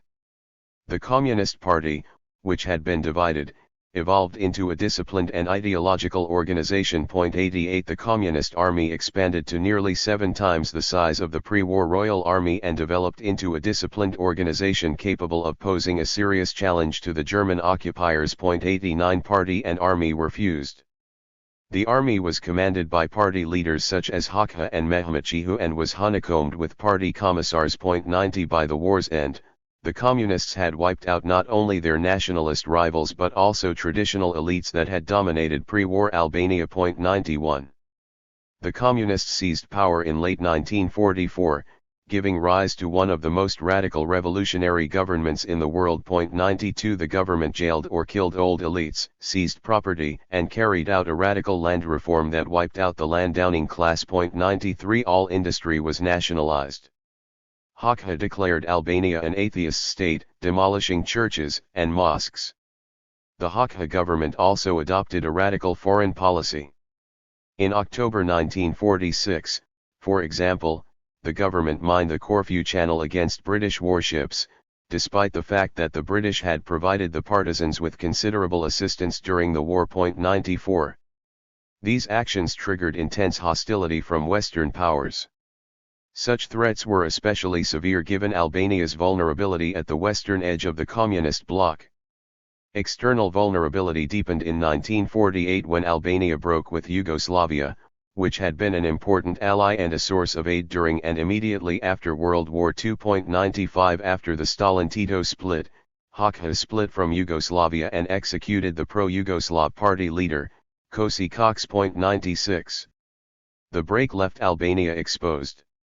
Indeed, in the late 1940s and early 1950s, US and British intelligence officials viewed Albania as the weak link in the communist bloc and made preparations to overthrow the APL. 97 External threats gave rise to a siege mentality among the revolutionary elite. The ruling APL resembled a sect, bound together by a common existential threat. 98 Albania became one of the most militarized autocracies in the world, transforming itself into an armed camp. 99 The government built hundreds of thousands of bunkers, air raid shelters, trenches, and other military fortifications throughout the country. 100 The secret police force, which was created by the APL after the war, was staffed by combat veterans and was powerfully shaped by the wartime experience. 101 Albania's revolutionary regime survived multiple challenges, including endemic food shortages and hostile relations with virtually every country in the world. 102 Hoxha's ability to survive the exit from Yugoslavia's influence can partly be attributed to Stalin's support. However, the Soviet Union was not in a position to back the regime militarily. Given the strong ties between the APL and Yugoslav communists, one might have expected substantial defection among APL elites after the break with Tito. Nevertheless, the regime elite remained intact, in large part because Hoxha was backed by a group of revolutionary veterans who were tested in battle and trusted for their political loyalty. 103 External threats deepened after Albania broke with the Soviet Union, its most important ally, in response to Khrushchev's denunciation of Stalin at the 20th Party Congress in 1956. 104 The 20th Congress sent shockwaves throughout Eastern Europe, causing regime crises in East Germany, Poland, and Hungary. It also reverberated in Albania's communist establishment, leading to a brief conflagration at the Tirana Party Conference in April 1956. Unlike other Eastern European cases, however, Albania's Stalinist elite remained intact. After Hoxha appeared at the Tirana Conference and attacked anti-Stalinist critics as enemies, delegates sank into their seats and the conference was transformed into a ferocious trial against supposed anti-party conspirators. 105 Hakha continued to defend Stalin's legacy. 106 Responding to Khrushchev's threat to cut off aid by declaring that he and his compatriots would rather eat grass than yield to Soviet pressure. 107 After the 1960 Sino-Soviet split, Albania sided with China and severed relations with the Soviet Union despite the fact that China offered little economic assistance. 108 Following China's rapprochement with the United States in the 1970s, Hakha broke with China and Albania descended into near-complete international isolation. 109 Despite terrible economic conditions, including widespread poverty and persistent food shortages, Albania's communist regime remained stable throughout the 1970s and 1980s. There were no coups, elite schisms, or serious societal challenges prior to regime collapse in 1992. 110 Angola and Mozambique. Revolutionary reactive sequences also contributed to durable authoritarianism in Angola and Mozambique.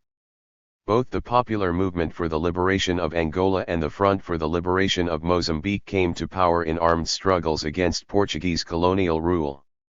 Subsequent efforts to transform domestic and regional power structures sparked decades-long counter-revolutionary wars that led to the development of cohesive autocracies backed by loyal militaries. Armed struggle fostered the creation of a powerful state and the destruction of alternative power centers in Angola but not in Mozambique, making the latter case less consistent with our theory. Nevertheless, regime durability can be clearly traced to a reactive sequence in both cases. Angola. The MPLA regime was born weak. The anti-colonial insurgency, which began in 1961, encompassed three rival armies: the Cuban-backed MPLA, the Anti-Communist National Liberation Front of Angola, led by Holden Roberto, and the National Union for the Total Independence of Angola, which was created by Jonas Savimbi in 1966. The rebels failed to achieve a military victory and remained divided when the 1974 Portuguese coup opened the door to independence. In January 1975, with independence imminent, the three rebel armies agreed to form a transitional coalition government, create a unified army, and call elections for a legislative assembly.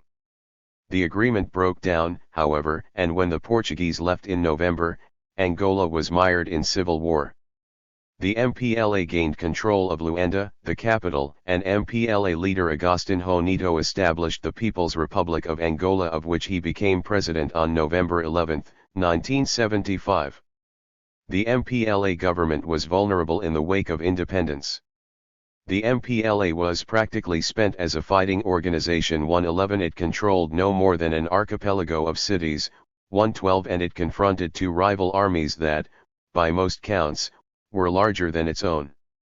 The MPLA itself had long been divided, experiencing debilitating schisms in the early 1960s and again in the early 1970s. 113 In the regime's early years, the MPLA descended into severe internal conflict, as a radical faction whose members were known as fractionists led by former Interior Minister Nito Alves, challenged Nito's leadership, culminating in a bloody coup attempt that left thousands of people dead. 114 Despite its early weakness, however, the MPLA, backed by Cuba and the Soviet Union, launched a set of radical domestic and foreign policy initiatives. Domestically, the state nationalized thousands of private farms and industrial firms, as well as banking, trade, and the critical oil and diamond sectors. 115 It also launched a radical villagization process that uprooted peasants and transferred their land to communal control. 116 On the external front, the MPLA pursued a high-risk strategy of assisting the African National Congress in South Africa and the Namibian independence movement, led by the Southwest Africa People's Organization. 117 As a result, Angola was quickly drawn into Cold War proxy battles with its neighbors. Zaire and the FNLA invaded from the north, and South Africa and UNITA attacked the new government from the south. 118 Although the FNLA was quickly defeated, the war with UNITA continued for decades, resulting in the death of as many as 500,000 people. 119 Counter-revolutionary war helped transform Angola into a powerful and cohesive party state. 120 Following the failed coup, President Neto carried out a wide-ranging purge of the MPLA. Party cohesion subsequently increased and remained high for the rest of the civil war. 121 The war also gave rise to a powerful coercive apparatus. In 1975, the MPLA created a secret police force, the Directorate of Information and Security of Angola, to combat the numerous counter-revolutionary threats. 122 Over the years, the regime built a large and powerful army. 123 By the 2000s, Angola's police, military, and paramilitary forces were the largest, per capita, in sub-Saharan Africa outside of Eritrea. 124 The Revolutionary Army was tightly fused to the ruling party, via both overlapping leaderships and an extensive system of political commissars. 125 During the 1970s and into the 1980s, about half of the MPLA's Central Committee consisted of military personnel with guerrilla or civil war backgrounds. 126 Finally, more than 2 decades of civil war enabled the MPLA to eliminate all organized opposition. 127 By the end of the war, rival organizations had been defeated and all potential sources of societal autonomy, including traditional authorities, had been weakened or co-opted by the state. 128 The Angolan regime has now survived for nearly half a century. Not only did the MPLA defeat a major South African-backed insurgency, but it oversaw a smooth transition following President Neto's death in 1979 and, crucially, survived the Soviet collapse in the early 1990s. Although the MPLA renounced Marxism and adopted a nominally multi-party system following internationally brokered peace accords in 1994, the ruling party remained disciplined, cohesive, and in full control of the armed forces. 129 Unlike Nicaragua, multi-party elections posed little threat to the MPLA. Indeed, the regime confronted no serious domestic challenges in the 2 decades after the end of the war. Although mineral rents likely strengthened the MPLA's hand. 130 The power asymmetries created by a vast coercive apparatus and the destruction of independent power centers clearly undergirded the regime's stability into the 21st century. Mozambique. The revolutionary regime in Mozambique followed a similar trajectory, although state building was more limited. Frelimo was founded in Dar es Salaam in 1962 as a loosely structured and ideologically diverse nationalist movement. It launched a guerrilla struggle against Portuguese rule in 1964, and quickly sidelined rival groups to establish itself as Mozambique's predominant nationalist movement. 131 Initially, the guerrillas suffered from heavy infighting. 132 But they grew more cohesive and ideological after founding leader Edouard Mondlane was assassinated in 1969. 133 Violent conflict and the adoption of a Marxist ideology under new leader Samora Machel transformed Frelimo from a loosely organized, broad-based, anti-colonial movement into a disciplined, ideologically committed party. 134 The revolutionary regime in Mozambique was born weak. Like the MPLA in Angola, Frelimo was unable to defeat the Portuguese on the battlefield but gained power in the wake of the 1974 Portuguese coup.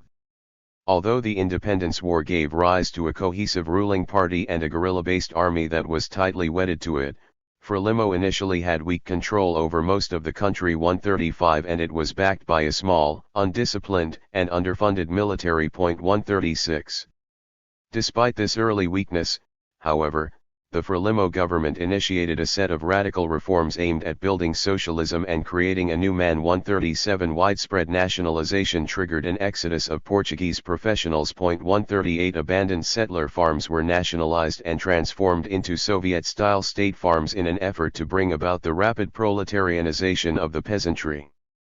This project entailed uprooting peasants from their homes and forcibly relocating them into communal villages. 139 Frelimo also abolished the colonial-era regulative system of local governance, displacing traditional chiefs. 140 On the external front, the Frelimo government provided bases for both the ANC and Zimbabwe African National Union guerrillas. 141 These initiatives triggered a violent counter-revolutionary insurgency, the Mozambican National Resistance, which was actively supported by Rhodesia and later South Africa. 142 The Civil War lasted until 1992 and cost an estimated 800,000 lives. 143 As in other cases, the counter-revolutionary war reinforced regime cohesion.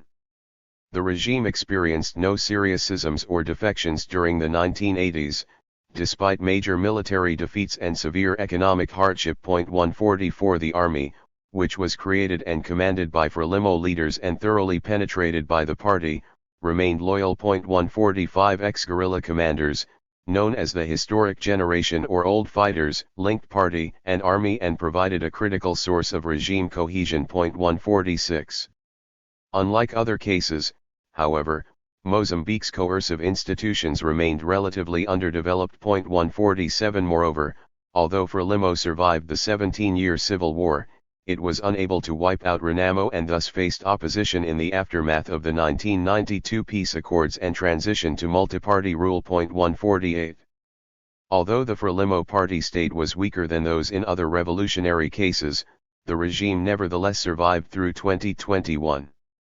Indeed, the regime endured not only the severe economic and military crises of the 1980s but also the loss of Soviet patronage following the collapse of the USSR, Frelimo's abandonment of Marxism, and the transition to multi-party rule. Outside of a small failed mutiny by underpaid police and former guerrilla soldiers in late 1975, there were no significant coup attempts. 149 The military restructuring mandated by the 1992 peace accords appears to have given rise to coup conspiracies among some army commanders. However, the plot was discovered by military intelligence and the coup never materialized. 150 Frelimo's extensive penetration of the army thus enabled it to preemptively thwart a military challenge. Ruling party cohesion allowed Frelimo to reconsolidate power in the 1990s and 2000s. Despite holding only a narrow legislative majority after the 1994 election, ironclad party discipline, reinforced by the predominance of the historic generation, enabled Frelimo to dominate parliament, weaken electoral and other institutions created by the 1992 peace agreement, and establish political hegemony. 151 Post-Cold War revolutionary regimes. 2 Post-Cold War cases, the regimes led by the RPF in Rwanda and the EPLF in Eritrea, hew closely to the ideal typical radical trajectory. However, they also illustrate the effect of world historic time. During the Cold War, revolutionary conflict tapped into highly salient ideological polarization and a superpower rivalry that heightened the stakes of conflict, fostering perceptions of existential threat and thus strengthening elite cohesion. To varying degrees in Albania, Angola, Cuba, Mozambique, Nicaragua, and Vietnam, alliances with the communist bloc generated serious Western threats, which, in turn, reinforced elite cohesion. After the Cold War, the global stakes of conflict diminished, potentially weakening elite cohesion. Thus, in Rwanda and Eritrea, attacks on important domestic and international interests triggered substantial counter-revolutionary conflict, which, in turn, gave rise to powerful and loyal military forces. However, these conflicts were not linked to endemic Cold War ideological divisions that could sustain polarization after the defeat of counter-revolutionary forces. Partly as a result, it seems, elite cohesion was less robust.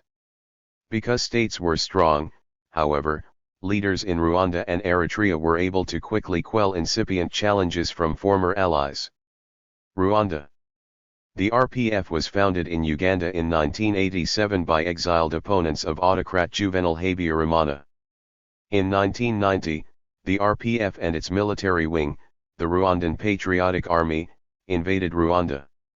In 1994, genocide by pro-government Hutu forces against the minority Tutsi population led to the breakdown of social order and the collapse of Rwanda's historically strong state institutions. 152 By late July 1994, the RPF had seized the capital and taken control of the country.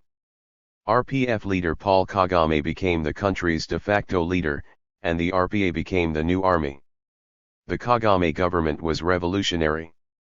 Not only did it remake the state, but it launched a radical program of social and cultural engineering, seeking to create a new Rwanda and a new Rwandan. 153 The RPF embraced an ideology that viewed Rwanda's Hutu-Tutsi divide as a foreign construct propagated by German and Belgian colonial powers. 154 Thus, the RPF government outlawed Hutu and Tutsi identities in favor of Rwandanity. 155 A genocide ideology law criminalized ethnic identification and effectively banned any public discussion of ethnic identity. 156 Tens of thousands of Rwandans were forced into re-education camps, and the public education system was radically overhauled. 157 The Kagame government confronted counter-revolutionary threats from old regime forces, which organized an insurgency in refugee camps in southwest Rwanda and neighboring Zaire. 158 The Interahamwe paramilitary, which had already wiped out 75% of Rwanda's Tutsi population, plotted to finish the work of the genocide. 159 The insurgency carried out a campaign of anti-Tutsi pogroms, targeted assassinations of RPF officials, and attacks against RPA soldiers. 160 The RPF government responded with a series of radical coercive measures, including large-scale villagization, in which hundreds of thousands of citizens were forcibly displaced from their homes and moved into centrally planned villages. 161 As many as 10,000 people reportedly died in these campaigns. 162 In 1996, the RPF invaded Zaire, helping to oust Mobutu and bring Laurent Kabila, an ally, to power in 1997. 163 The reactive sequence in Rwanda dramatically strengthened the state, which had been decimated during the genocide. 164 Between 1994 and 2002, the size of the military more than doubled, from about 30,000 to 70,000 troops. 165 The RPF built an effective military from scratch. Party and army leaderships were tightly intertwined. Kagame emerged out of the guerrilla army, and his former guerrilla comrades came to dominate national politics. 166 RPF commissions operated in every army unit. 167 The RPF state reached deep into Rwandan society and was supported by a vast network of government eyes and ears in virtually every enterprise and organization. 168 The RPF tightly controlled the population. 169 Creating an extensive Leninist party organization with parallel party structures at every level of the state. 170 Counter-revolutionary conflict also contributed to the destruction of alternative power centers. By the early 2000s, the insurgency had been wiped out and opposition driven underground or into exile. 171 The Catholic Church, which had been a powerful economic and political force, was beheaded and substantially weakened. 172 The RPF regime proved robust. It was never seriously challenged by opposition groups between 1994 and 2021, and it suffered no coup attempts. 173 Unlike other revolutionary regimes, however, the RPF suffered numerous high-level defections. Various RPF leaders were forced into exile after breaking with the Kagame leadership. 174 However, a highly effective security apparatus allowed Kagame to swiftly suppress dissidents, preventing these defections from triggering regime crises. Thus, in May 1998, Seth Sendashonga, a former interior minister who had defected in 1995, died after his car was fired upon in Nairobi, and on New Year's Day in 2014, Patrick Karegeya, the former head of external intelligence who had fled Rwanda after falling out with Kagame, was strangled to death in a Johannesburg hotel. 175 In sum, Rwanda's revolutionary reactive sequence failed to generate sustained elite cohesion. However, it dramatically strengthened the state and wiped out alternative centers of power, which has permitted nearly 3 decades of stable authoritarian rule. Eritrea. The EPLF followed a similar trajectory. It emerged in the early 1970s out of splinter groups from the Eritrean Liberation Front, which had led the fight for independence from Ethiopia since 1960. 176 Commanded by Isaias Afwerki, who had trained in China in the 1960s, the EPLF was grounded in an ideological commitment to abolish feudal land relations, overturn economic, gender, and other social hierarchies, and create new Eritrean men and women. 177 Modeling itself on the Chinese communist experience in the 1940s, the EPLF carried out land reform and attempted to radically transform gender relations in the areas it controlled, moves that generated considerable local opposition. 178 Although the EPLF moderated its Marxist rhetoric in the late 1980s in an effort to attract Western support, these changes were largely rhetorical, and the EPLF retained a strong commitment to radical transformation. 179 In 1991, the EPLF seized control of Eritrea in the wake of the collapse of the Derg regime in Ethiopia. Afwerki became president. Whereas most movements of Marxist origin abandoned many of their radical goals after the end of the Cold War, the Afwerki government engaged in a serious effort to transform both Eritrean society and the regional order.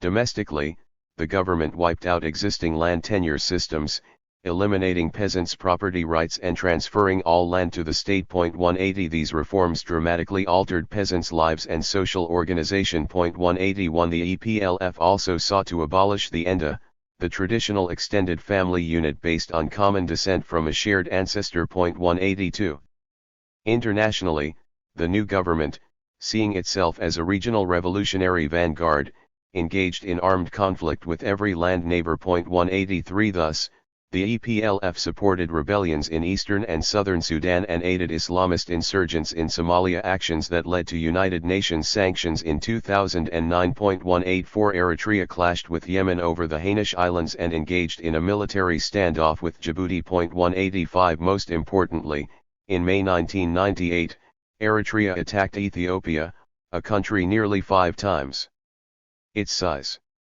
sending troops into the disputed border area of Badme. 186 These aggressive measures triggered serious domestic and external conflict and isolated Eritrea from almost every country in the world. 187 The incursion into Ethiopia sparked one of the bloodiest conflicts in Africa after the Cold War.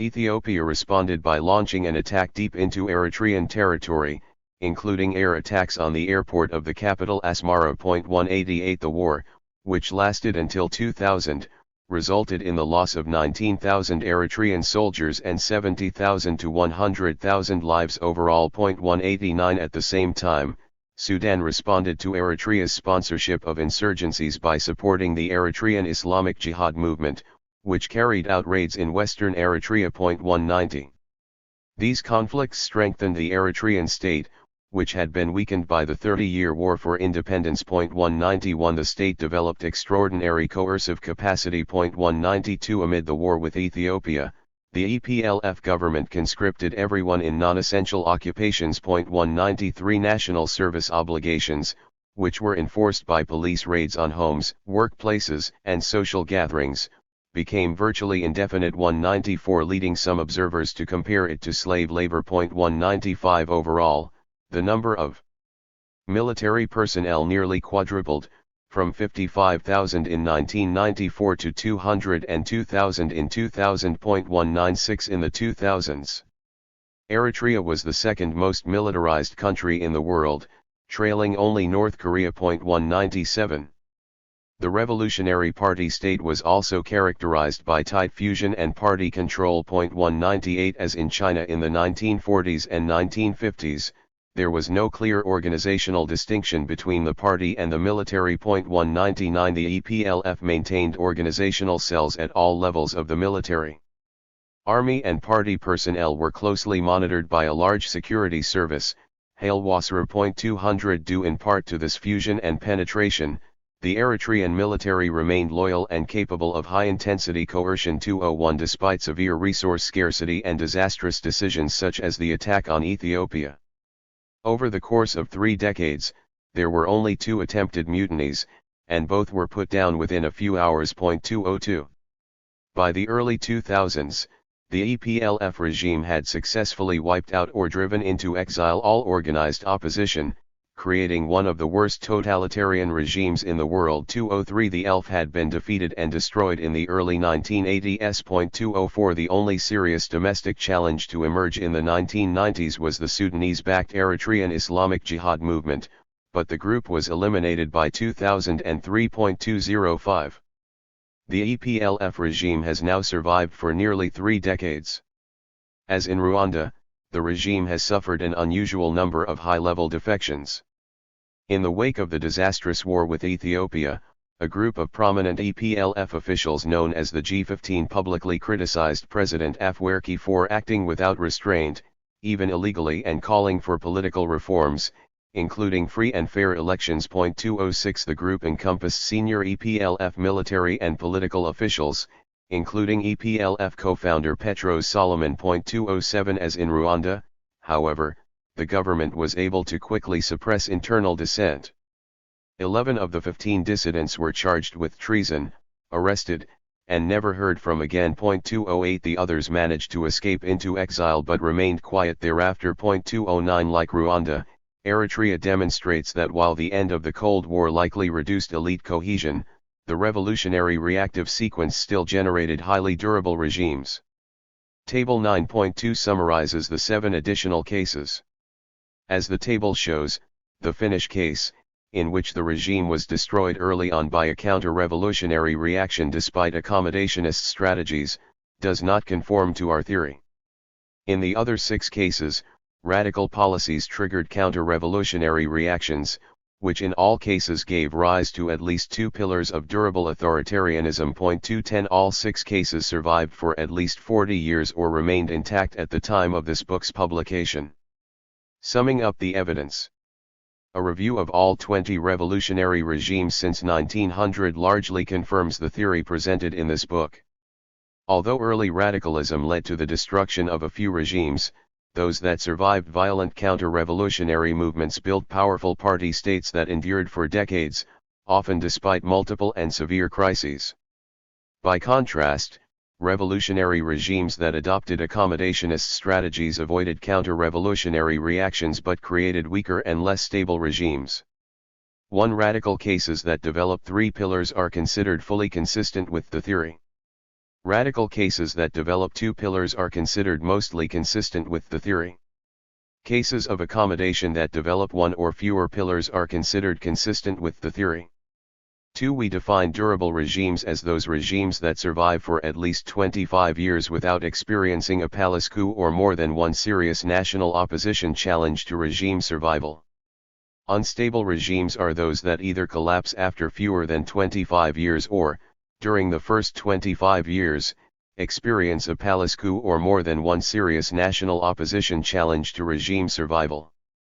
In cases of counter-revolutionary conflict, we apply the criteria to the period after the conflict has been resolved. In cases without counter-revolutionary conflict, we apply the criteria beginning 5 years after regime formation. See Appendix 2 for full coding criteria and a list of the nature and dates of conflicts. 3 At the time of publication, the regime was in power but had not quite survived 25 years since the resolution of the counter-revolutionary conflict, as predicted by our theory.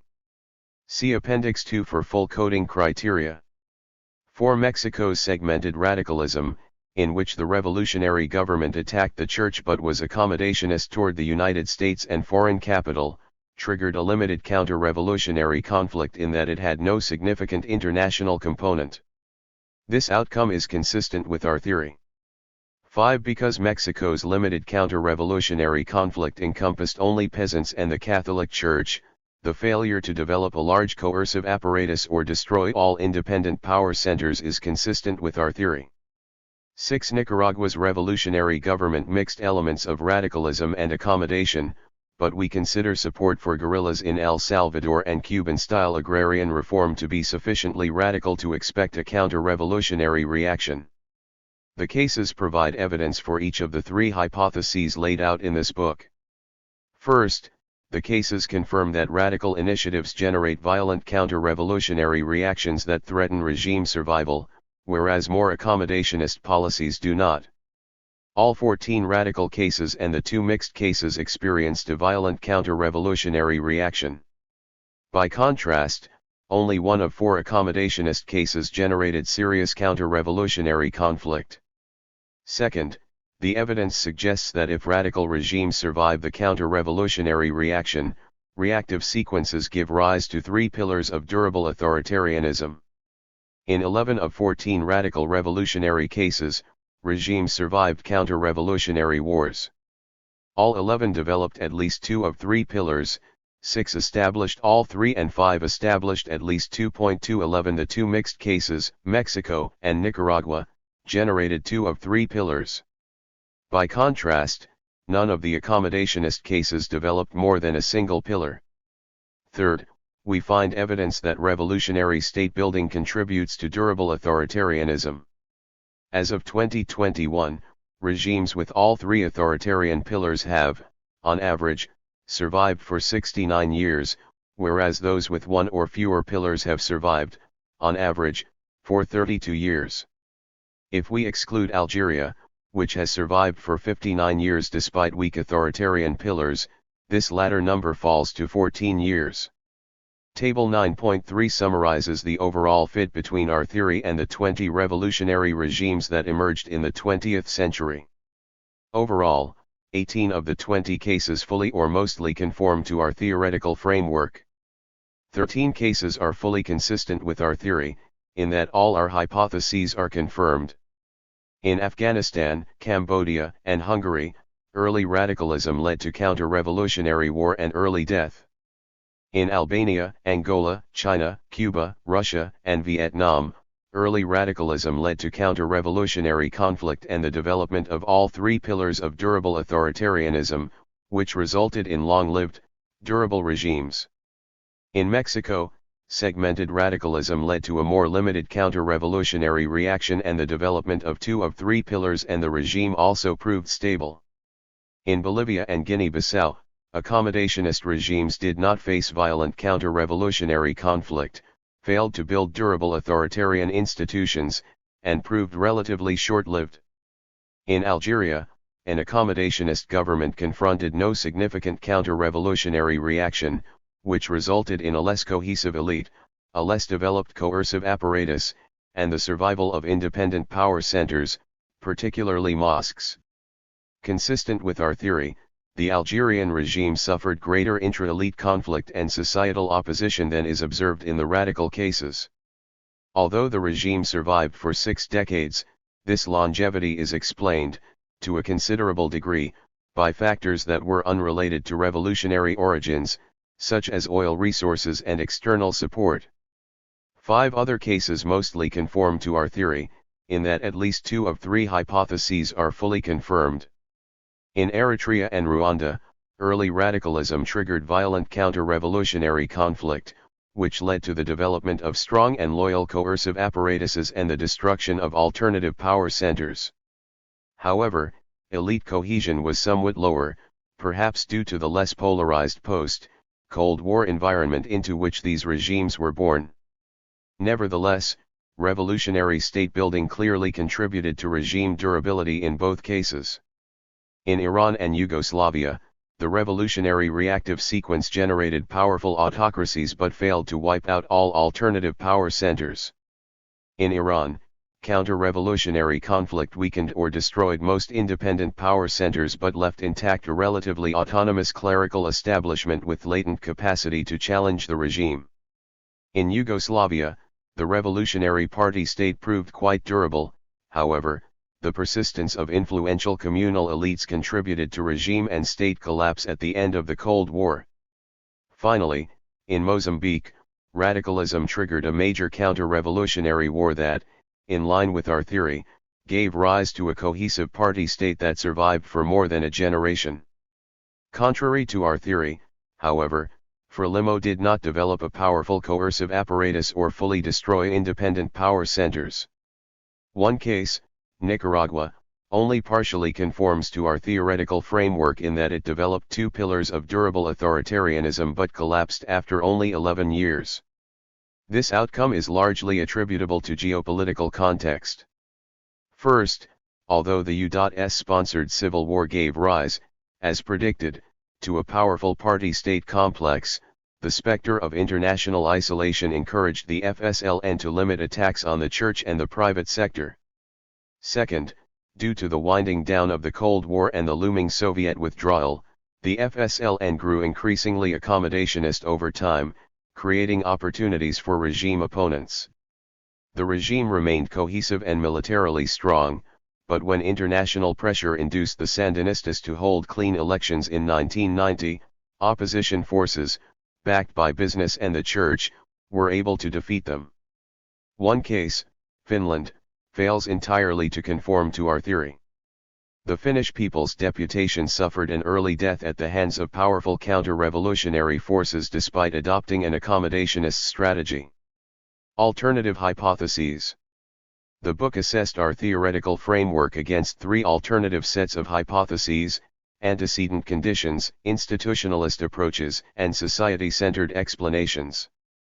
First, although we cannot irrefutably discount the possibility that some antecedent factor caused both revolutions and durable authoritarianism, our analysis of the cases provides virtually no evidence that this was, in fact, the case.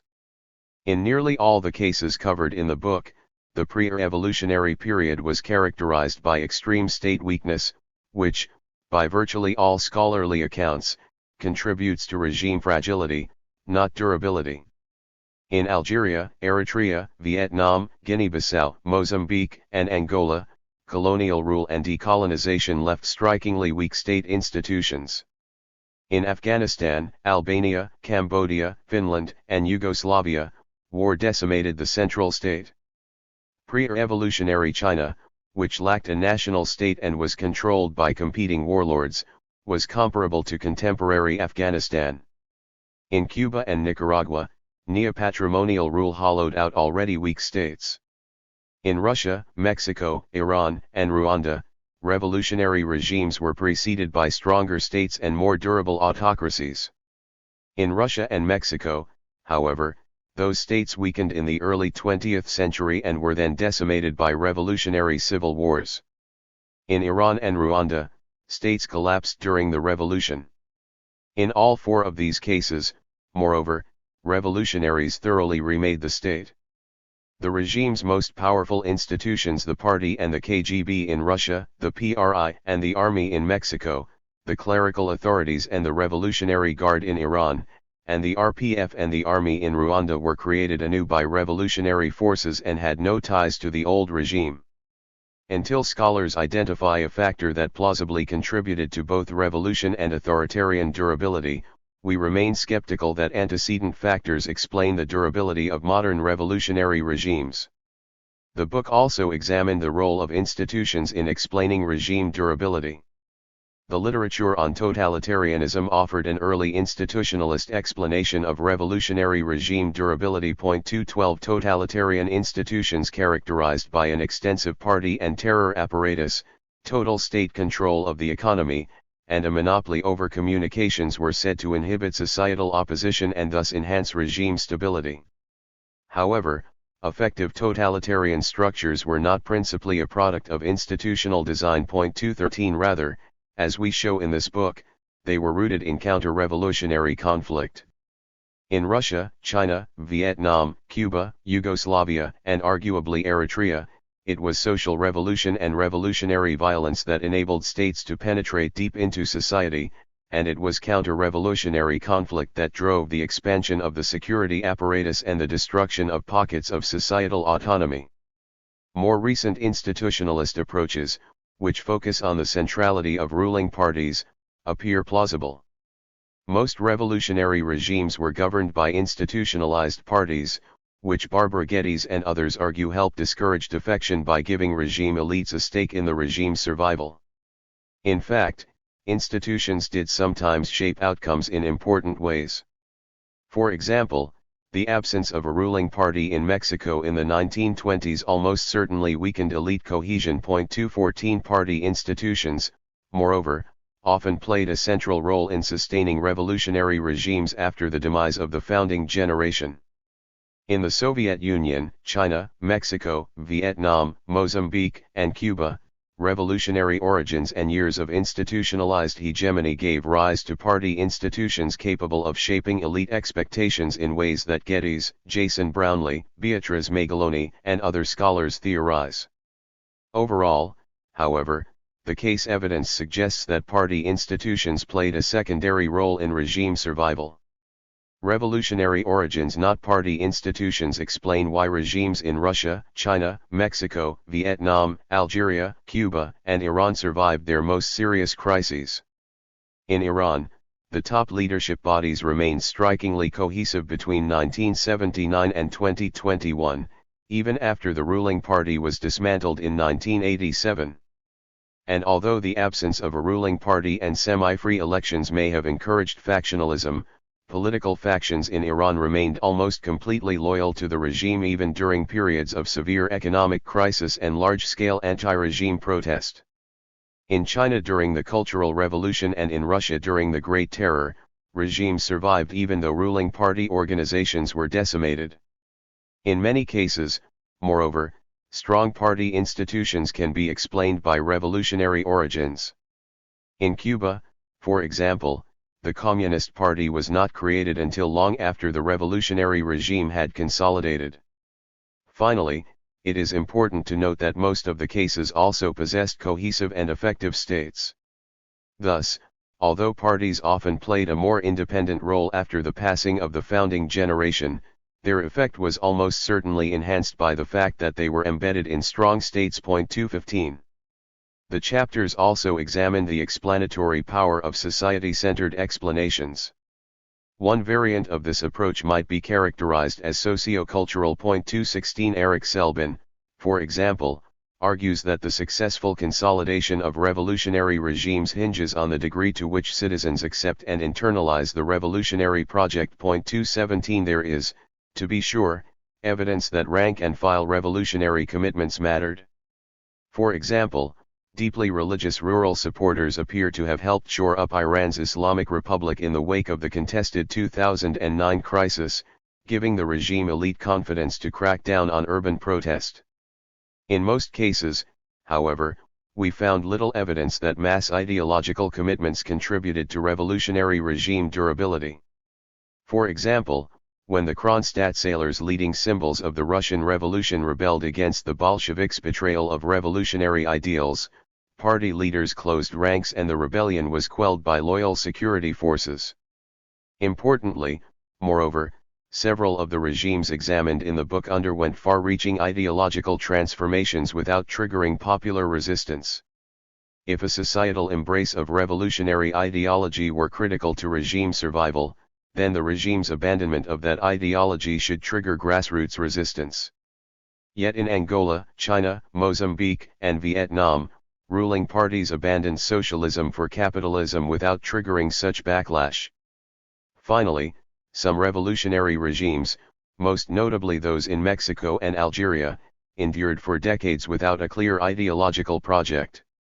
Given the absence of ideology at the top, it is unlikely that mass ideological commitments contributed to regime durability in these cases. Other society-centered approaches link revolutionary regime durability to support bases generated by redistributive measures. 218. Revolutionary regimes are thus said to be sustained by those who benefit materially from them. Although support coalitions often constructed via land reform and, in a few cases, reinforced by economic growth may contribute to regime stability. 219. We found considerable evidence that revolutionary regimes can survive without such support. Most revolutionary regimes survived periods of deep economic crisis, extreme shortages, and even mass starvation, during which the distribution of material benefits was limited and popular support almost certainly plummeted. It is worth noting, moreover, that revolutionary leaders often built and sustained vast internal security apparatuses because they expected or feared large-scale popular opposition. Revolutionary governments that develop coercive apparatuses like those in the USSR, China, Vietnam, Cuba, and Iran were clearly unwilling to rely on popular support alone to retain power. Finally, as scholars such as Theda Skocpol and Mark R. Biesinger have argued, revolutionary trajectories are affected by world historic time. 220. Most of the social revolutions discussed in this book occurred during the Cold War. Marxist ideas, which dominated revolutionary politics in the 20th century, provided activists with a lens through which to interpret the world, a blueprint for societal change, and the confidence that their efforts would succeed. 221 The Soviet Union became a model for revolutionary regimes and an important source of military and economic assistance. 222 The early successes of Communist Russia, China, Vietnam, and Cuba inspired revolutionary leaders all over the world, and Soviet assistance, directly or through allies such as Cuba and Vietnam, contributed to the success of revolutionary movements in Cambodia, China, Guinea-Bissau, Angola, Mozambique, and Nicaragua. Finally, Cold War geopolitics often exacerbated and prolonged local conflicts, thereby enhancing the reactive sequence described in this book. 223. There is some evidence, moreover, that the Soviet collapse and the end of the Cold War weakened the impetus for both social revolutionary change and counter-revolutionary reaction. 224 As foreign support for communist revolution dried up, many of the Marxist movements and leaders that emerged during the Cold War, including Yoweri Museveni in Uganda, Laurent Kabila in Zaire/Congo, SWAPO in Namibia, the Sudan People's Liberation Movement in South Sudan, and the Tigray People's Liberation Front in Ethiopia, abandoned efforts at radical social transformation when they came to power. 225 Even revolutionary regimes such as those in Rwanda and Eritrea exhibited lower levels of cohesion in the post-Cold War era. The impact of the Cold War should not be exaggerated, however. Although assistance from Cold War allies contributed to revolutionary outcomes in some cases. 226 It cannot explain most 20th century social revolutions. In most cases, revolutions either occurred without substantial support from Cold War patrons or took place before or after the Cold War. Importantly, moreover, external assistance at best only partially explains revolutionary regime durability. During the Cold War, China and Yugoslavia survived for many years without Soviet support, and tiny Albania persisted in the face of decades of Soviet and Yugoslav hostility and in the face of total international isolation after 1976. And while Cuba, Vietnam, Angola, and Mozambique all benefited from Soviet aid, each of these regimes persisted for more than 3 decades after Soviet support dried up.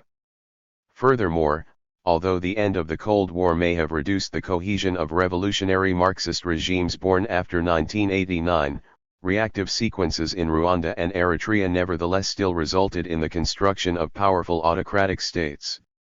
Finally, it is worth recalling that the Cold War was itself a product of revolution. The Cold War was grounded in intense ideological and geopolitical rivalry generated by the Russian Revolution, as well as the Soviet defeat of the Nazis, which was at least partly attributable to the revolutionary reactive sequence. Implications for the study of authoritarianism. Revolutionary regimes are rare, but their study nevertheless generates 3 important lessons for research on authoritarian durability. First, our analysis highlights the role of ideology in state and regime building. Most contemporary studies of authoritarianism treat autocrats as rational actors, narrowly defined in the sense that their behavior is driven by short-term power-maximizing goals. 227 Such assumptions are often useful in explaining the dynamics of authoritarian rule. However, the early behavior of revolutionary leaders and, consequently, longer-term revolutionary regime trajectories cannot be understood without reference to ideology. Although ideology may not provide a blueprint for revolutionary outcomes. 228 It nevertheless drives revolutionaries to undertake risky, even reckless behavior that triggers the revolutionary reactive sequence described in this book. Because policies such as large-scale expropriation, introduction of Sharia law, or military assaults on powerful neighboring states seriously threaten revolutionaries' hold on power, they are difficult to understand in terms of the imperatives of political survival. Ideology thus helps explain why revolutionaries engage in the kind of risk-accepting behavior that contributes to long-run regime stability but puts their regimes and themselves at great risk in the short run. Second, our study contributes to an emerging body of research on the non-material basis of regime cohesion and durability. 229 In line with the work of Adrian L. E. Bass 230 Dan Slater 231 and others, we find that elite cohesion is often rooted in existential threats to group survival rather than institutions. 232 Although this book found some support for institutionalist explanations, The most important sources of elite cohesion were extra-institutional polarization, violent conflict, and existential military threats, conditions that were often generated by the revolutionary reactive sequence described in this book can be a critical source of regime discipline. 233 In Russia, China, Vietnam, Cuba, Nicaragua, Iran, Mozambique, and elsewhere, fear of annihilation amid civil or external wars generated a powerful and often enduring incentive to close ranks. Existential military threat can create a siege mentality that discourages defection for decades. In such cases, leaders often remain in the fold even in the face of economic and other crises that have been shown to encourage schisms in non-revolutionary regimes. 234 This book showed that where counter-revolutionary threats were limited, as in Algeria, Bolivia, and Guinea-Bissau, ruling parties often suffered debilitating schisms. And where existential threats faded over time, party institutions themselves often proved insufficient to prevent defection. Existential threat is also an important source of elite cohesion in non-revolutionary autocracies. 235 Slater, for example, has shown how radical insurgencies induced post-colonial elites in Malaysia, Singapore, and elsewhere to close ranks in counter-revolutionary protection pacts that served as the foundation for durable authoritarian rule. Such pacts, Slater argues, are most likely to emerge where a wide range of elites perceive the danger to their property, privileges, and persons to be endemic and unmanageable. 236 In Malaysia and Singapore, as well as in comparable cases such as mid-20th century Taiwan and Spain, counter-revolutionary elite cohesion laid a foundation for strikingly robust dictatorships. Elite cohesion rooted in existential fear may also emerge in cases of ethnic conflict. Where minority ethnic groups control the state and ethnic elites perceive a loss of power to pose an existential threat, shared ethnicity can be a powerful source of regime cohesion.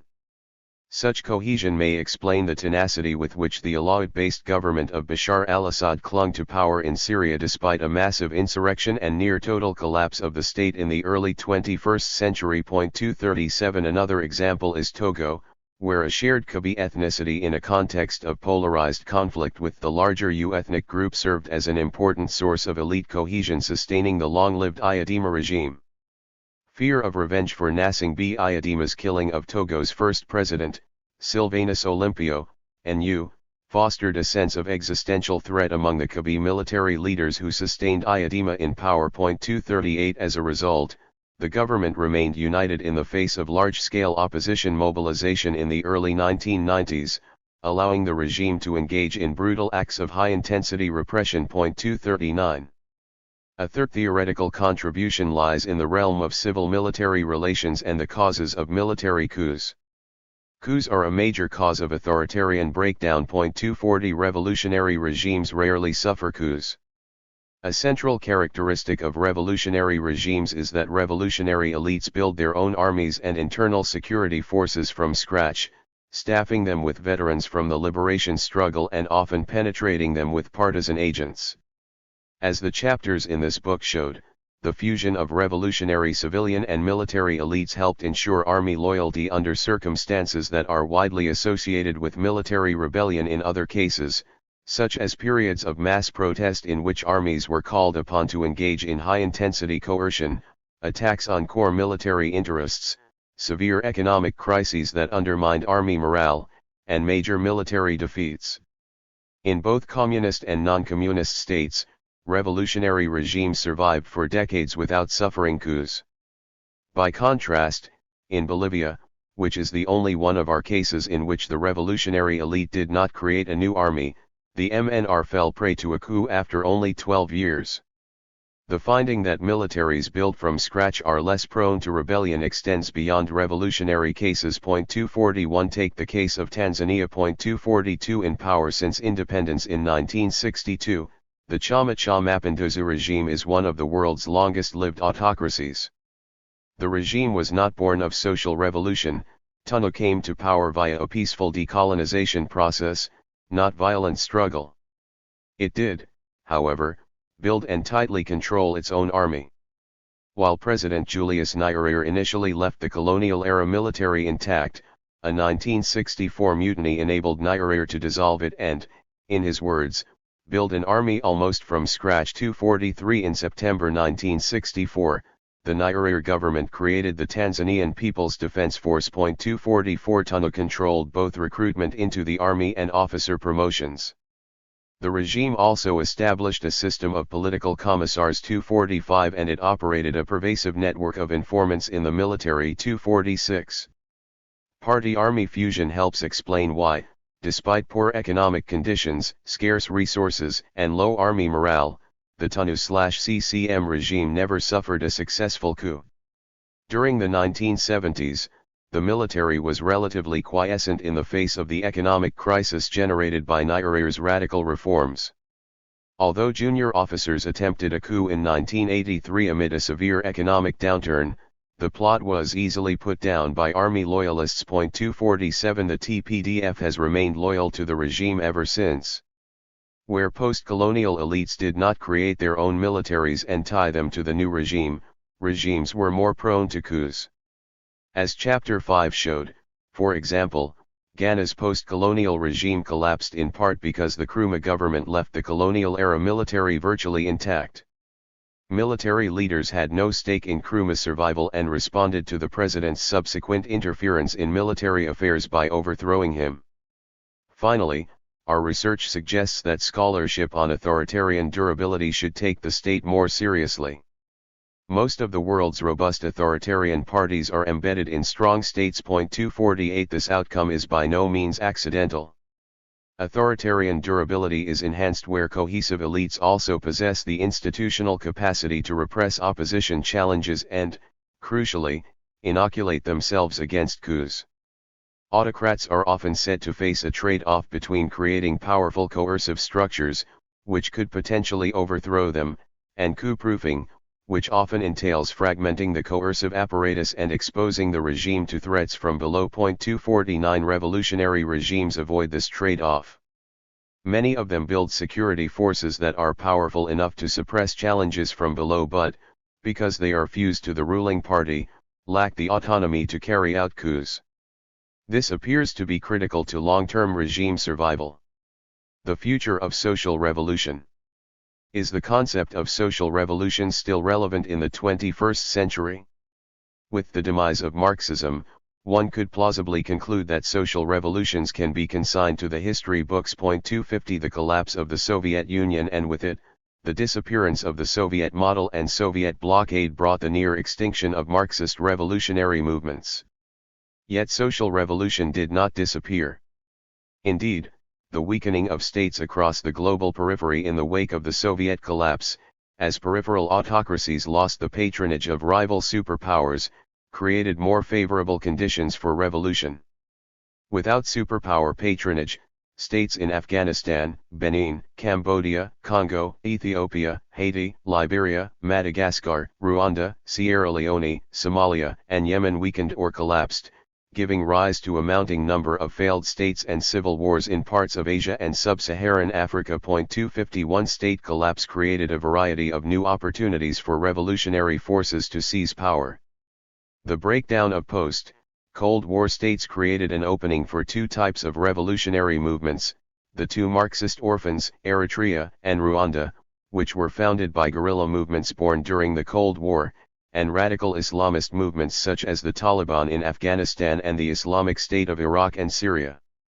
Islamist movements arose primarily out of the anti-Soviet insurgency in Afghanistan in the 1980s.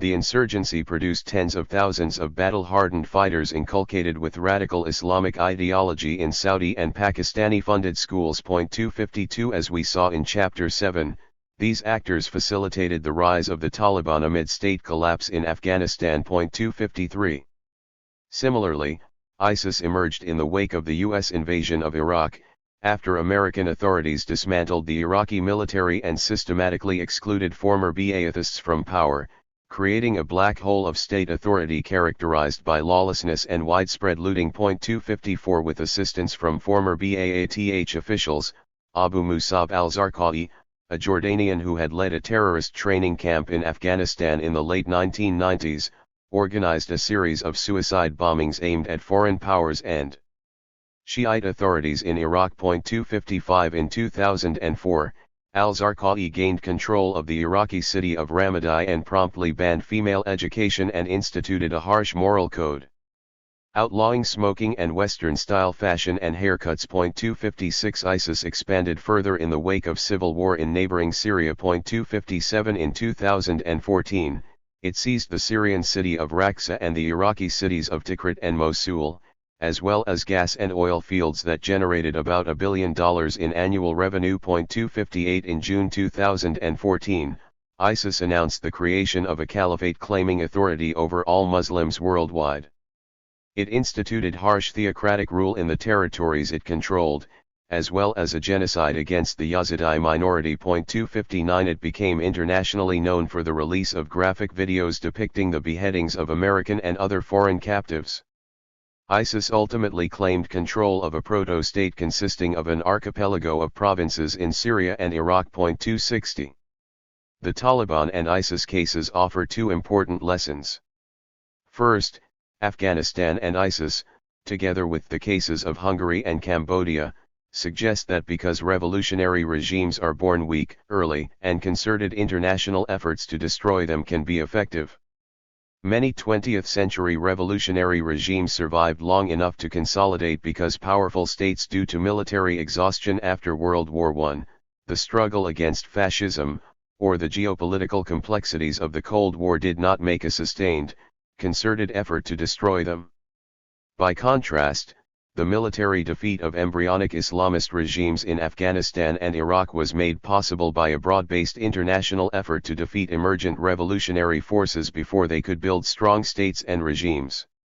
As we argued in Chapter 7, the Taliban's support for al-Qaeda generated widespread international outrage and led the United States to invade Afghanistan following the 9/11 attacks, which ended the regime in December 2001. Likewise, ISIS's provocative attacks on American forces and the Russian-backed Assad government in Syria led to a serious and relatively united international response that destroyed the movement before it could consolidate state power. In mid-2014, a U.S.-led international force consisting of personnel from 30 countries carried out thousands of air attacks against ISIS. These actions were accompanied by Russian-led attacks on ISIS in Syria.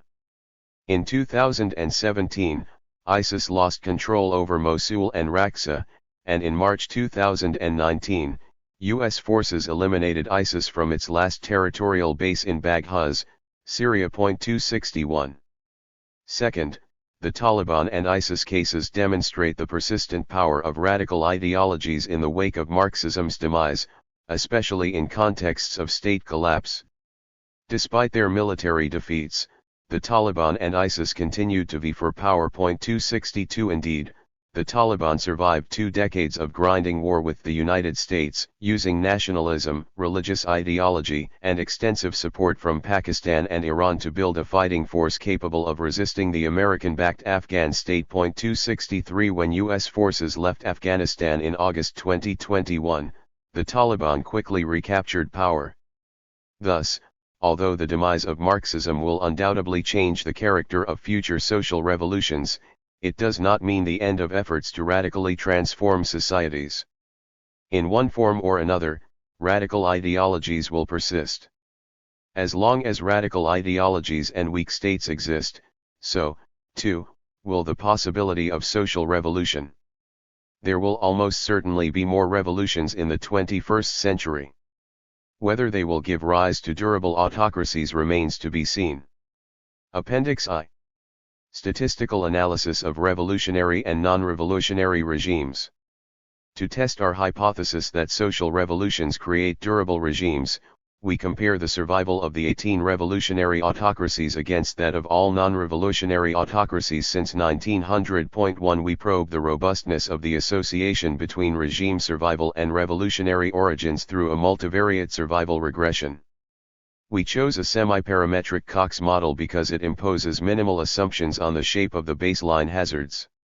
We estimate an equation of the form Hi equals H0 E beta 1 Ri plus beta 2 Xi, where the dependent variable Hi is the hazard for regime I at time t.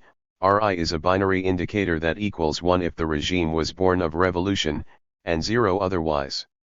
She is a vector of economic, political, and demographic controls, and H0 is a time-dependent baseline hazard shared by all regimes. We assess goodness of fit by performing likelihood ratio tests that compare the model including revolution to the nested model without revolution.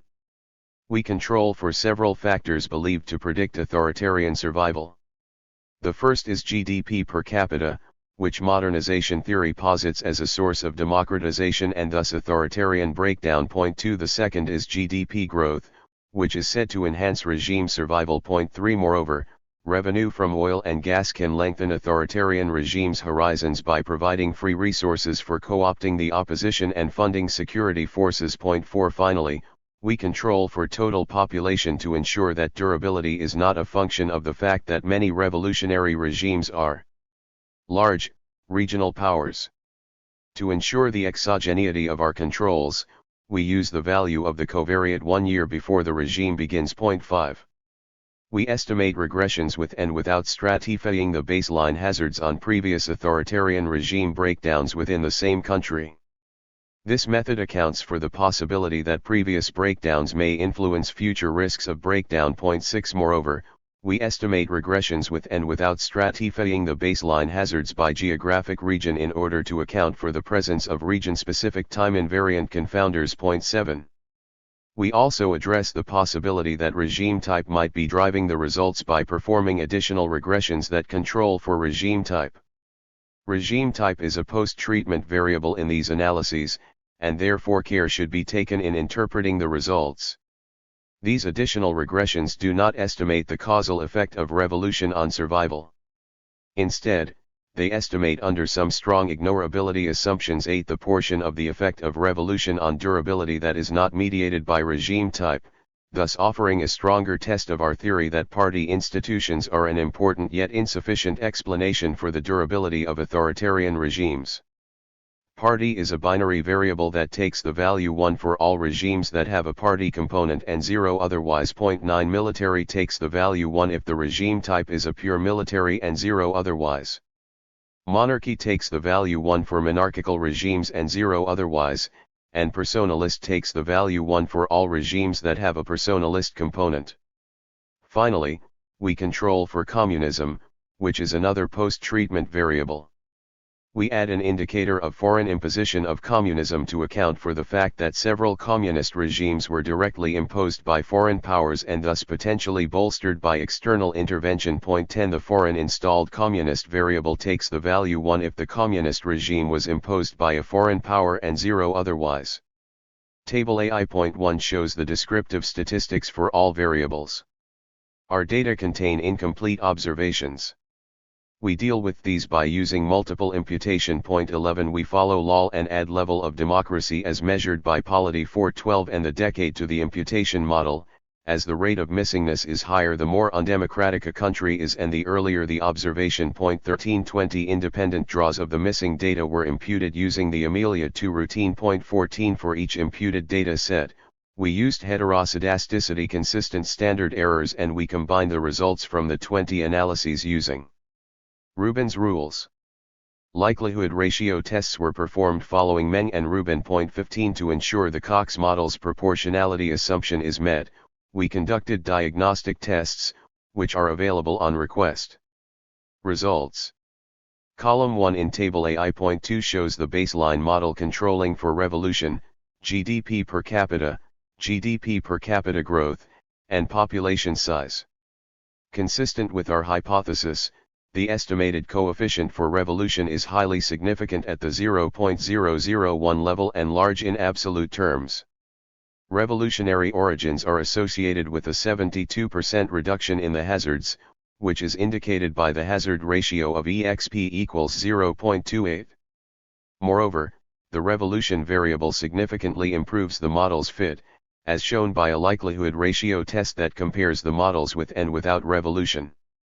The test strongly rejects the null hypothesis of no improvement in the fit. Model 2 controls for oil and gas production.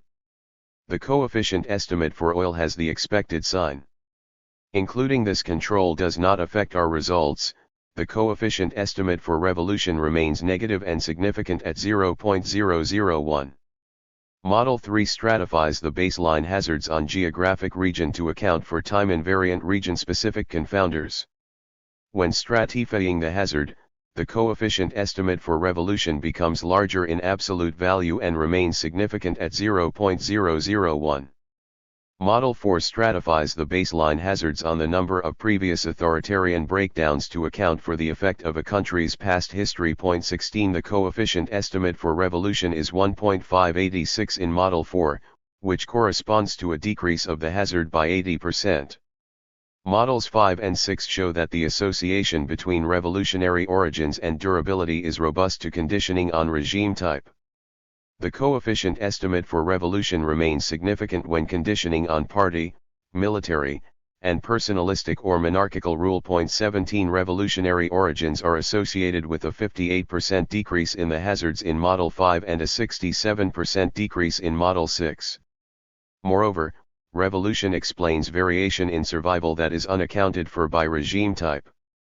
Likelihood ratio tests that compare models with and without controlling for revolution reject the null hypothesis that conditioning on revolution does not improve model fit. 18 These results suggest that regime type, which has been the focus of an enormous amount of scholarly attention, provides an incomplete explanation for the survival of authoritarian regimes. Models 7 and 8 show that the association between revolution and durability remains statistically significant when we condition on communism. Revolution is associated with a 62% decrease in the hazards in Model 7, and this association becomes stronger when accounting for foreign imposition of communism. Revolution is associated with a 70% decrease in the hazards when we also condition on the foreign imposition of communism. Robustness. We conducted several robustness checks. First, we assessed the sensitivity of our results to different operationalizations of authoritarian regime spell. This addresses Luder's and Lustoker's concern that the findings in quantitative studies of authoritarian survival tend to be sensitive to the choice of regime data set. 19 To address this possibility, we replicated the analysis from Table AI.2, Model 2, using three alternative authoritarian data sets: the Autocratic Breakdown and Regimes Transitions data set by Getty's ETAL-20, the Ruling Coalitions in Dictatorships, 1946, 2008 data set by Svalik-21, and the Autocracies of the World, 1950. 2012 data set by Megaloni ETAL-22. In addition, we replicated the analysis adding the two revolutionary governments that died in their infancy, Finland and Hungary, to our regimes data set.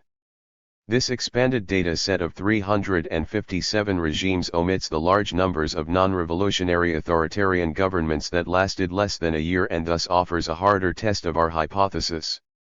Figure AI.1 plots the estimate for the effect of revolution along with 95% confidence intervals using the four alternative data sets. As shown, the coefficient estimate remains negative and significant at 0.05 across all four analyses, indicating that the results are not sensitive to the choice of a regime data set. 23. Second, given the small number of revolutionary regimes, one might worry that our results are driven by a few outlier cases that happen to be exceptionally durable for unexplained reasons. To address this possibility, we repeated the Cox regression analysis after discarding the 6 longest-lasting revolutionary regimes in our data set: Mexico, the USSR, China, Vietnam, Cuba, and Algeria. Discarding these observations should heavily bias the results against our hypothesis. Nevertheless, the estimated coefficient for revolution remains negative and significant at a 0.05 confidence level after removing these 6 regimes in the benchmark model. These results suggest that the findings are not driven by a few exceptional cases. 24.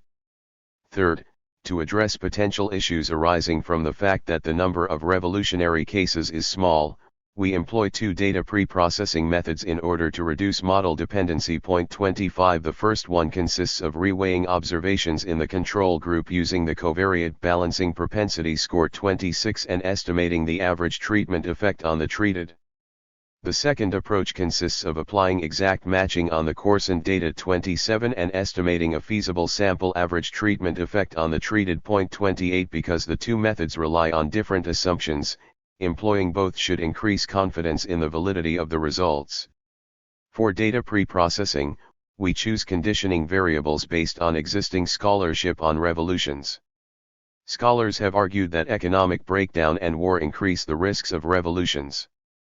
We therefore consider GDP per capita, GDP growth, and militarized interstate conflict. Point 29. We also include the type of the previous regime to account for the fact that personalistic rule might promote revolutions because the narrow support bases of such regimes and their repressive behaviors encourage unified opposition among a diverse range of interests and groups. Point 30. We used the Amelia routine to deal with missing observations.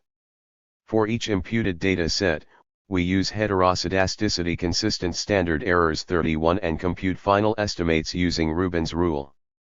Figure AI.2 presents measures of covariate balance between revolutionary and non-revolutionary regimes.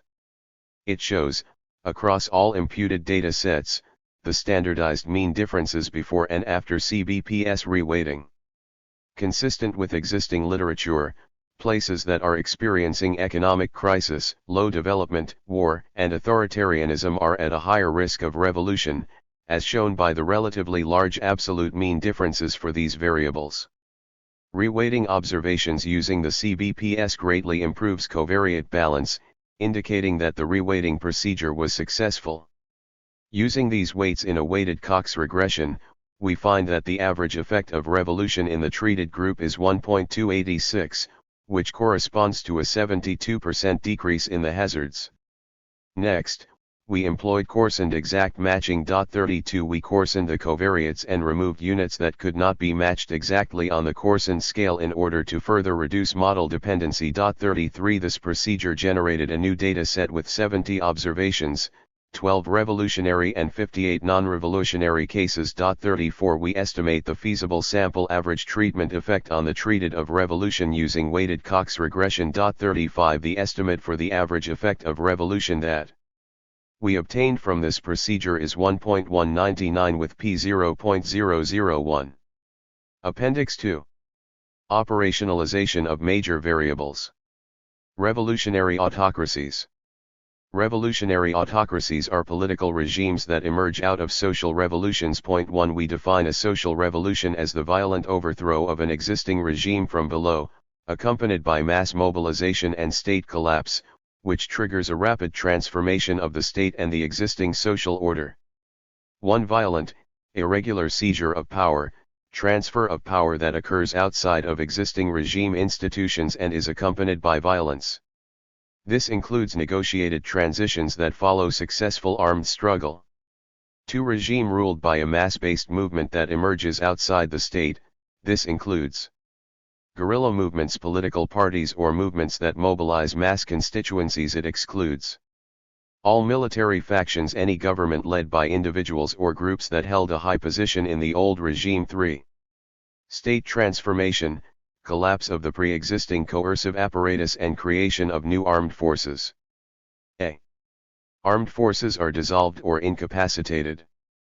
The military is considered incapacitated when disruption of the chain of command, large-scale mutiny, and/or widespread rank-and-file desertion prevent it from operating as a coherent body. B. Creation of new security forces that play a primary role in external defense and internal security or a far-reaching reconstruction of the existing security apparatus. Examples: large-scale purge of the pre-revolutionary military command and replacement with revolutionary veterans, creation of new security forces that dominate pre-existing armed forces. 4. Attempted transformation of the existing social and/or geopolitical order. By the end of the first year in power, top government officials embark on a radical transformation of the existing social and/or geopolitical order that seriously threatens the interests of other states or way of life of powerful domestic actors or large groups in society. Examples: transformation of property rights, large-scale expropriation and redistribution of property, transformation of the existing racial/ethnic order, radical cultural transformation, including efforts to weaken or destroy dominant religious institutions or impose radical change in laws governing social behavior, serious challenge to the regional and/or geopolitical order, support for efforts to overthrow foreign governments' behavior that seriously threatens the economic or security interests of regional or global powers. Revolutionary paths. Radical revolutionary path. A case is scored as following a radical path when the revolutionary government initiates radical measures during its first year in power and sustains most of those measures beyond the first year. Accommodationist revolutionary path. A case is scored as following an accommodationist path when, within a year of having launched radical initiatives, the revolutionary government abandons or substantially scales back most or all of those initiatives. Revolutionary reactive sequence. The revolutionary reactive sequence begins when the founding revolutionary government initiates policies aimed at radically transforming the domestic and/or international order, which then triggers a violent counter-revolutionary reaction. The reactive sequence ends when the principal counter-revolutionary conflict is resolved. The revolutionary reactive sequence is coded in the following manner. Afghanistan. Initial radicalism, introduction of Sharia law, formation of alliance with Arab radicals in 1996.2. Principal counter-revolutionary conflicts, conflict with the Northern Alliance, military conflict with the United States. Resolution of counter-revolutionary conflict, U.S. defeat of the Taliban in 2001. Albania. Initial radicalism, seizure of property, initiation of a two-front war against the Bali Komitar, representing the old social elite, and Germany in 1942 to 1943.3. Principal counter-revolutionary conflicts, conflicts with the Bali Komitar and Germany. Resolution of counter-revolutionary conflict, communist defeat of Germany in 1944. Algeria. No significant counter-revolutionary conflict. Angola. Initial radicalism, villagization in 1975, 1976, for support for the African National Congress in South Africa and the Southwest African People's Organization in Namibia in 1976.5. Principal counter-revolutionary conflicts, conflict with the National Liberation Front of Angola and rebels from the National Union for the Total Independence of Angola. Resolution of counter-revolutionary conflict, final defeat of the UNITA in 2002.6. Bolivia.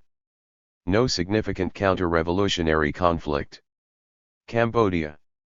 Initial radicalism, emptying out of cities in 1975, mass killing of Vietnamese and border raids into Vietnam in 1977.7. Principal counter-revolutionary conflict, conflict with Vietnam. Resolution of counter-revolutionary conflict, Vietnamese defeat of the Khmer Rouge in 1979. China. Initial radicalism, communist threats to business/landowning interests during the Great Revolution of 1925 to 1927.8. Principal counter-revolutionary conflict, conflict with the Kuomintang. Resolution of counter-revolutionary conflict, victory over the KMT in 1949. Cuba. Initial radicalism, land reform in May 1959, expropriations of American-owned properties in June, August 1960, support for revolutionary uprisings elsewhere in Latin America in 1959 to 1960. Principal counter-revolutionary conflicts, U.S.-backed counter-revolutionary insurgencies, beginning in 1959 and peaking with the Bay of Pigs invasion in April 1961.9. Resolution of counter-revolutionary conflict, defeat of domestic insurgencies in 1965.10. Eritrea. Initial radicalism, Eritrean attack on Sudan in 1994, Eritrean attack on the Ethiopian border in 1998.11. Principal counter-revolutionary conflicts, war with Ethiopia. Resolution of counter-revolutionary conflict, Algiers agreement between Ethiopia and Eritrea in 2000. Finland. Initial radicalism, land reform, nationalization of factories and banks. 12. Principal counter-revolutionary conflict, the German-backed Whites, led by General Count Karl Mannerheim, attacked the Finnish People's Deputation in January 1918. Resolution of counter-revolutionary conflict, the defeat of the Finnish People's Deputation by the Whites in April 1918.13. Guinea-Bissau. No significant counter-revolutionary conflict. Hungary. Initial radicalism, land reform, seizure of property, invasion of Czechoslovakia in June 1919, declaration of war on Romania in July 1919.14. Principal counter-revolutionary conflict, war with French-backed Romania. 15. Resolution of counter-revolutionary conflict, Romanian defeat of the Hungarian Soviet Republic in August 1919.16. Iran. Initial radicalism, seizure of U.S. Embassy in 1979, Khomeini calls for uprisings in Iraq and other Persian Gulf states, establishment of clerical rule in 1981.17. Principal counter-revolutionary conflicts, counterinsurgency against Mohammad-e-Khalq, Iraqi invasion in 1980.18. Resolution of counter-revolutionary conflict, end of the Iran-Iraq War in 1988. Mexico. Initial radicalism, passage of the 1917 Constitution and the enforcement of radical anti-clerical provisions beginning in 1925. Principal counter-revolutionary conflict, the Cristero War, beginning in 1926. Resolution of counter-revolutionary conflict, the 1929 Accord, which ended the Cristero War. Mozambique. Initial radicalism, initiation of villagization policies in 1976, 1977, 19 provision of bases to Zimbabwe African National Union in 1976.20. Principal counter-revolutionary conflict, civil war with the Mozambican National Resistance. 21. Resolution of counter-revolutionary conflict, Rome Peace Agreement in 1992, ending the Civil War. Nicaragua. Initial radicalism, seizure of Somocista properties and banking system in 1979, support for guerrillas in El Salvador in 1980, land reform in 1981. Principal counter-revolutionary conflict, U.S.-backed Contra War beginning in 1981. Resolution of counter-revolutionary conflict, Escapulas II peace accords in August 1987, ending the U.S.-backed counter-revolutionary threat. 22. Russia. Initial radicalism, attacks on bourgeoisie and confiscation of property. 23 Cessation of alliance with the Entente powers, end to bond payments in 1917.24. Principal counter-revolutionary conflict, civil war against the White Armies. Resolution of counter-revolutionary conflict, defeat of the main White Armies at the end of 1920. Rwanda. Initial radicalism, initiation of a radical program of social and cultural engineering, seeking to create a new Rwanda and a new Rwandan. 25.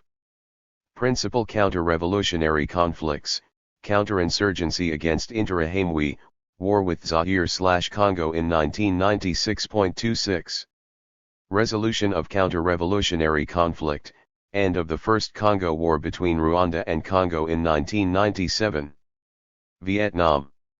Initial radicalism, land reform in 1953 to 1954, support for guerrillas in South Vietnam beginning in 1959.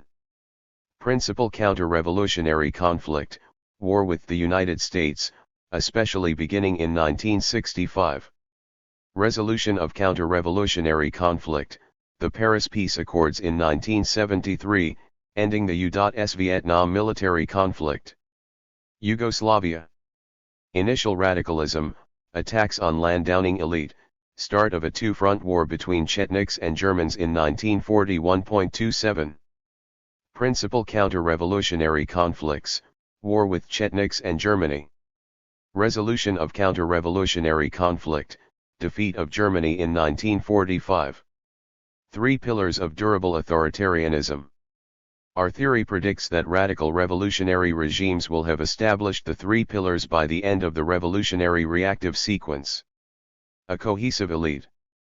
A cohesive elite exists where the defection of national-level government or party officials to the opposition is infrequent and inconsequential, in that few other regime elites or cadres accompany them.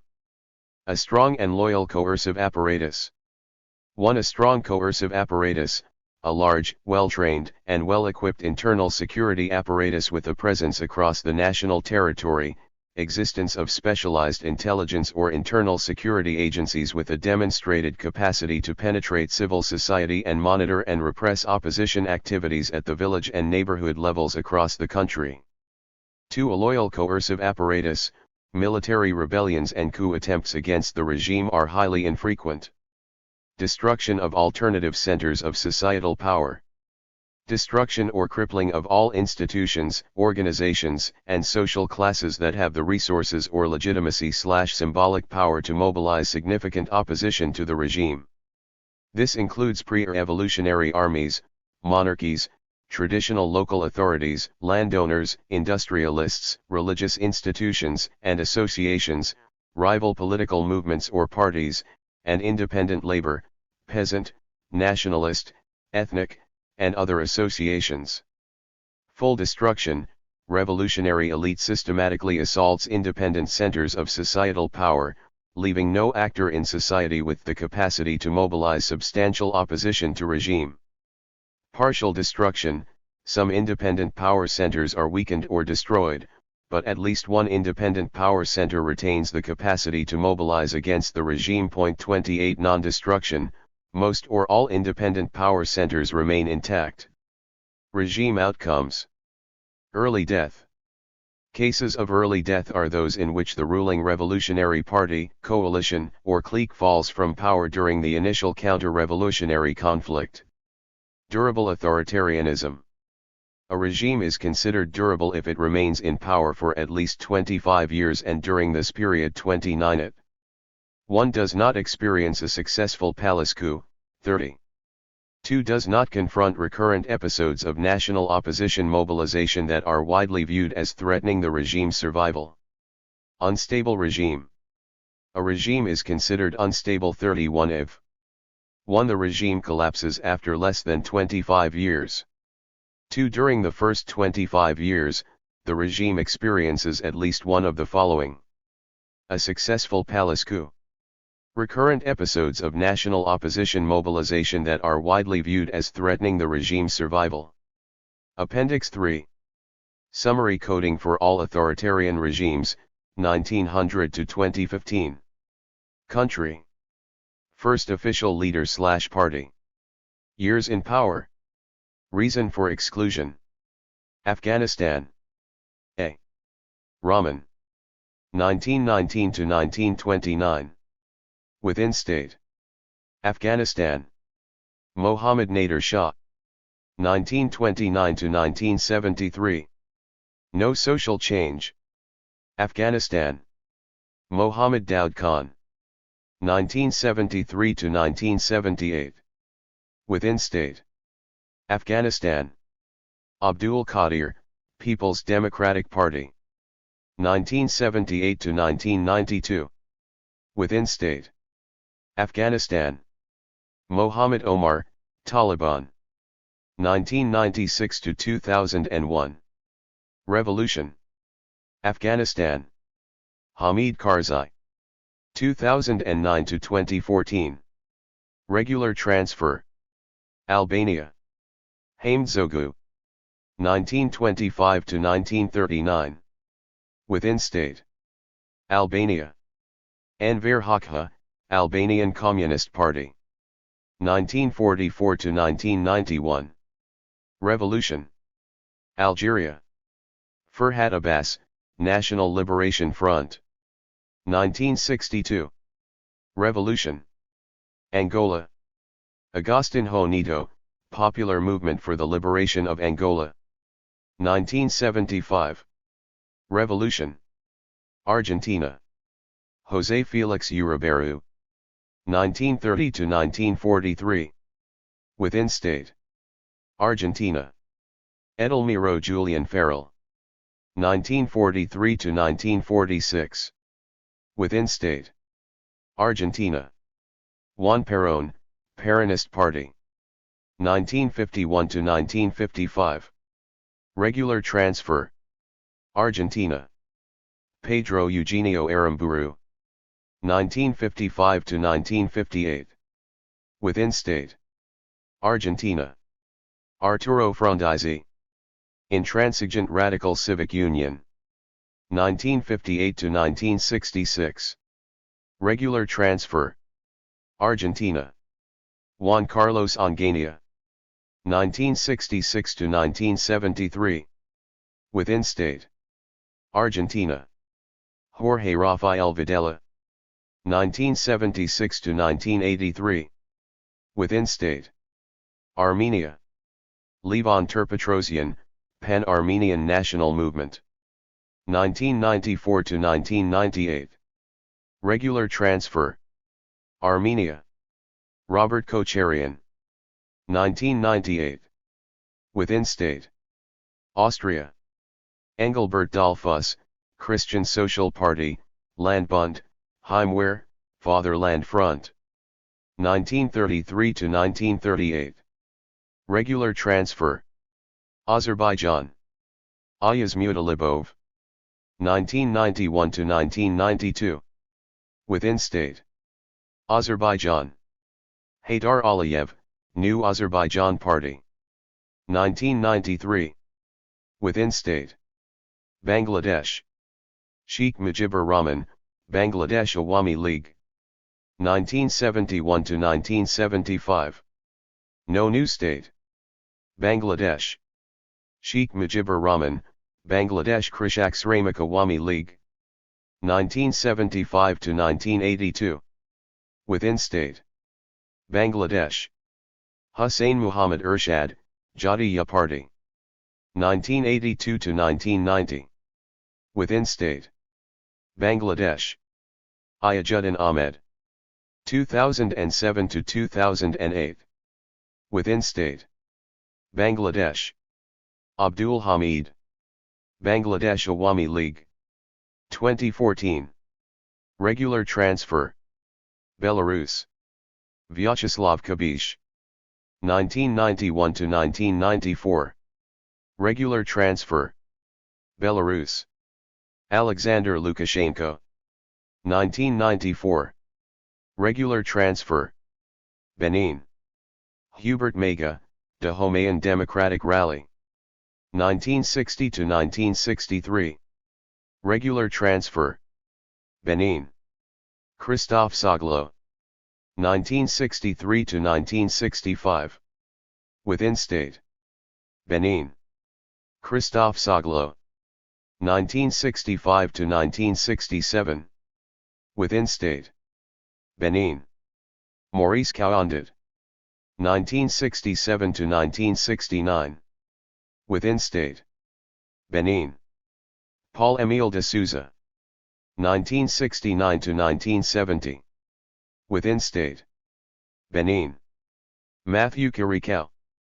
1972 to 1990. Within state. Bolivia. Carlos Blanco Galindo. 1930 to 1931. Within state. Bolivia. Daniel Salamanca Yuri, Genuine Republican Party. 1931 to 1936. Regular transfer. Bolivia. David Toro. 1936 to 1940. Within state. Bolivia. Enrique Peñaranda, Concordance. 1940 to 1943. Regular transfer. Bolivia. Alfredo Ovando Candia. 1969 to 1971. Within state. Bolivia. Hugo Banzer. 1971 to 1979.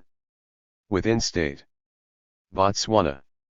Seret Sekama, Botswana Democratic Party. 1966. Regular transfer. Brazil. Getulio Vargas.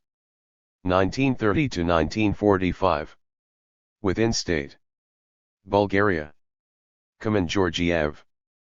Bulgarian Communist Party. 1944 to 1989. Foreign control. Burkina Faso. Maurice Yamiago, African Democratic Rally. 1960 to 1966. Regular transfer. Burkina Faso. Sangola Lamizana. 1966 to 1980. Within state. Burkina Faso. Cézerbo. 1980 to 1982. Within state. Burkina Faso. Thomas Sankara. 1982 to 1987. Within state. Burkina Faso. Blaise Compaoré. 1987 to 2014. Within state. Burundi. Mwambutsa IV. 1962 to 1966. Within state. Burundi. Michel Mikomro, Union for National Progress. 1966 to 1987. Within state. Burundi. Pierre Buyoya, Union for National Progress. 1987 to 1993. Within state.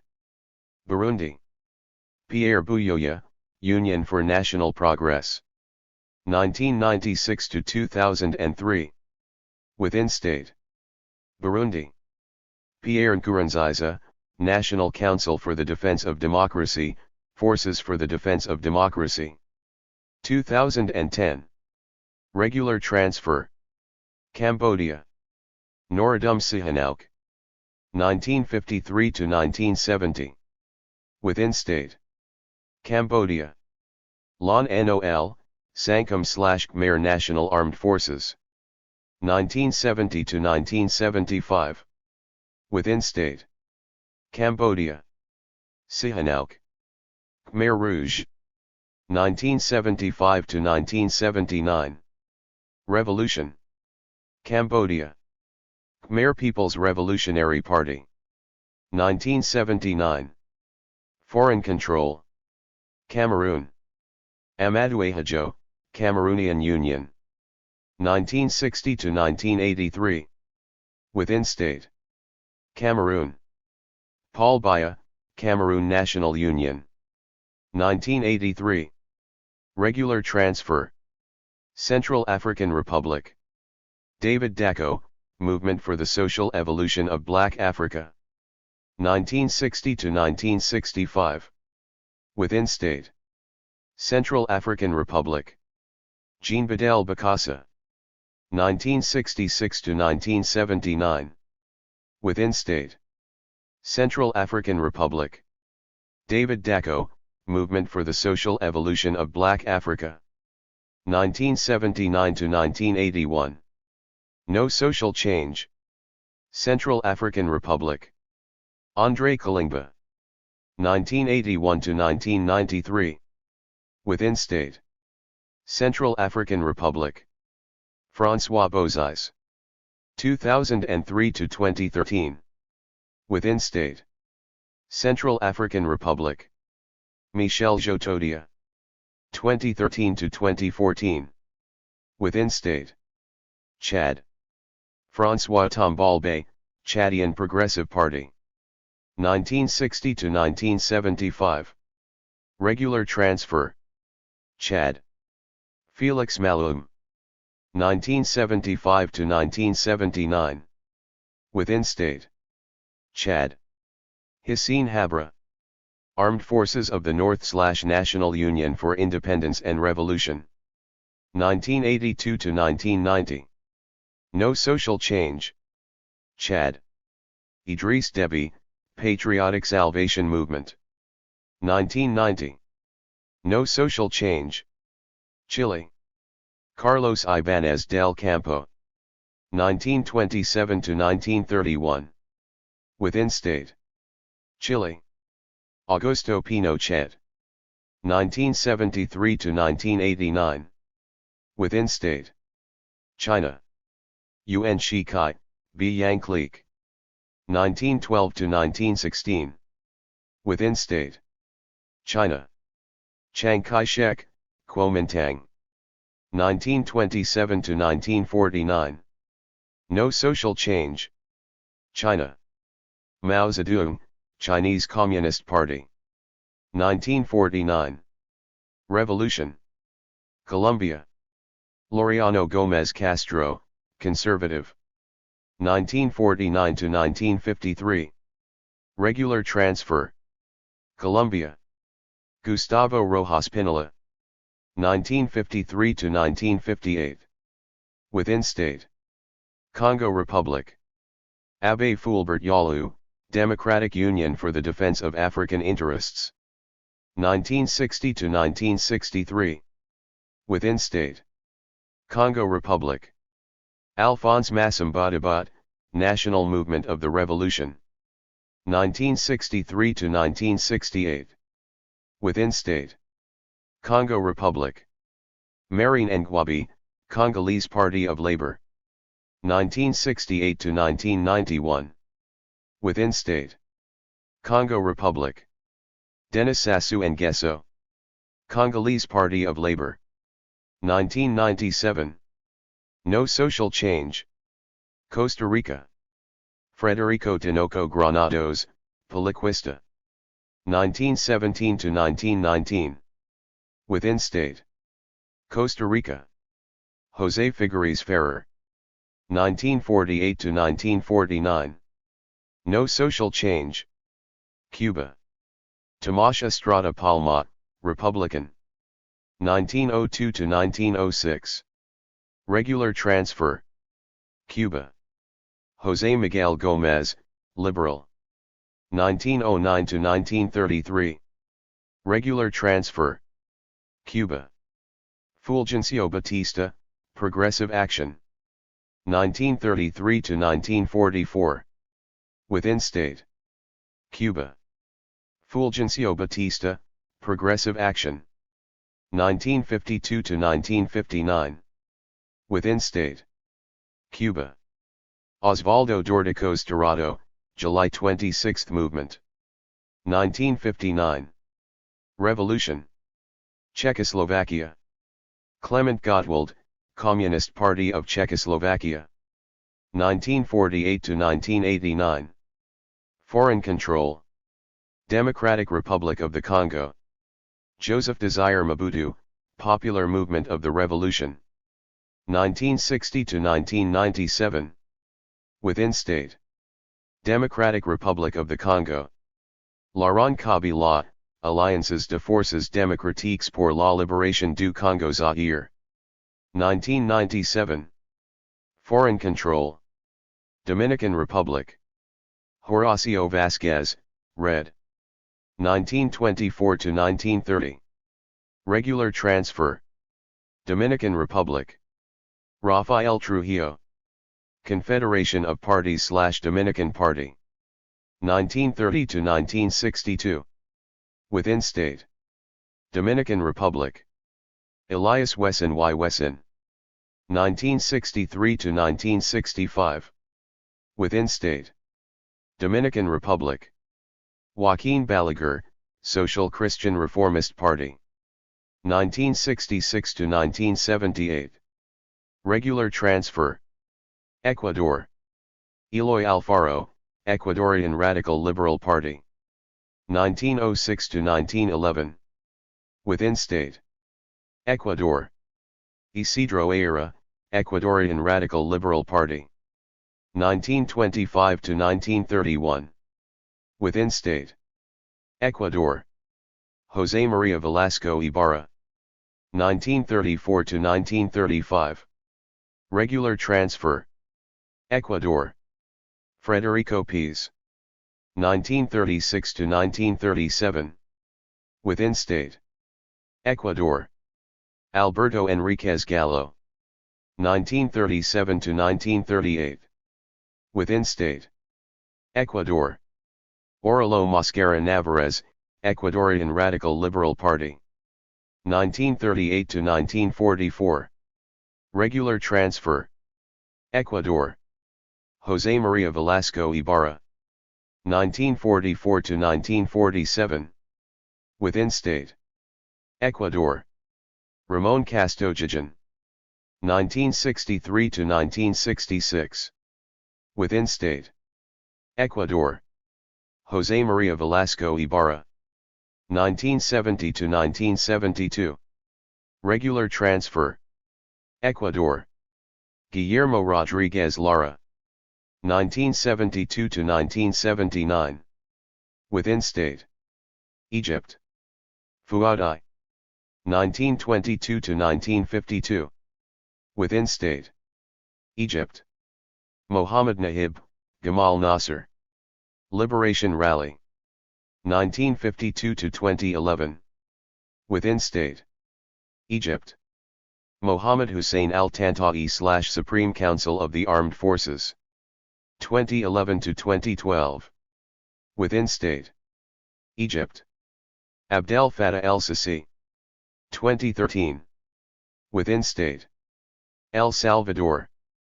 Maximiliano Hernández Martínez, National Pro-Patria Party. 1931 to 1948. Within state. El Salvador. Oscar Osorio Hernández, Revolutionary Party of Democratic Unification. 1948 to 1982. Within state. El Salvador. Alvaro Alfredo Magana Borja, Democratic Action Party. 1982 to 1994. Regular transfer. Eritrea. Isaias Afwerki, Eritrean People's Liberation Front. 1993. Revolution. Estonia. Konstantin Pats, Patriotic League. 1934 to 1940. Regular transfer. Ethiopia. Mengistu Haile Mariam. 1974 to 1991. Within state. Ethiopia. Meles Zenawi, Tigray People's Liberation Front / Ethiopian People's Revolutionary Democratic Front. 1991. No social change. Finland. Kullervo Manor, Finnish People's Deputation. 1918. Revolution. Gabon. Leon Mba, Gabonese Democratic Party. 1960. Within state. Gambia. Dada Jawara. People's Progressive Party. 1965 to 1994. Regular transfer. Gambia. Yahya Jammeh, Armed Forces Provisional Ruling Council. 1994. Within state. Georgia. Zviad Gamsakurdia, Round Table, Free Georgia. 1991 to 1992. Regular transfer. Georgia. Eduard Shevardnadze, Union of Citizens of Georgia. 1992 to 2003. Within state. Germany. Adolf Hitler, National Socialist German Workers' Party. 1933 to 1945. Regular transfer. Germany, East. Wilhelm Pike, Socialist Unity Party. 1949 to 1990. Foreign control. Ghana. Kwame Nkrumah, Convention People's Party. 1960 to 1966. Regular transfer. Ghana. Joseph Arthur Ankara, National Liberation Council. 1966 to 1969. Within state. Ghana. Ignatius Kutu Akimpong, National Redemption Council. 1972 to 1979. Within state. Ghana. Jerry Rawlings, Provisional National Defense Council.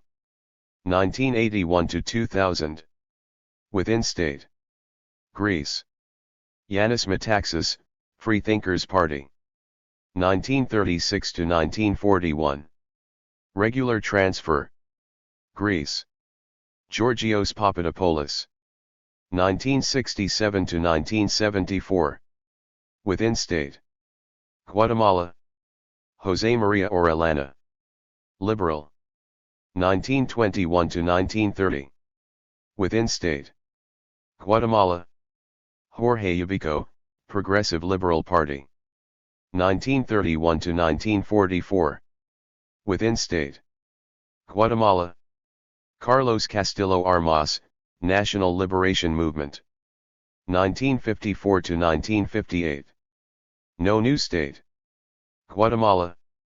Miguel Ydígoras Fuentes, National Democratic Reconciliation Party.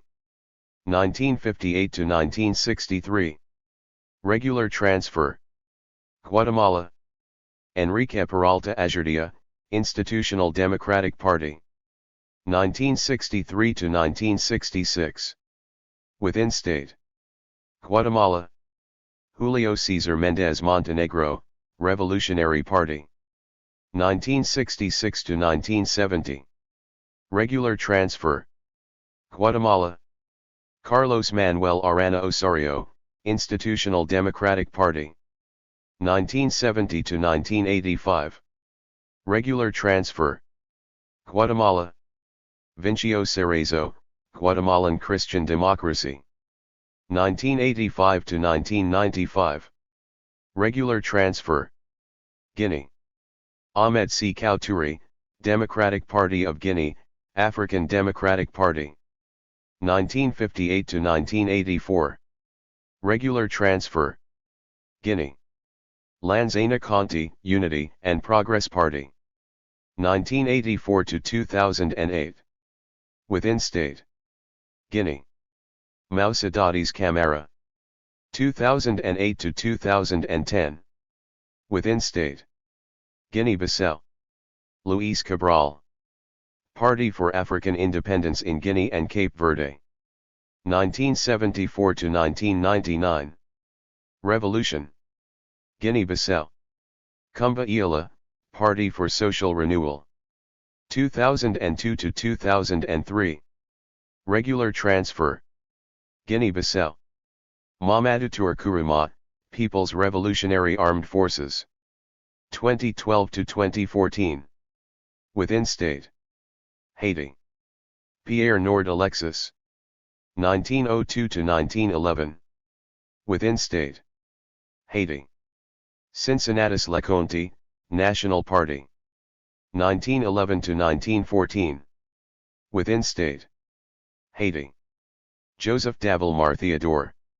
1914 to 1915. Within state. Haiti. Stenio Vincent. 1934 to 1941. Regular transfer. Haiti. Elie Lescott, Liberal Party. 1941 to 1946. Regular transfer. Haiti. Paul Magloire, Peasant Worker Movement. 1950 to 1956. Within state. Haiti. François Duvalier, National Unity Party.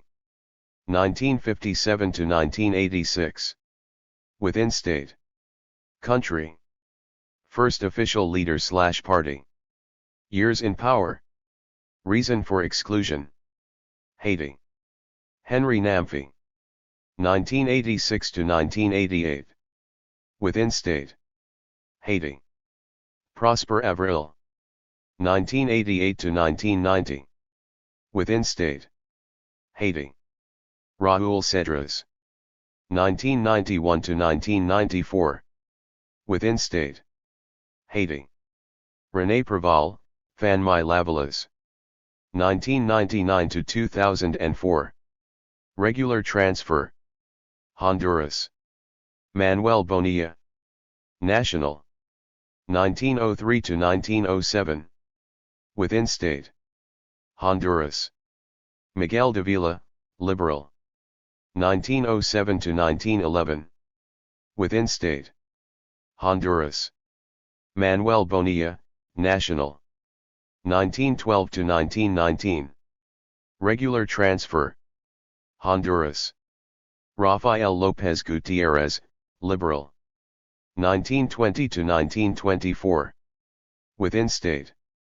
Honduras. Francisco Buso, Liberal. 1924 to 1929. Regular transfer. Honduras. Tiburcio Carías Andino, National. 1933 to 1956. Regular transfer. Honduras. Oswaldo López Arellano. 1963 to 1971. Within state. Honduras. Oswaldo López Arellano. 1972 to 1981. Within state. Hungary. Mihaly Károlyi, Party of Independence and 48. 1918 to 1919. Regular transfer. Hungary.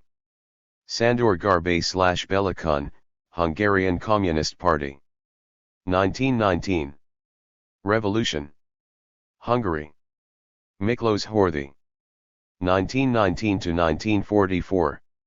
No social change. Hungary. Zoltán Tildy, Independent Smallholders, Agrarian Workers and Civic Party. 1947 to 1990. Foreign control. Indonesia. Sukarno, Nationalist Party of Indonesia. 1949 to 1966. No social change. Indonesia. Suharto. Golkar Party. 1966 to 1999. Within state. Iran. Reza Pahlavi. 1925 to 1979. Within state. Iran. Ruhollah Khomeini. 1979. Revolution. Iraq. Faisal II. 1932 to 1958. Within state. Iraq. Abd al-Karim Qasim. 1958 to 1963. Within state. Iraq. Abd al-Salam Aref. 1963 to 1968. Within state. Iraq. Ahmed Hassan al-Bakr, Iraqi Baath. 1968 to 1979. Within state. Iraq. Saddam Hussein, Iraqi Baath. 1979 to 2003. Regular transfer. Iraq. Jalal Talabani, Patriotic Union of Kurdistan. 2010. Regular transfer. Italy. Luigi Facta, Liberal Union/Italian Liberal Party. 1922 to 1943. Regular transfer. Ivory Coast. Felix Houphouët-Boigny, Democratic Party of Ivory Coast, African Democratic Rally. 1960 to 1999. Regular transfer. Ivory Coast. Robert Guy. 1999 to 2000. Within state. Ivory Coast. Laurent Gbagbo, Ivorian Popular Front. 2000 to 2011. Regular transfer. Japan. Sato Makoto. 1932 to 1945. Within state. Jordan. Abdullah ibn al-Hussein. 1946. Within state. Kazakhstan. Nursultan Nazarbayev. Communist Party of Kazakhstan. 1991. Within state. Kenya. Jomo Kenyatta, Kenya African National Union. 1963 to 2002. Regular transfer. Korea, North. Kim Il-sung, Workers' Party of North Korea. 1948. Foreign control. Korea, South. Syngman Rhee, National Association. 1948 to 1960. Foreign control. Korea, South. Park Chung-hee. 1961 to 1987. Within state. Kuwait. Mubarak al-Sabah. 1961. Within state. Kyrgyzstan. Esker Akayev. 1991 to 2005. Within state. Kyrgyzstan. Kurmanbek Bakiyev. 2005 to 2010. Within state. Laos. Phumi Nozavan. 1959 to 1960. Within state. Laos. Phumi Nozavan. 1960 to 1962. Within state. Laos. Suphanavuong. 1975. Foreign control. Latvia. Carlos Ulmanis. 1934 to 1940. Within state. Lesotho. Lebowa Jonathan, Basotho National Party. 1970 to 1986. Regular transfer. Lesotho. Justin Metsing Lekanya. 1986 to 1993. Within state. Liberia. William Tubman, True Whig Party. 1944 to 1980. Regular transfer. Liberia. Samuel Doe, National Democratic Party. 1980 to 1990. Within state. Liberia. Charles Taylor. National Patriotic Party. 1997 to 2003. No social change. Libya. Sayyid Idris. 1951 to 1969. Foreign control. Libya. Muammar Gaddafi, Arab Socialist Union. 1969 to 2011. Within state. Lithuania. Antanas Smetona. 1926 to 1940. Within state. Madagascar. Philibert Tsarayana, Social Democratic Party of Madagascar. 1960 to 1972. Regular transfer. Madagascar. Gabriel Ramanantso. 1972 to 1975. Within state. Madagascar. Didier Ratsirika, Association for the Rebirth of Madagascar. 1975 to 1993. Regular transfer. Madagascar. Andry Rajo Elena, Young Malagasys Determined. 2009 to 2013. No new state. Malawi. Hastings Bunda, Malawi Congress Party. 1964 to 1994. Regular transfer. Malaysia. Tunku Abdul Rahman, Alliance Party. 1957. Within state. Mali. Madabokita, Sudanese Union, African Democratic Rally. 1960 to 1968. Regular transfer. Mali. Mausitra or, Democratic Union of the Malayan People. 1968 to 1991. Within state. Mali. Amadou Sanogo. 2012 to 2013. Within state. Mauritania. Mokhtar Ould Daddah. Mauritanian Regroupement Party / Mauritanian People's Party. 1960 to 1978. Within state. Mauritania. Mustafa Ould Salik. 1978 to 2005. Within state. Mauritania. Ili Ould Mohammed Val. 2005 to 2007. Within state.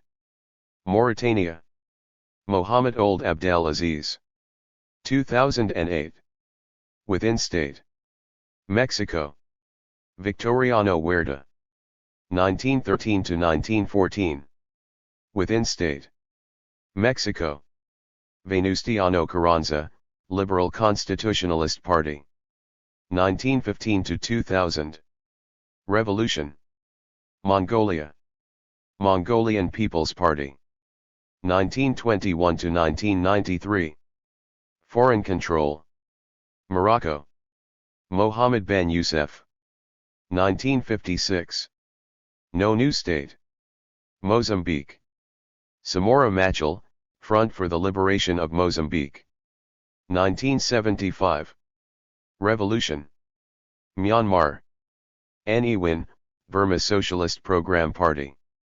1958 to 1960. Within state. Myanmar. Ne Win, Burma Socialist Program Party. 1962 to 1988. Within state. Myanmar. Samong. 1988. Within state. Namibia. Sam Nujoma. Southwest Africa People's Organization.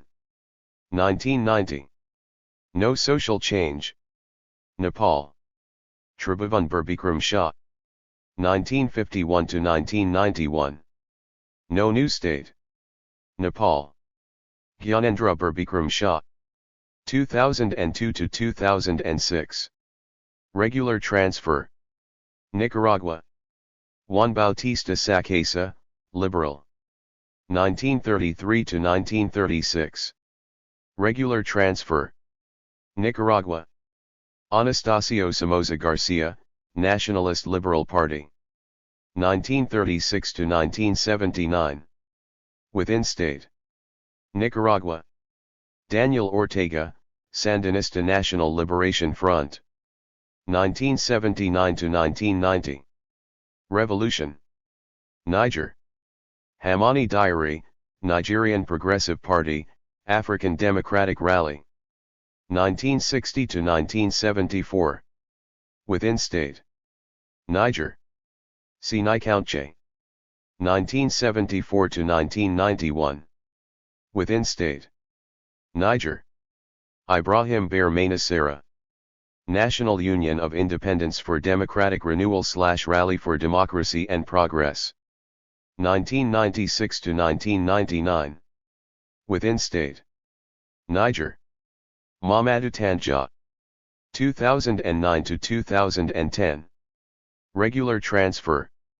Niger. Salo Jibo. 2010 to 2011. Within state. Nigeria. Yakubu Gowon. 1966 to 1979. Within state. Nigeria. Muhammadu Buhari. 1983 to 1993. Within state. Nigeria. Sani Abacha. 1993 to 1999. Within state. Oman. Tamer bin Faisal. 1920. Within state. Pakistan. Muhammad Ali Jinnah, Pakistan Muslim League. 1947 to 1958. Within state. Pakistan. Ayub Khan. 1958 to 1971. Within state. Pakistan. Fazal Ilahi Chaudhry, Pakistan People's Party. 1975 to 1977. Regular transfer. Pakistan. Muhammad Zia ul Haq. 1977 to 1988. Within state. Pakistan. Pervez Musharraf. 1999 to 2008. Within state. Panama. Juan Demosthenes Arosmena, National Liberal Party. 1936 to 1941. Regular transfer. Panama. Ricardo Adolfo de la Guardia Arango. 1941 to 1945. Regular transfer. Panama. Arnulfo Arias, Panaminista Party. 1949 to 1951. Within state. Panama. Jose Antonio Ramon Cantera. National Patriotic Coalition. 1953 to 1955. Regular transfer. Panama. Omar Torrijos. 1968 to 1982. Within state. Panama. Manuel Noriega. 1982 to 1989. Within state. Paraguay. Juan Antonio Escura, National Republican Association, Colorado Party. 1902 to 1904. Within state. Paraguay. Albino Jara, Liberal. 1908 to 1911. Within state. Paraguay. Eduardo Scherer, Liberal. 1912 to 1936. Within state. Paraguay. Rafael Franco. 1936 to 1937. Within state. Paraguay. Ramon Paredes. 1937 to 1939. Within state. Paraguay. José Félix Estigarribia, liberal. 1940 to 1948. Regular transfer. Paraguay. Juan Natalicio González, National Republican Association, Colorado Party. 1948 to 1954. Within state. Paraguay. Alfredo Stroessner, National Republican Association, Colorado Party. 1954 to 1993. Within state. Peru. Oscar Benavides. 1914 to 1915. Within state. Peru. Augusto Leguía, Reformist Democratic Party. 1919 to 1930. Regular transfer. Peru. Luis Miguel Sanchez Sears. Revolutionary Union. 1930 to 1945. Within state. Peru. Manuel Audria. 1948 to 1956. Within state. Peru. Ricardo Pérez Godoy. 1962 to 1963. Within state. Peru.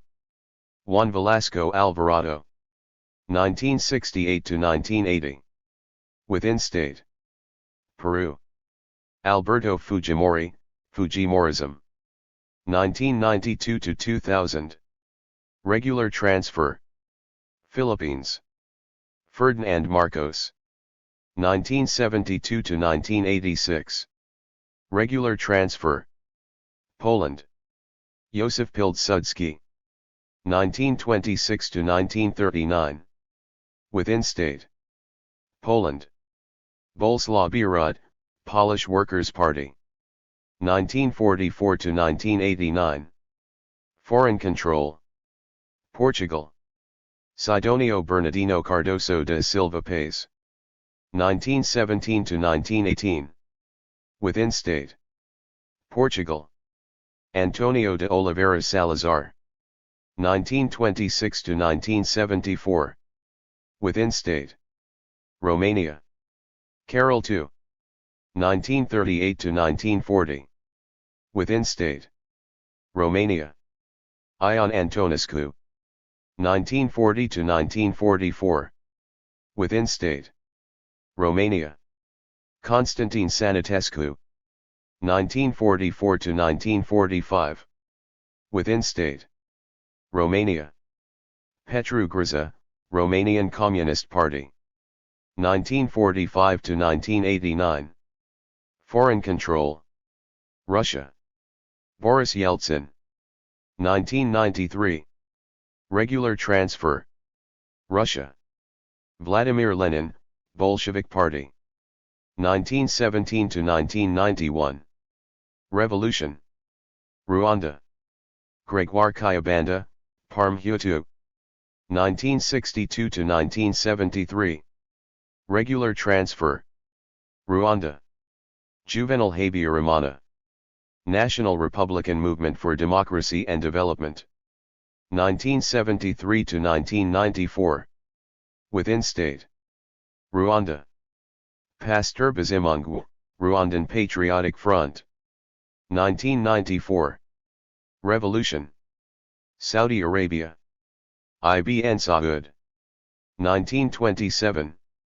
No social change. Senegal.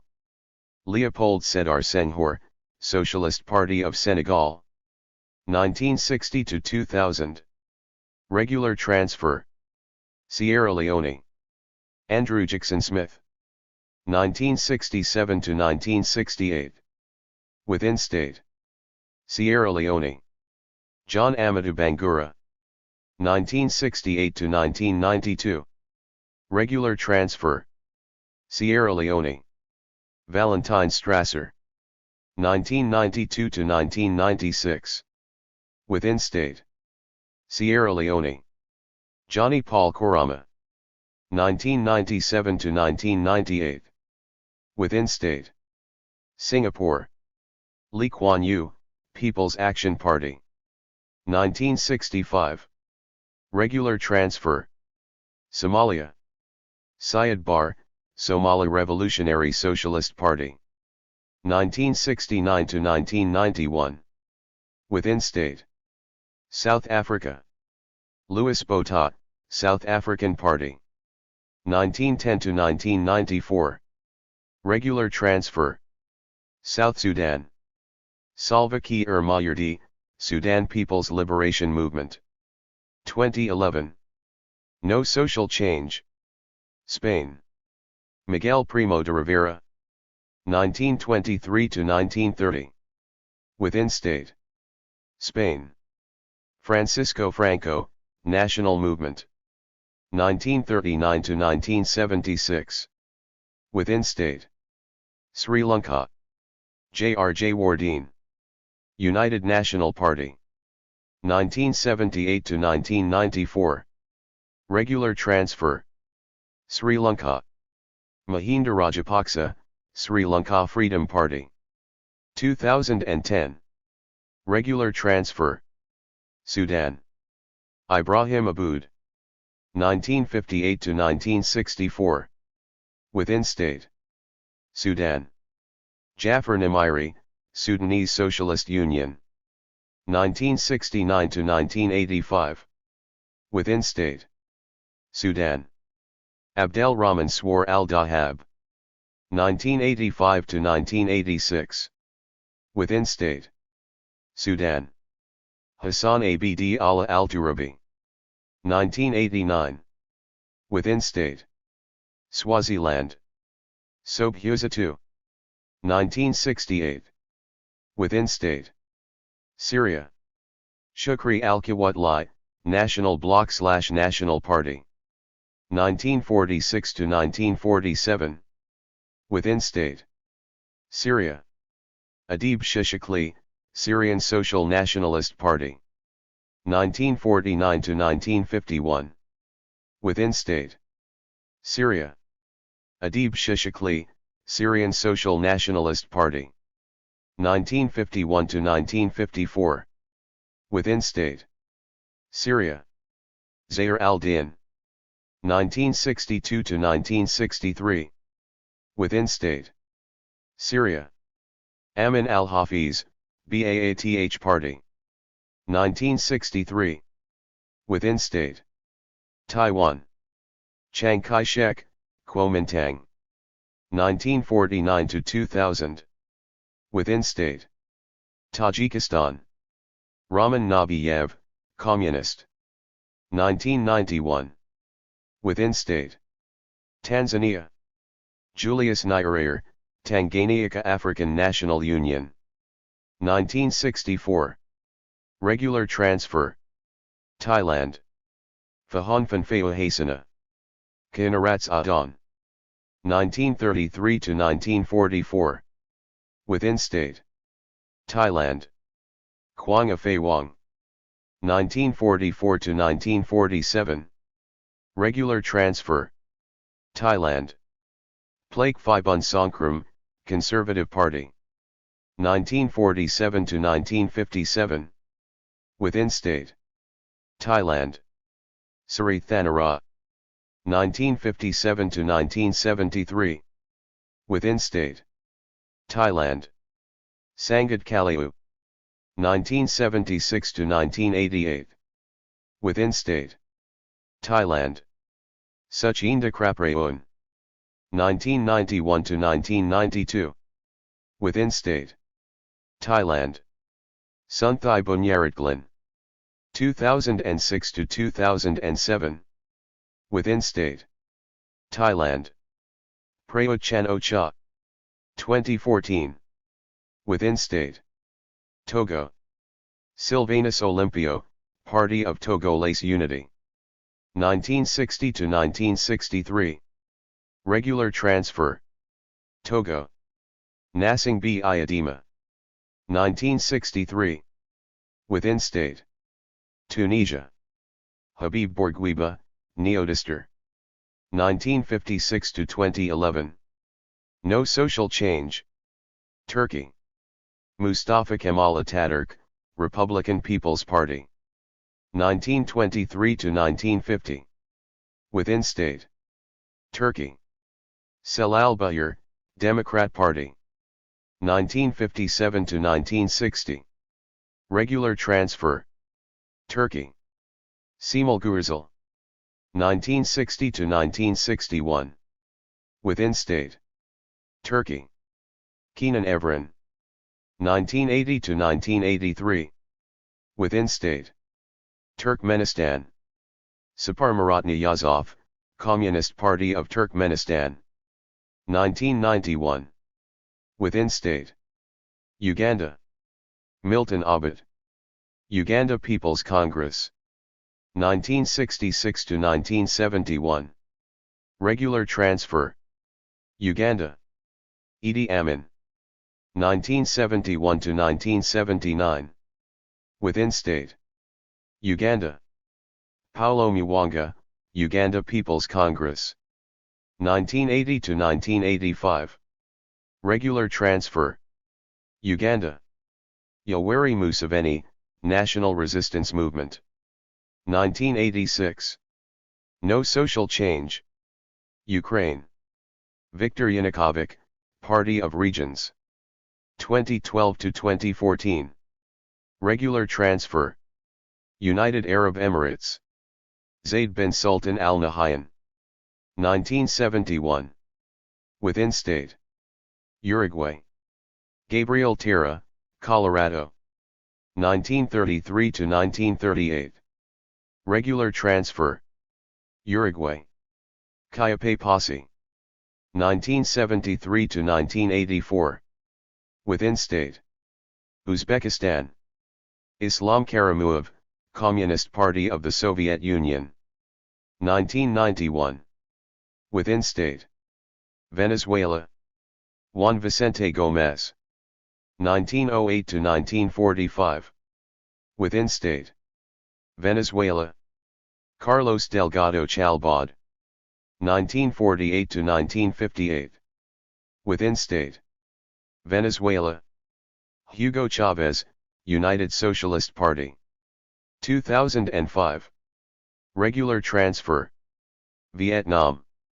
Ho Chi Minh, Indochinese Communist Party. 1954. Revolution. Vietnam, South. Ngo Dinh Diem, Kim Lao. 1954 to 1963. Within state. Vietnam. South. Duong Van Minh. 1963 to 1975. Within state. Yemen. Yahya Muhammad Hamid ed-Din. 1918 to 1962. No social change. Yemen. Abdullah al-Salal. 1962 to 1967. Within state. Yemen. Abdul Rahman Iryani. 1967 to 1974. Within state. Yemen. Ibrahim al-Hamdi. 1974 to 1978. Within state. Yemen. Ali Abdullah Saleh. 1978 to 2012. Regular transfer. Yemen, South. Cotton Muhammad al-Shabi, National Liberation Front. 1967 to 1990. No new state. Yugoslavia. Alexander Karađorđević. 1929 to 1941. Regular transfer. Yugoslavia. Ivan Hribar, Communist Party of Yugoslavia. 1945 to 1990. Revolution. Yugoslavia. Slobodan Milosevic, Socialist Party of Serbia. 1991 to 2000. Regular transfer. Zambia. Kenneth Kaunda, United National Independence Party. 1967 to 1991. Regular transfer. Zambia. Frederick Chiluba, Movement for Multi-Party Democracy. 1996 to 2011. Regular transfer. Zimbabwe. Canaan Banana, Zimbabwe African National Union. 1980. No new state. For detailed explications of coding rules and justifications for each country coding. https://press.princeton.edu/book/revolution-and-dictatorship